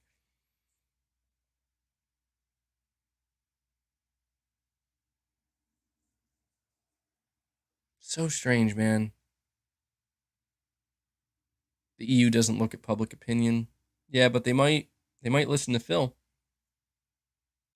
So I appreciate that super chat, Leo Jimmy. Space Deer saying at least Phil confirmed Starfield is an 11 out of 10. Did he say that? Did I miss that? Did he say that? Michael, you're saying what you're hearing is him admit the death of Xbox as a console. They were going to just turn it into a subscription service. Yeah, it might be that simple, dude.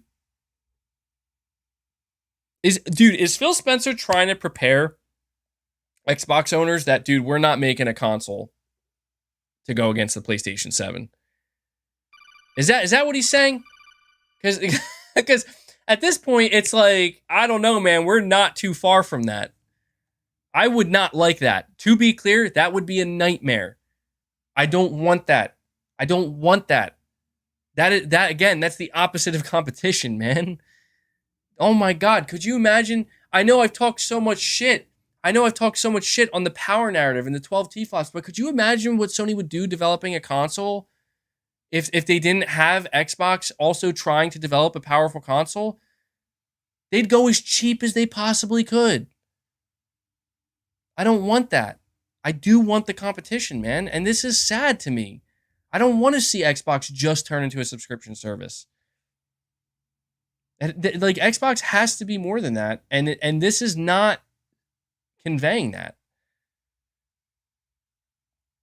The Contextual Gamer, you're saying Phil is wrong. It was never about being number one. It's about having some damn pride in your brand and leaving it better. Making good games is always an A+. That's what I'm saying, man. Like, that's why this is so difficult for me to even fathom, because it's like, I understand that maybe Phil deep down does feel like they were defeated. Maybe he does feel like, there's no way they can actually out console, as he put it, Sony or Nintendo. But dude, like, to come out publicly and say that, what is this, man? Like, what is that?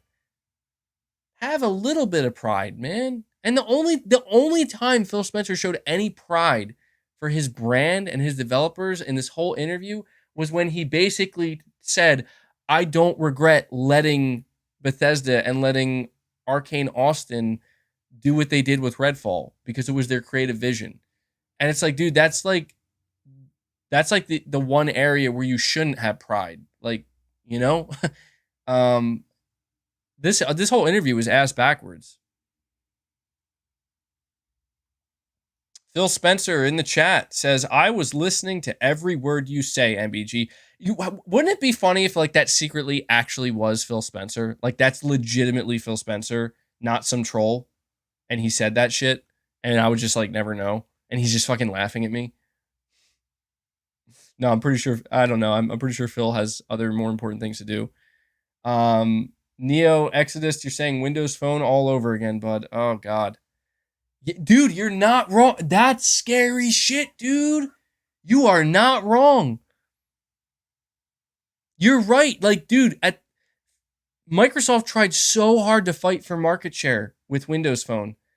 And at some point, they just gave up. And that was like the rhetoric, dude. That was the conversation. It's like, we can't. We just can't. The competition is too strong. We're too weak. But dude, Xbox is not in the position of Windows Phone. But it seems like Microsoft is actively trying to put it in that position. Saying no shot, MBG, that Phil is putting on a front so he can get people behind him for the ABK deal. Yeah, I find that hard to believe too. It just sounds too ridiculous. Albert Ellison, real quick, the contextual gamer saying emo Phil, someone meme him as emo, LMAO, emo Phil. Oh man. Albert Ellison, you're saying he literally just proved how much there is from Xbox when they pretend like they're sorry for releasing bad games. Delusional. Yeah, it's pretty unbelievable, Albert. I'm flabbergasted. I truly am. Patrick, JW333, you're saying Phil and Microsoft are turning their back on the hardcore gamer and focusing on the casual gamer. It's a big middle finger to all the hardcore gamers, honestly. Yeah, it really is. This is not, again, like they're doing the opposite they're doing the literal opposite of what I was hoping they would do. Once again. And then another shout out to Corey Lindega. I know I gave you a shout out earlier, but see your 10 membership gifts pop up. So thank you for that, bud. Josh, you're saying just tuning in, haven't seen anything yet. How bad was Phil's interview? Did he congratulate PlayStation for CMA blocking the deal yet, or waiting on the EU? Dude, Josh, I highly recommend you come back once the stream's done and watch the whole thing, or at least the interview, because it took some strange turns, bro. It took some crazy turns. Not what I was expecting. Appreciate it, though. I mean, it's great to be able to continue to stream and make content, and I'm very grateful for that, but wild times, dude. Figuratively literal, you're saying that very convenient final argument feels like is the reason why this was conducted. Yeah, I mean, the timing of that question and how Phil was just so ready to let everybody know, like, it doesn't matter if we make great games. You know? It doesn't matter. I agree, man. The timing. Space D, you're saying, so now PlayStation is basically a monopoly. Well, no, you can't say that, because like Nintendo still exists, PC still exists. You know, I mean, in the console space, you could maybe make that argument to a certain degree, but I don't know, man. Like, it's a lie. It's all a lie. Like, even if Phil Spencer believes what he says, which I don't think he does, even if Phil Spencer believes what he says, it's a lie. Everybody has to know it's a lie. All the gamers, everybody at Microsoft, Sony knows, Nintendo knows, and I just hope, I don't know, man. I hope everybody says the regulatory bodies are dumb. I hope the regulatory bodies aren't dumb enough to actually think that there's any fucking truth to what Phil just said. That, hey, it doesn't matter if we make great games. We're not going to win more market share in the console space. Like, do you know how much hit this? The reason why I have to believe that wasn't said for the sake of regulatory bodies is because there's literally decades of evidence that proves that statement 100% wrong. Not me. I don't have to say it's wrong.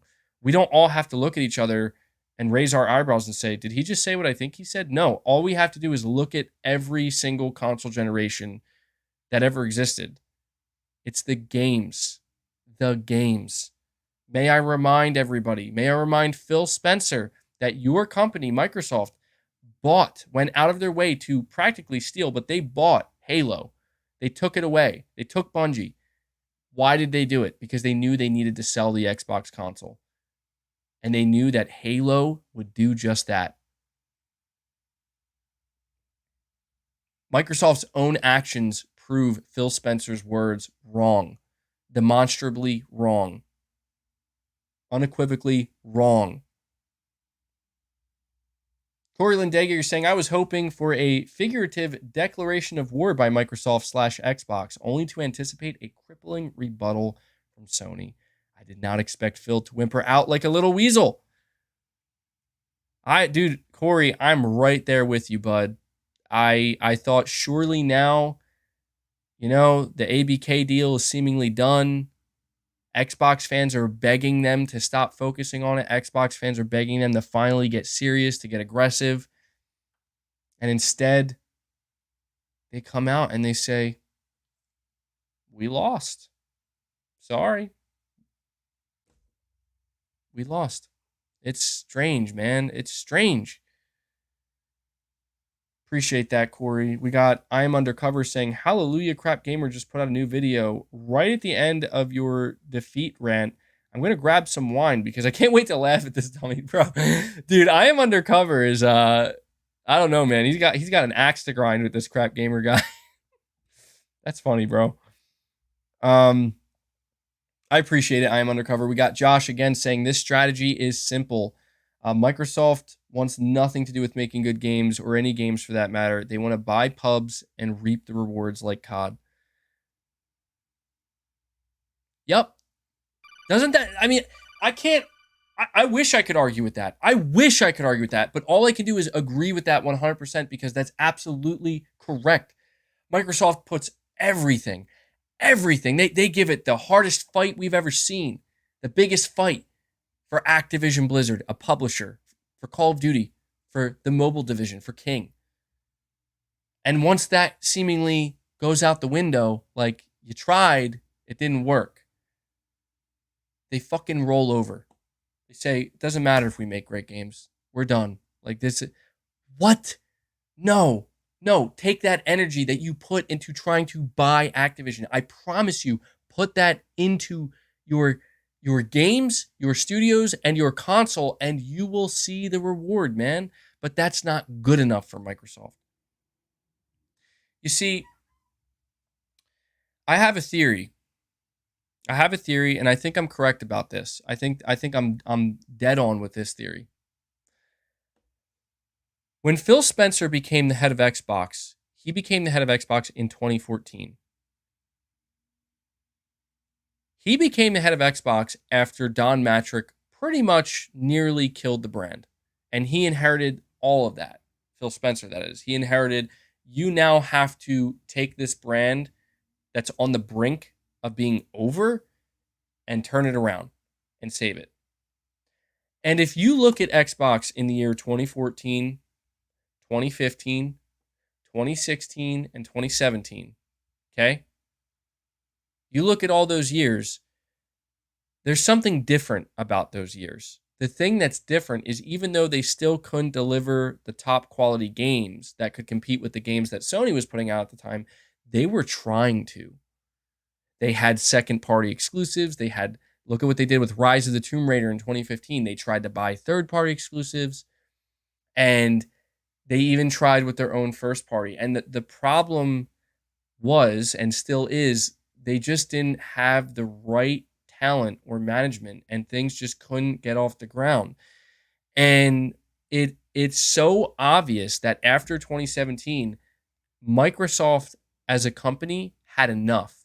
They had enough. And they said, we will shut this shit down unless you tell us why we shouldn't. And Game Pass was born. And from that moment forward, from the time Game Pass was born and created, that's when everything Phil Spencer just said now, it already happened then. We're just now really starting to see Phil and Microsoft let everybody know, yeah, we're done, dude. And I think Phil might actually really be defeated, man. I will say, on a human level, this guy does not look good. Maybe he's a good actor, but he seems not happy. And he even said he gets paid way more, than he should for what he does. And I almost genuinely feel like maybe even Phil Spencer, to a certain degree, is now realizing that the day Microsoft took control, not Phil Spencer. Phil Spencer had control in 2014, in 2015, in 2016 and 17. And then after that, once Game Pass was created, Microsoft took control. And once Microsoft took control, all the fans tried to get excited and say, yes, we got Microsoft's full backing now. Little did they know that that's probably the last thing you're going to want. Because Microsoft fucking sucks. They suck. They absolutely suck. Everybody knows it. And I think Phil is maybe beginning to realize that now too. Because what did I say? Even in the middle of his interview, I'm like, dude, this is Microsoft talking. This is not Phil Spencer talking. This is Microsoft. This is Microsoft. This is the board of Microsoft. These are the Microsoft shareholders talking. This is not Phil Spencer, the gamer, talking. It's not. Phil is just a pawn in all of this. He's just a pawn in a bigger game that Microsoft is playing. And he's being used. And he's being compensated very well for it. He's being paid. So he's definitely in a position where, look, man, I try to think, what if I was in Phil Spencer's shoes? What if if I walked into the board of Microsoft and said, no, Satya Nadella and everybody else, no, we are sticking with the console. This is how we're going to win. Trust me. I would expect to get fired. I would expect somebody to turn and say, I'm sorry, we'll give you one more chance to rethink what you just said. Because if you have a problem with the subscription-based future, if you have a problem with our vision, we will find somebody else that believes in our vision. And this is where, you know how I know this is true? There was an interview. I want to see if I can find it, because this is really going to put the icing on the cake, man.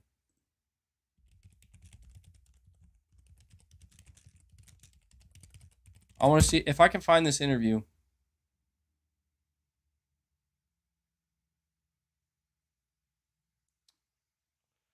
It was from a long time ago, man.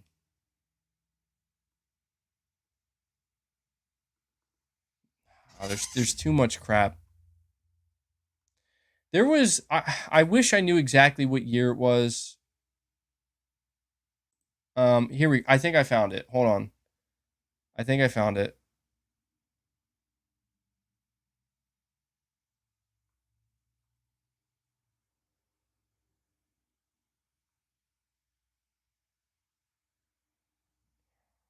Give me 1 second. I'm reading through it to make sure it's the right one.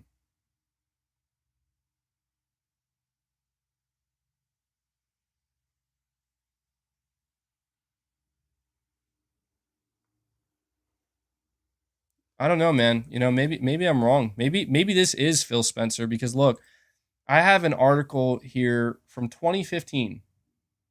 Okay, a year after Phil became the head of Xbox, and it was October 9th, 2015. Speaking at the GeekWire 2015 summit, Xbox boss Phil Spencer admitted that he wasn't sure about how the console wars would shake out this generation.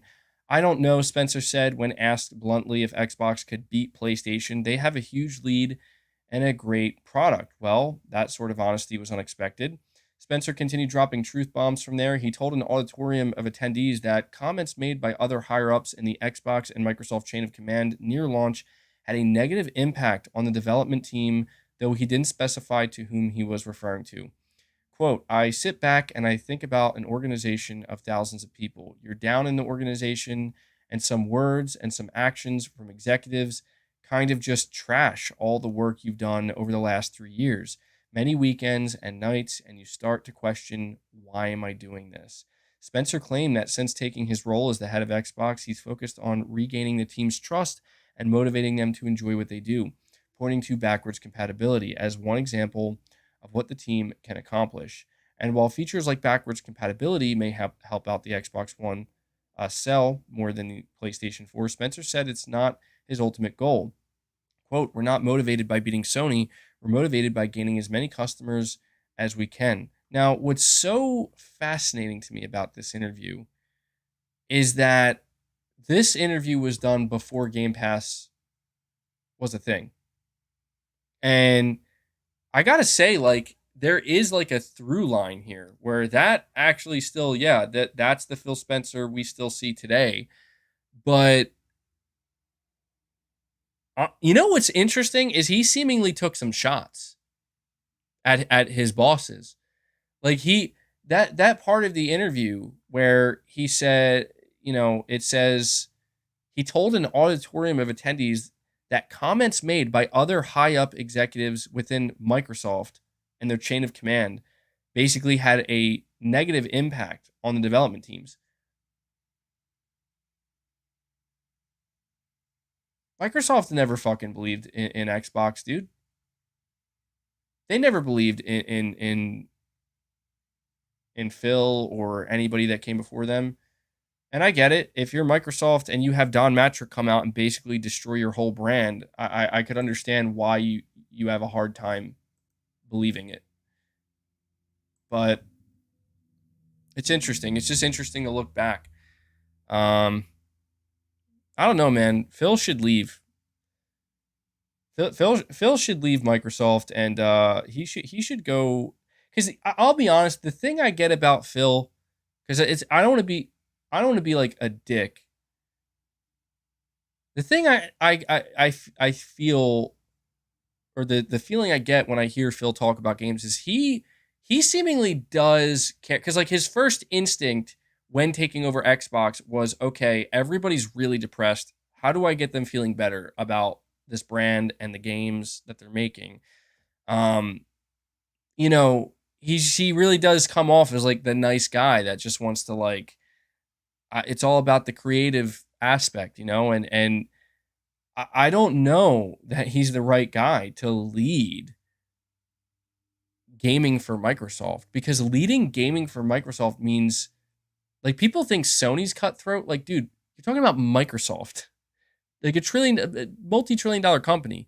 I almost think Phil would be better served leading a studio or something, man, or being more involved in the game development process, because that seems to be the part where he really sympathizes and you know, he seems to understand where the creatives are coming from. But he can't play this middleman role where, you know, it's about the creative process, but I have to make sure I'm going with Microsoft's vision here. I don't know, man. It's not good. Kit Purdy, you're saying, on second thought, F Xbox. The hobby, you're saying, I sent you a tweet about MGS. Did you get it? I haven't been on Twitter. I'll check in just a moment. Josh Z, you're saying, I'm genuinely worried about Phil's mental health because his words sound like a suicide note. He just sounds like a man that hates his life right now. I mean, dude, I'll be honest, like, he does not sound well. I mean, you got these guys. Gary Whitta was picking up on that, bro. You know, like, they're picking up on, like, this guy's not well right now. Like, we need to lift him up. And I get, that's the thing, man. It's like, we're talking video games, and look, you know, these are all human beings and people at the end of the day, and mental health is important. And I'm just saying, like, I don't know. I get the feeling with this entire interview with Phil Spencer, like, he didn't want to be there. He didn't want to talk. He looks miserable. He looks unhappy. He looks like shit. You know, he looks like shit. And it's just like, I already told you, I was not expecting to see Phil come out and do an interview. I was expecting Phil to just chill out, no public appearances, and just worry about the showcase. So I don't know, man. It's not good. It's really not good. Like, there's something ominous about this interview. There's something ominous about the energy that Phil is, you know, that's coming off of Phil. And I can't quite put my finger on it. That boy 22, you're saying, make great content and people will come. It's easier said than done, but settling for mediocrity isn't a good look for Xbox. Absolutely agree, man. Make great content and people will come. It's that simple. It's been proven every single time. Make great, even for Game Pass. Like, you need great content for Game Pass too, not just the console. The two go hand in hand. Phil did mention in this interview, he did mention, like, he brought up $70 games. Like, yeah, dude. you're selling Redfall for $70. Dude, I'm going to be honest. I almost feel I'm going to give one more kind of theory here. And again, this is I'm just spitballing. I'm not saying I'm on the money with any of this, but I almost get this feeling from Phil Spencer in this interview. Almost.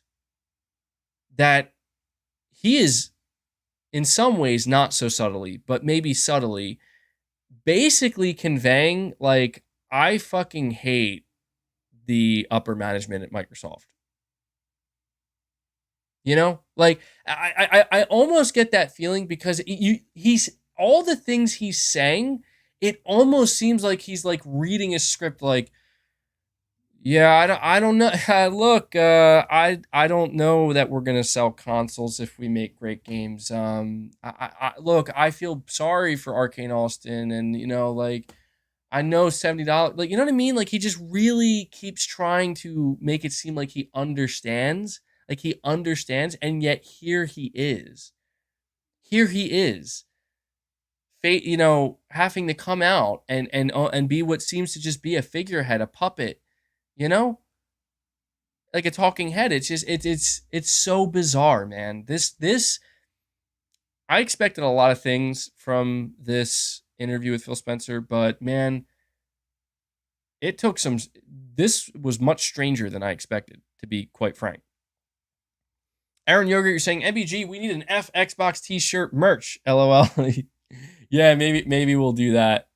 Maybe we'll do that. I'm going to go head over to Twitter real quick, see what I may have missed. Sorry, I get squeaking.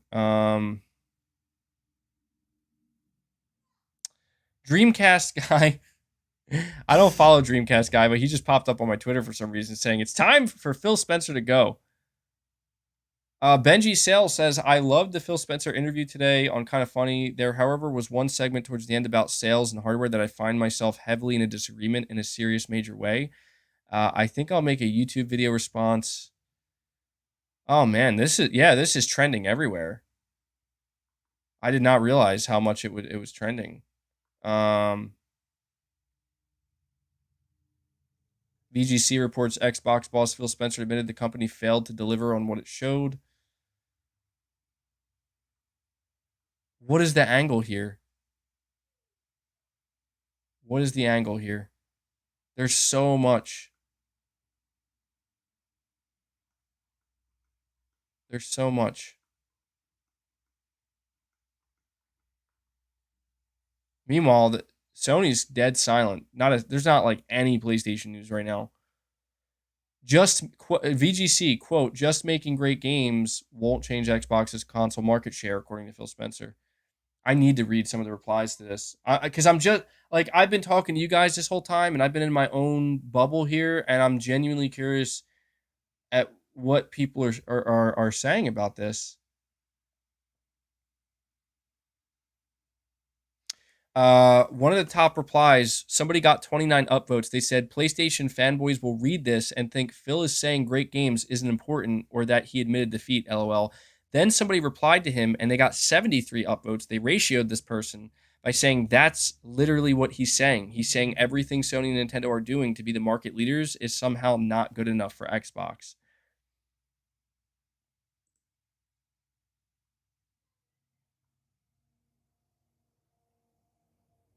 I'll tell you what, man, you're not seeing many Xbox fanboys out here. If Xbox wants to be on top, they need to make Sony-like games. That's another highly upvoted comment. Okay, so the most upvoted comment that I've seen so far with 114 is, damn, pretty much admitting defeat, saying that you will never catch up to your rival is a major blow. Oh, what the fuck, dude? How did this... Is it, guys, is it just me? Or does it seem like some fucking how, some way, they made it worse. Like, they made it, like, this has been the worst couple of weeks for Xbox I've literally ever seen. And they somehow made it worse. What I need to know, because I'm going to lose my mind. What the fuck is... What is the angle? What is the end game? There is a play right now, and I don't know what is the purpose. This is insanity. What is happening, man? Even I am truly at a loss right now. These are I would have never suspected today. I knew there was going to be a Phil interview, and I got to be honest, last night, because I learned about it last night, that's why I knew I'm going to have a stream ready at like 9:30 a.m. for me, which is a really early stream, because I know like something is, I knew, I'm like, something is off here. Phil Spencer doesn't just walk out, after something like this to be utterly obliterated. Something is off, and I don't know, man. Like I'm almost afraid. I have to admit, like this feels like bait, dude. It does. It feels like fucking bait. Cause it's almost like it reminds to me. This is like, is this the ending of the Matrix 3? Spoilers for the ending of the Matrix 3, but it's like, it's the final showdown between Neo and Agent Smith, and Agent Smith has replicated himself in the entire Matrix, and there's no way Neo can win this, and they're fighting, and by the end of it, Neo just stops. He just says, I'm not fighting you anymore. I give up. And then Agent Smith is like, wait, hold on. Wait, no. Something's wrong here. Like, Agent Smith picked up on it. He's like, something is fucking wrong here. You're not supposed to give up. And he like, he turns him into him. And it that's how it like breaks the whole system. And I'm just like, is this that moment? Ironically, the worst Matrix. Mr. Anderson. Dude, I fucking love the Matrix movies. I mean, obviously the first two, or the second two weren't as good. But that's what this is reminding me of, because I'm just like, this feels like bait. Because to me, I'm like, I don't know. Like, I feel like I'm supposed to kind of be like, not celebrating, but be like, yeah, 4 was, we don't talk about the newer Matrix movie. That never happened. That was a dream. That was a fever dream. Jesus. Thank you for reminding me.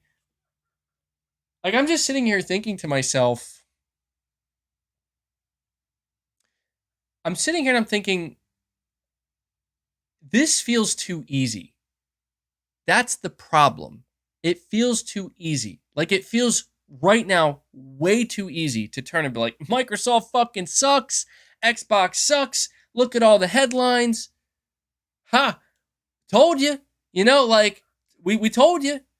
It's over, baby. Like, and right, this is like, this dunk is it's so easy on the Xbox fan base at this point that, dude, I can't even dunk on the Xbox fan base because they're out here literally in agreement at this point. So I'm over here left like, what? Like, is it? I don't get it. I really don't get it. Phil is pulling a Kojima on us, dude. So I don't know, man. They're sus, dude. Phil Spencer's sus as hell right now. Yeah, we're gonna find out Phil Spencer in the coming weeks. Like, it's like Phil Spencer has one more show with the upcoming Xbox showcase. He comes out, he gives his speech. It's like the worst fucking showcase ever. It's just like a bad showcase, and there's even more negative headlines for Xbox. He announced that he departs Microsoft, fucking gets hired by like Sony. That would be like just I mean, it sounds wild. It sounds like whoa, what? That's crazy. I mean, dude, look at where we are right now. Look at where the fuck we are. Anything is possible. Anything is possible, bro. We don't want them. Yeah, I don't know that I would want. I genuinely wonder if Sony would hire Phil Spencer. That's a great question. Like, would Jim Ryan, like, assuming Phil Spencer certainly would not take Jim Ryan's spot, I don't think he would. He certainly wouldn't take Herman Hulst's spot. If Phil were to leave and get hired by Sony, he would be somewhere lower in the rung. And I wonder, like, would they be like, yeah, welcome aboard, Phil? They'd be like, yo, stay the hell away. Are you kidding? It's just funny to think about, dude. He'd be a disaster working in Japanese culture. Oh man. Well, he could be a janitor. It's rough. I mean, like that's the thing. That's why I feel like something just feels wrong here, man. Like I got my boy Josh Z coming in, yo, with the super chat. I am worried about Phil Spencer's mental health right now. That's how you know something's wrong here, bro. I'm getting a super chat on my channel with somebody saying like I'm worried about his mental health. There's something wrong here. Something isn't quite right. Something's rubbing me the wrong way. And I don't know. Phil Spencer behind the scenes, maybe he's laughing, dude. Maybe he's like, yo, they're taking the bait. They're falling for it. Great job on that interview, Phil. You really killed it. Good acting. I don't know. I don't quite know. RE46 N2 Radio saying, how would Xbox react to Phil going to Sony? I don't know, man. I feel like Xbox's reaction would be like, this means we can have Jim Ryan, right? Can we have Jim Ryan? Please. Man.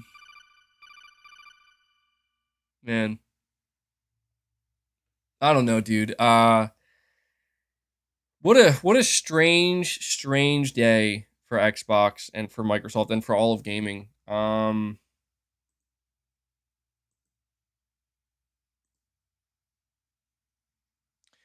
You know what? So I want to say this too. I would love to know what Sony is thinking right now. This would be a really, to me, it would be great. What the hell?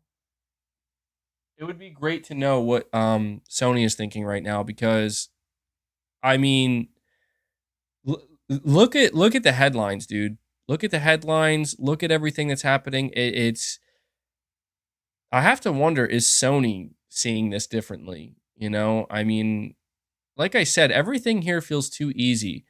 Microsoft is underselling their showcase. Phil Spencer's depressed and upset and sorry. They're talking about how they can't out-console Sony. Meanwhile, we've been getting rumors that Sony is going to be doing a big showcase by the end of this month, and it's like, I don't know, if you're Sony, do you think like, hold on a second, this is they're lobbing this ball up, you know, in the air. This is too easy. This is like they're making this too easy, like way too easy. I don't know. It's conspiratorial. It's all a lie. It's all a lie. Well, I don't know, guys. I guess at this point, I got to leave it to you to let me know. Guys, let me see. Head over here one more time. I don't know. At this point, I don't know if I'm going to make a video today because this stream is like going, it's like longer than a podcast. I was considering renaming my podcast. I don't know. I feel like the podcast, is it what? It's not like I do a podcast almost every day at this point, you know? So I don't know. I'm not entirely sure.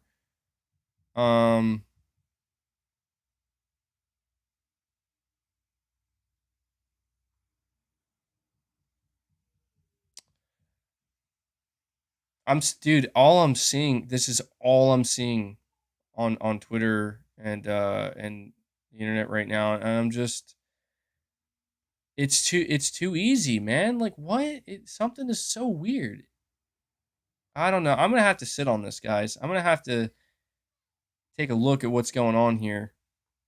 But yeah, this is where we are now. Oh man, I might still make a video on this later because this is pretty big. It's a pretty big deal. You know what? I gotta say, I'm also curious to know how Xbox fans. I mean, you know, you guys can tell me. I don't know if there's any Xbox fans here right now in the chat, but I'm like genuinely curious to know how like the hardcore, you know, enthusiast kind of fanboyish fan, how are they feeling about this? How are they feeling about this? I have to imagine they're not feeling good.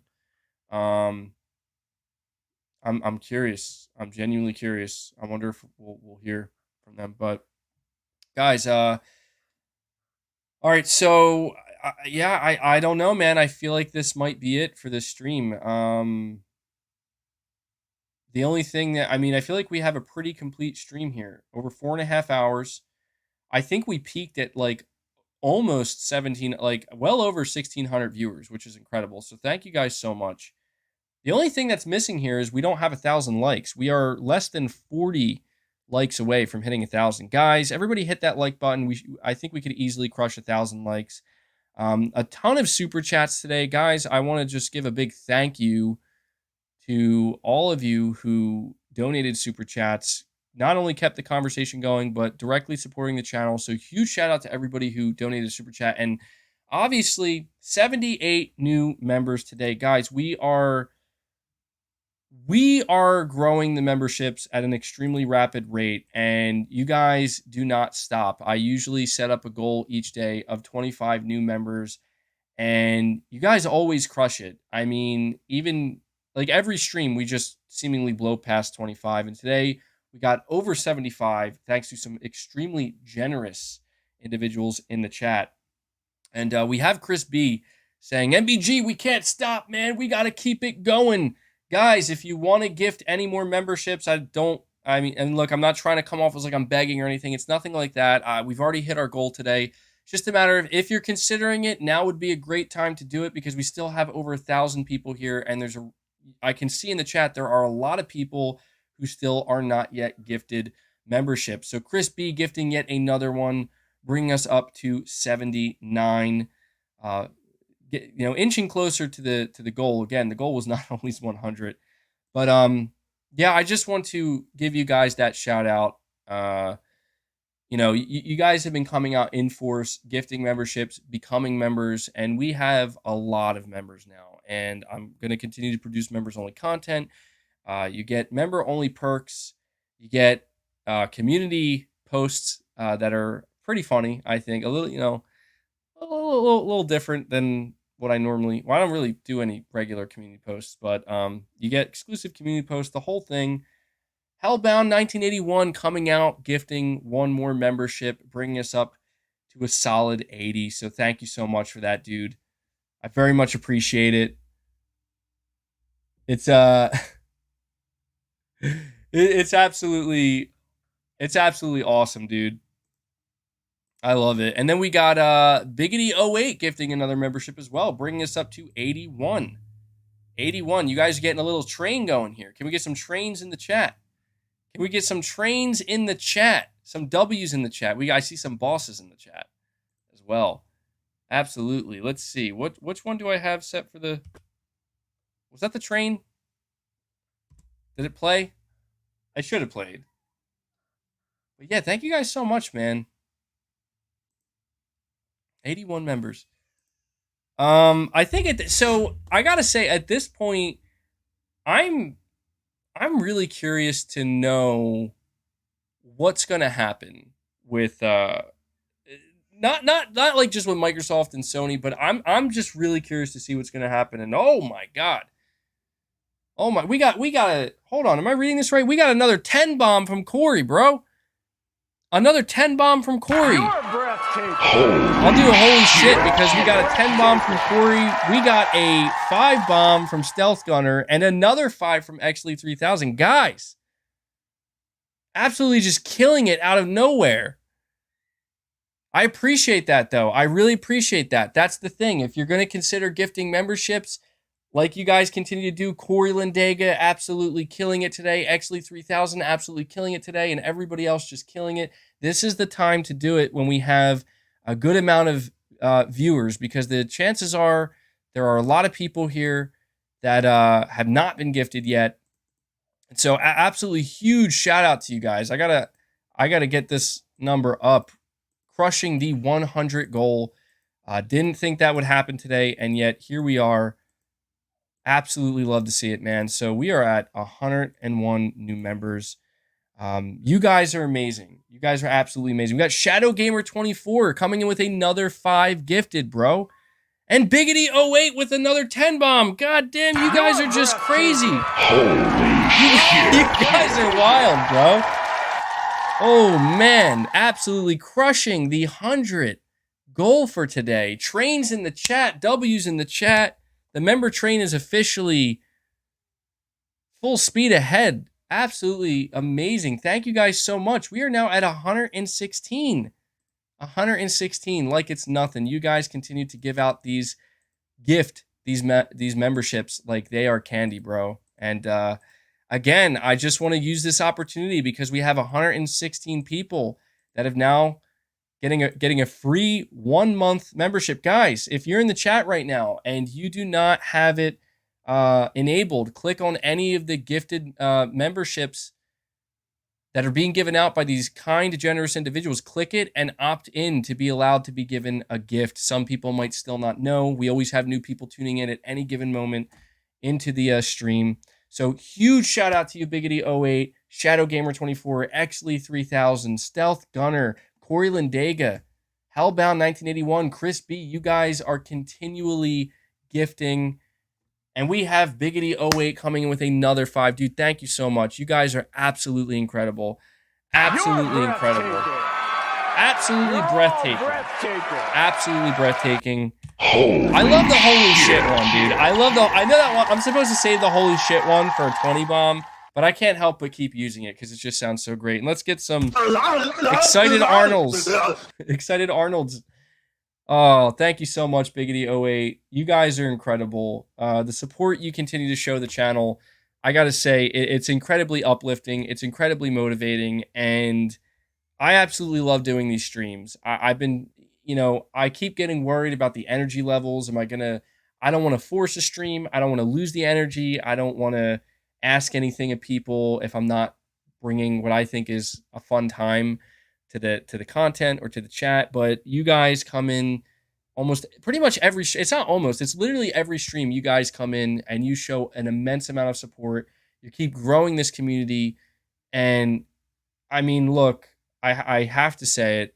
I will say it because it's absolutely true. I literally couldn't do this if it wasn't for you. If it wasn't for the gifted memberships, if it wasn't for the super chats, I could not do this. I could not do these streams. I cannot do any of it. So I really sincerely have to thank you. You guys are actually inspiring at this point. So let me see here. I got a couple more super chats as well. We got Foberdud, you're saying Kojima's horror game will be Phil Spencer admitting defeat for no apparent reason, and the player character will be MBG trying to figure out his plan. Yeah, dude, that's the Kojima game. The Kojima game is just Xbox coming out, admitting defeat. Phil Spencer admitting defeat, and MBG is going to be the main character. Yeah, imagine MBG as a main character in a Kojima game. That would be I was in on it the whole time, guys. This is everything. All of this was just secretly a big marketing ploy against, or not against, but for Kojima's next game. Blue Box is in on it too. I don't know. Crazy shit, dude. Mark Tech, you're saying to Phil's point about digital libraries, I myself bought a Series S at the beginning of this gen despite being a PS4 player. After playing a dozen games, I sold it because nothing appealed to me. What is Yo. But no. Okay, boss, come on, man. Boss is trying to end this stream. He's like, Dad, you're gonna hit the 5-hour mark. You said you wouldn't do it, Dad. He's over here trying to bite my cords, bro. He's chewing my cords. Bad cat. Hey, boss, I said I was gonna get you a new cat tree, soon, so I could bring you behind here. Okay, don't start acting out like that. But yeah, it's true. We are almost at the 5-hour mark. But Mark Tech, you're saying, yeah, to Phil's point about digital libraries, I myself bought a Series S at the beginning of this gen, despite having a PS4 or being a PS4 player. After playing a dozen games, I sold it because nothing appealed to me. You see, that's what I'm saying, man. Like, Microsoft is giving you a cheaper console as well. Like, they have done a good job finding ways to be the secondary console you buy, or supplementary console, or even a third console you might buy. And that's the problem, man, is the complaint isn't about the hardware. It's kind of about the console because they're not taking full advantage of it, but it's like, dude, you need good games, man. Like, that's it. We can only say it so many more times. And Foberdud, I hope I'm saying your name correctly. Thank you for becoming a member, man. I really appreciate that. I really, really appreciate that. I want to give a special shout out to all of my members who are going out of their way to actively be members that support me month over month, because that's the thing. These gifted memberships are incredible, and you're handing them out to people, and that will continue. But for somebody to go above and beyond and say, I want to be a member to your channel, MBG, and I want to support you month over month, I very much appreciate that. And that's the thing. Anybody who is gifting channel memberships, you're not just saying you're going to support me month over month, but you're saying you want to try to get other people to support me month over month. That's an incredible thing. So really, thank you guys. You guys are absolutely just the kindest, most generous audience, honestly, that I could have ever asked for. And I think we have an amazing community here. Believe me, it is easy for me to clearly get to the 5-hour mark with a stream when I have this type of support, and when we have a community here that's this engaged, man, and this fun. So thank you so much. And Mark Tech, I appreciate that super chat, man. You are actual proof that Phil Spencer, what he said was wrong, incorrect. The Furious, you're saying Cerny and Phil are in an arm wrestling tournament finale. What do each of them say to each other before activating their ultimate attacks?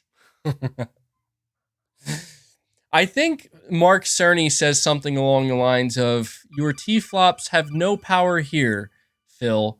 I think that's what Mark says. And I think Phil turns to Mark Cerny and he says, joke's on you, Mr. Cerny. I've already lost. That shit's funny, bro. I'm making myself laugh with that. That's great. I love that. I love that. And let me bump this up here just to show you guys how far we made it today. We made it to 122 members. Absolutely colossal, dude. Thank you guys so much. I would have never thought that that's where we would get to today. You guys are amazing. I got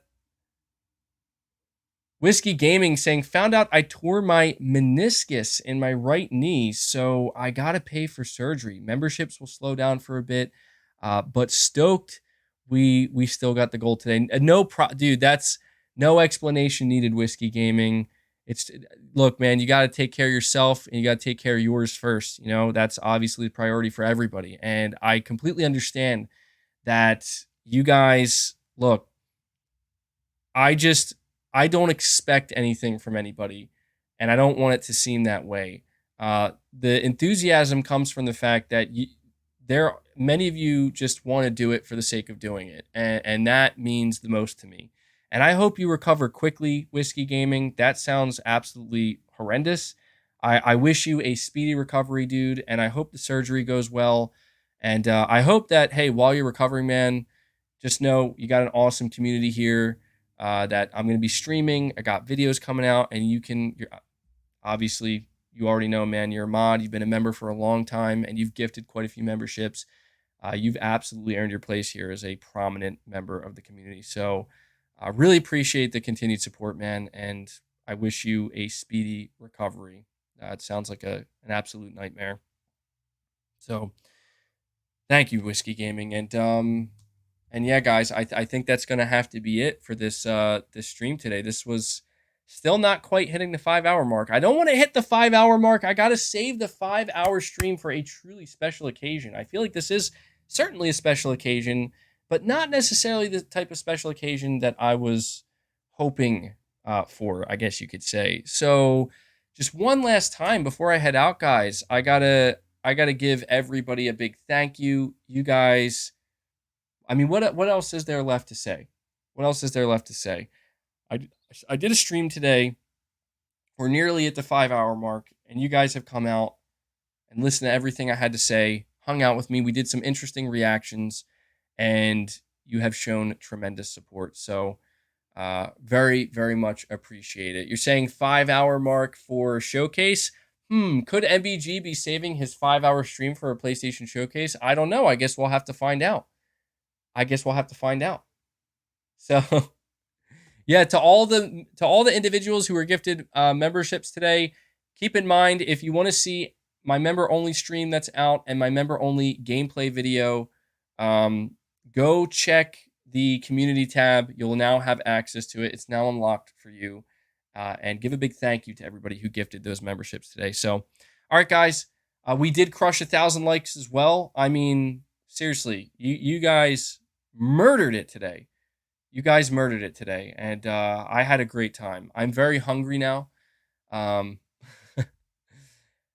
don't want to make any promises on videos. Like, that's the thing, man, is I want to make a video, but I am like, I don't want to burn myself out. So if I don't get a video out today, hopefully we'll be able to do one tomorrow. But I got to make a video on this situation, dude, at some point. Like, I have to, right? We have to. All right, guys, let me give you a couple more, just a couple more sound bites. I feel like Phil Spencer today was, which one is it? I'm trying to find there's one more I wanted to play. Which one just played? Guys, did the You Get Nothing play? Did that play for you guys? It didn't play back in my earpiece. Hopefully it did play, and if it did, that to me right now, that's basically Phil to the fan base. That's basically Phil to the fan base. All right, it did play. Good. And what else do I got here? I don't know anymore, man. All right, I'm going too long. I'm about to hit the 5-hour mark. Guys, thank you so much. I'm hoping I will be able to have another stream tomorrow. Just keep your eyes peeled. This community, you guys did it. 122 new members, absolutely on fire. I love you guys, and I cannot wait to see what the rest of this, dude. We're only 4 days into May, and shit is absolutely wild. So I can only imagine what the remainder of this month, and specifically June as well, I can only imagine what it's going to be like. So, all right, guys, that's it. I will catch you all in the next one. Until then,